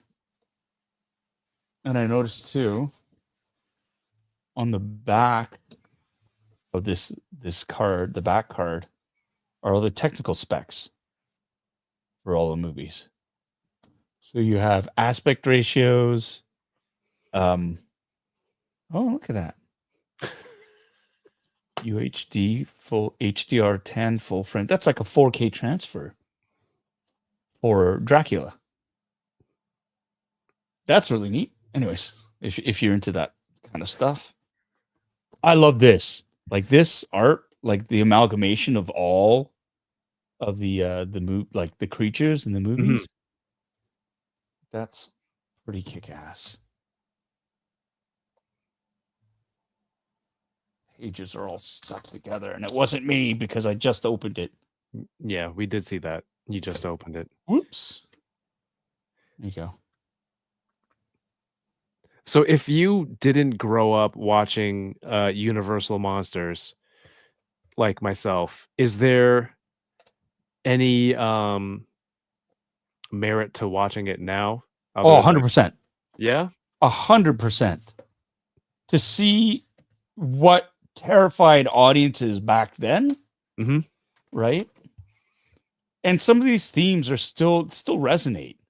Frankenstein's monster, you know, Wolfman, Creature from the Black Lagoon. There's still themes and undercurrents that, you know, it just shows you like the human condition is haven't changed that much, dude. That's kind of the sad thing. Yeah. Have we not advanced? Yeah, it's like in some ways we have, but I mean, you look at all these types of movies as well. What did they set off to do, right? Like what kind of stories were they telling? What fears did they play on? What prejudices were involved in it? Mhm. And you know, they're extremely popular for the time. So what was the look at that. So what was the what was the sort of like what was in the air? Like what was the times like to have movies like this reflect what people wanted to go and see? Because like you look at these are all monster movies Right. around the same period. It's like, you know, remember we used to gonna go, oh, there's 2 asteroid movies, right? There's 2 movies about volcanoes and stuff, right? So what is it? Is it political, something in the air? Is it climate change? What is it that has, you know, for the longest time, dystopian societies, zombie movies were huge, right? Mm. What did Yeah. that say? How did that reflect how things were during the time? So I mean, it's these are, I think, just fascinating to watch, and like the creature effects and the performances and stuff, and their different styles. But in essence, these monsters, none of these, I guess you could argue, they weren't like quote unquote like monsters because they were evil. Right. You know, they were either misunderstood or they were vilified and just reacting to that. And so that's the cool, like Fan of the Opera, right? Maimed during a horrible explosion is hiding away. Creature of the Black Lagoon is just lonely, right? Yeah, he's just minding Wolfman his was the own dude that business. got bit. He didn't want to meet a Wolfman. He didn't go out and hunt people for sport. Or like a Bride of Frankenstein, created to be the perfect mate to Frankenstein, right? Frankenstein's monster. Like all these different stories. What about You know? let's debate the ethics of Dracula. Well, I was waiting for you to get to that one, and then you close the book. I'm going to close the book on that. And Well, like as a toy guy, right? You see Universal Monsters, you know, Yeah. cycle, right? There's always a new toy set, or you know, NECA has Universal Monsters crossing over with Ninja Turtles. And then even when after I asked that question, there are several different responses in the chat where, you know, whichever different movie that someone connects with or finds, Yeah. or not identifies with, like you're a Wolfman or something, but like saying the one like, oh, that's my favorite, or this still holds up. So it's cool that it's like so evenly regarded too, Yeah. that everyone's just like, yeah, you should watch this, you should watch that one. Dracula was just a bloodthirsty creature. Didn't he set traps to didn't he hypnotize the guy? He was a creature of the night. Blah, blah, blah. I mean, what do you want? Yes, of course. He Tonight wants to I'm drink going your to blood. suck I mean, your yeah. blood. And now I'm going to count. One victim. No, I mean, there's certain. Look at Bram Stoker's Bram Stoker's Dracula. was a bit of a, if you look at that interpretation of somebody, again, incredibly lonely because he's lasted that long and he is what he is. Right. Mhm. So I don't know. I haven't seen that version of Dracula in forever and a day. So I'd like to, again, this is why I got it, because I want to rewatch them again. Stoker. Yeah. Yeah. Bram Stoker. I thought it sounded wrong the way I was saying it. But yeah, I mean, Prince Vlad was the Impaler, was right. He was right cock, right? So he's terrible. So, oh, I remember Love at First Bite. See Thomas Howell? I think he was in that. Stroker. Did you watch what's the one when they're on? I think it came out last year. They're on the boat on the way. Last Voyage of the Demeter. Yes, I want to watch that. That sounds cool. Yeah. Like you're trapped on a boat with that they're hauling his that's how he gets to. Yeah, that's how he gets across. Yeah. Yeah. No, I actually have it. And I want, again, it's a stack of movies that I want to see. Never doubted you for a second, my friend. Right. Oh, right. George Hamilton. And Love at First Bite. The Nick Cage one. I know he's not Dracula, right? But he's a vampire. Oh, the Renfield. Yeah. Yeah. That's more about his familiar. Yeah. And Nick Cage is like the psychotic vampire. I think that's what I was like. Stroker 8. I'm tired, man. It is 4 hours. 4 hours. There we go. 402. And we still got 60 people. Hey, man, I have to say, it's been great because I haven't been able, I haven't been able to sort of prep in time and get this out in enough time to get like the numbers that I used to get from before, like when I was able to crank out and do a live stream every week. Yeah. Right. Because it was pretty heady times. Like we're pushing on 150 to 200 viewers per unboxing. And a lot of it was just like community chatting and stuff like that, which I loved. And so it's nice to see the numbers like this. And I love that, we still got a bunch of people watching, which is awesome. Well, you're opening some cool stuff too. Yeah. That's great. Nicolas Cage is Dracula. Yeah. Renfield is the familiar. Right. So that's what's his name? Beast. Young Beast, right? Yes. Yeah. What's his name? Nicholas, I want to say. Hoult. Yeah. Nicholas Hoult? Holt? Hoult or something like that. Holt. Yeah. Yeah, Hoult. Yeah.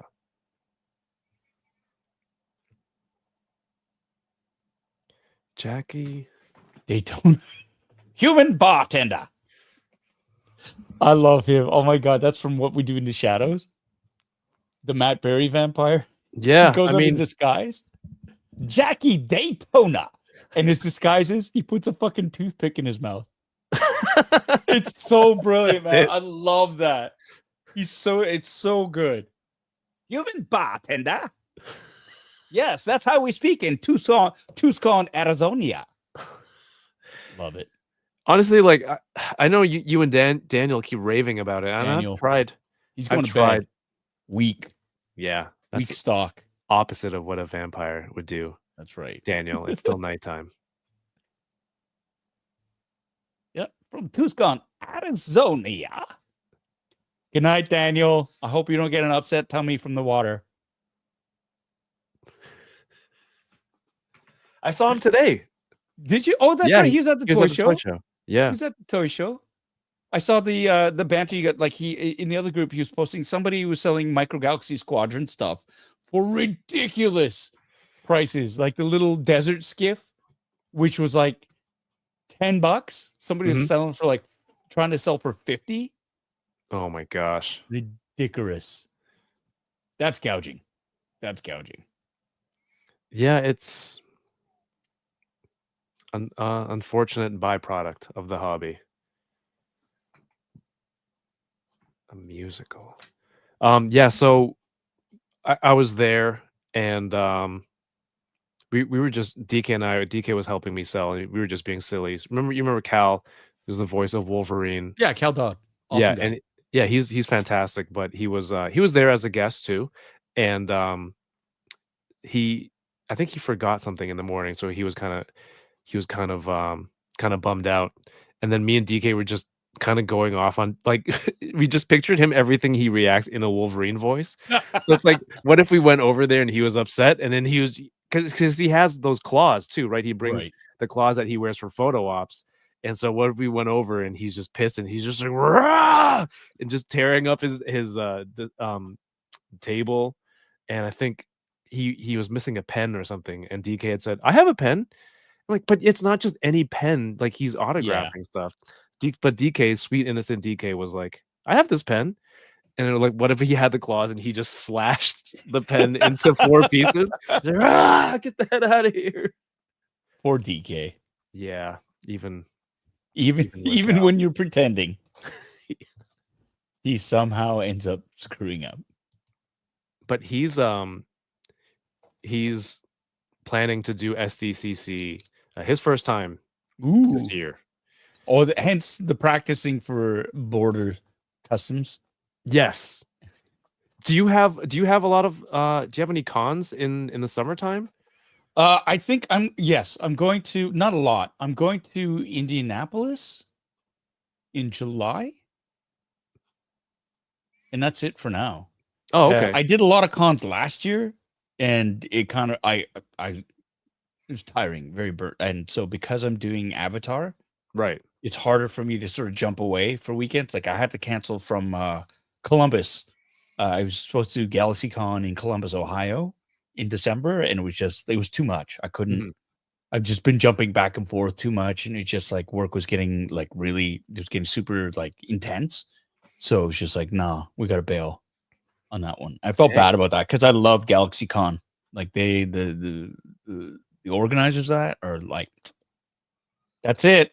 That's they are the movers and the shakers, and they treat their guests right. They don't nickel and dime you. They feed you. There's no tier system where you need special privileges. Like if you're backstage and you're with this group, you're there, right? Okay. So I like that. Like, certain other cons, they nickel and dime you. It's like, okay, you need a sticker to get back here. Oh yeah, you have an all access sort of like you have a,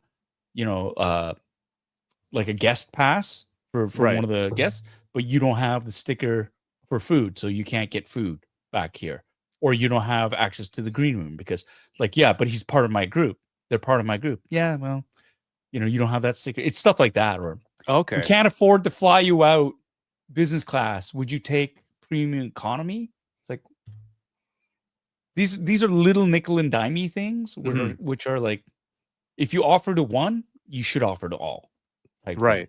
So you're Yeah, we're planning on going out, and I don't know if you've been following, like, I don't know if it's the news covering it more, but like these plane incidents. Obviously, the one in Toronto is crazy, right? The plane was upside down. But like just seeing some of the things out there, I don't know if it's just the media covering it more, or is it the no, same it's just amount? really bad coincidence. We have such a long streak of nothing happening in North America. Yeah. It's law of averages. It's still safer than any form of transportation right now, but you have within the space of a week 3 horrible incidents, right? Right. And the first one was like that plane going down in DC. That's just a horrible miscommunication and accident, pilot error, and then after that it was the what was the other one? I don't remember. There was another crash in the States like days afterwards, and then the plane in Toronto, where it was just, if you look at the video footage of it, they slammed the ground pretty hard, Right. and that's what caused it. Like it hit it twisted, the wing caught, and then it rolled, right, and like nobody died. Like what a miracle! Miraculously, yeah. Right. Exactly. But I think it's like air traffic it's still very, very safe. But it's not going to stay that way if they decimate all the safety systems that are put in place Yeah. for the air traffic controllers, for the training and this and that. Yeah. And it's funny how they try to blame, this current administration tries to blame anything that goes wrong on DEI hires, right? Diversity includes, Yeah. it's just such a dog whistle, and it's such a cheap, like it's like people there, they're not qualified. Like you look at the resumes and you see, yeah, they've done the work, man. They deserve to be there.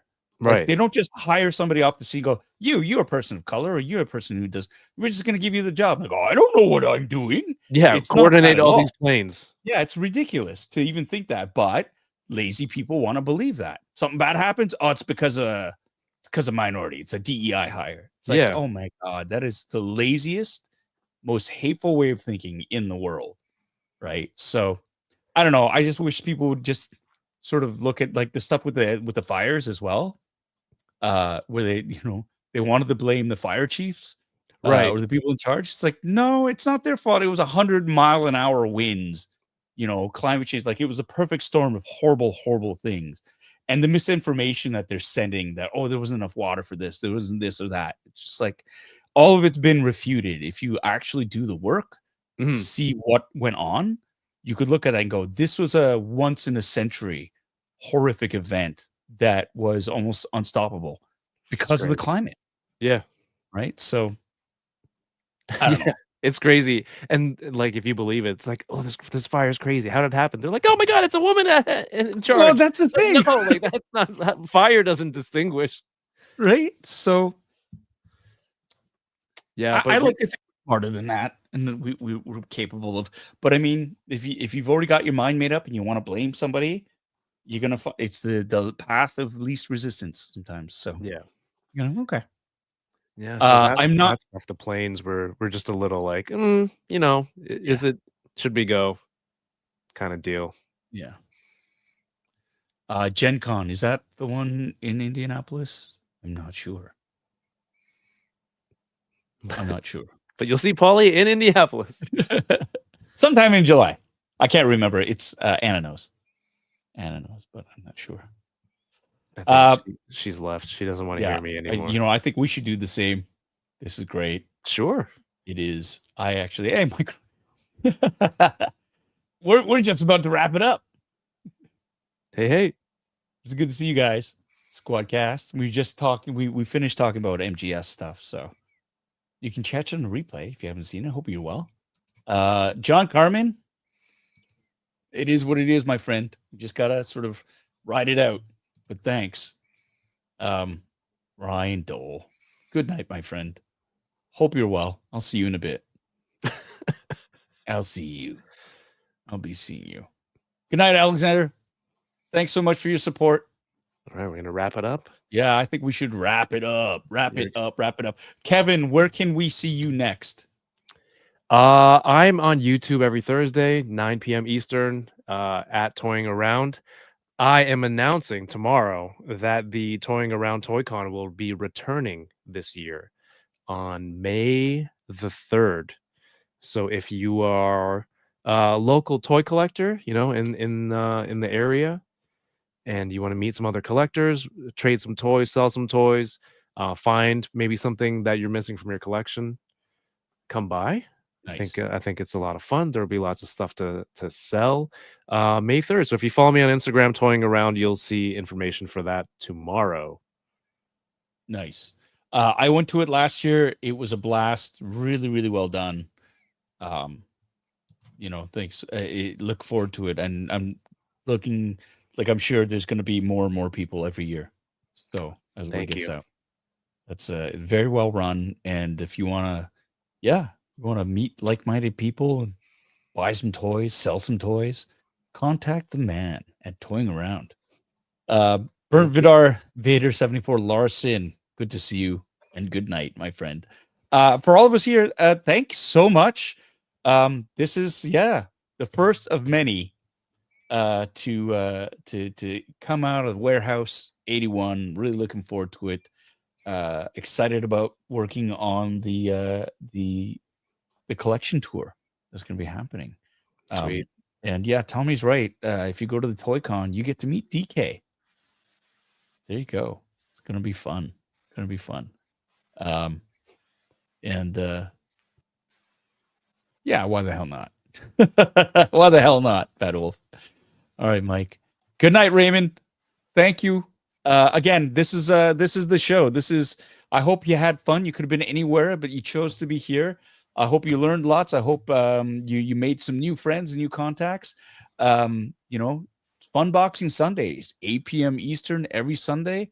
I open up a geeky collectible. I do a half-ass review. We chat, we drink, we catch up. And this is it. This is the show. You can follow me on Instagram at AngryUppa, where I guess I'm at war with Mr. Steve 18. Oh my God. From Hasbro. Also, it's just this should be an interesting week. It should be an interesting week. So give me a follow on Instagram. Check out this channel. If you enjoyed what you saw, do some engagement. Thumbs up, thumbs down, write a comment. Whatever. I think it'd be great. Cat Chin, good night, friendo, to you as well. Matthew Sinclair, thanks so much for the lovely. Oh, in look who's typical on. DK fashion. So Goes stupid. up. Sorry, catching this late. Oh, DK. DK, we I were hope on your for ears- 4 Your hours. ears were burning. 4 hours we were on. That's right. But he showed up. He showed up. Yay. Have a good night. Thanks everybody for being here. Now I have to remember how to sign off properly. How do I do this? There's always that awkward moment where you go, oh, here it is. All right. Good night, everyone. We'll see you next All week. right.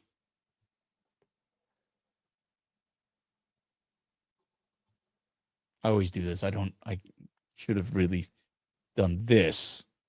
And then we could have said a proper goodbye. Oh, bye. Bye. Bye, DK. And end the stream.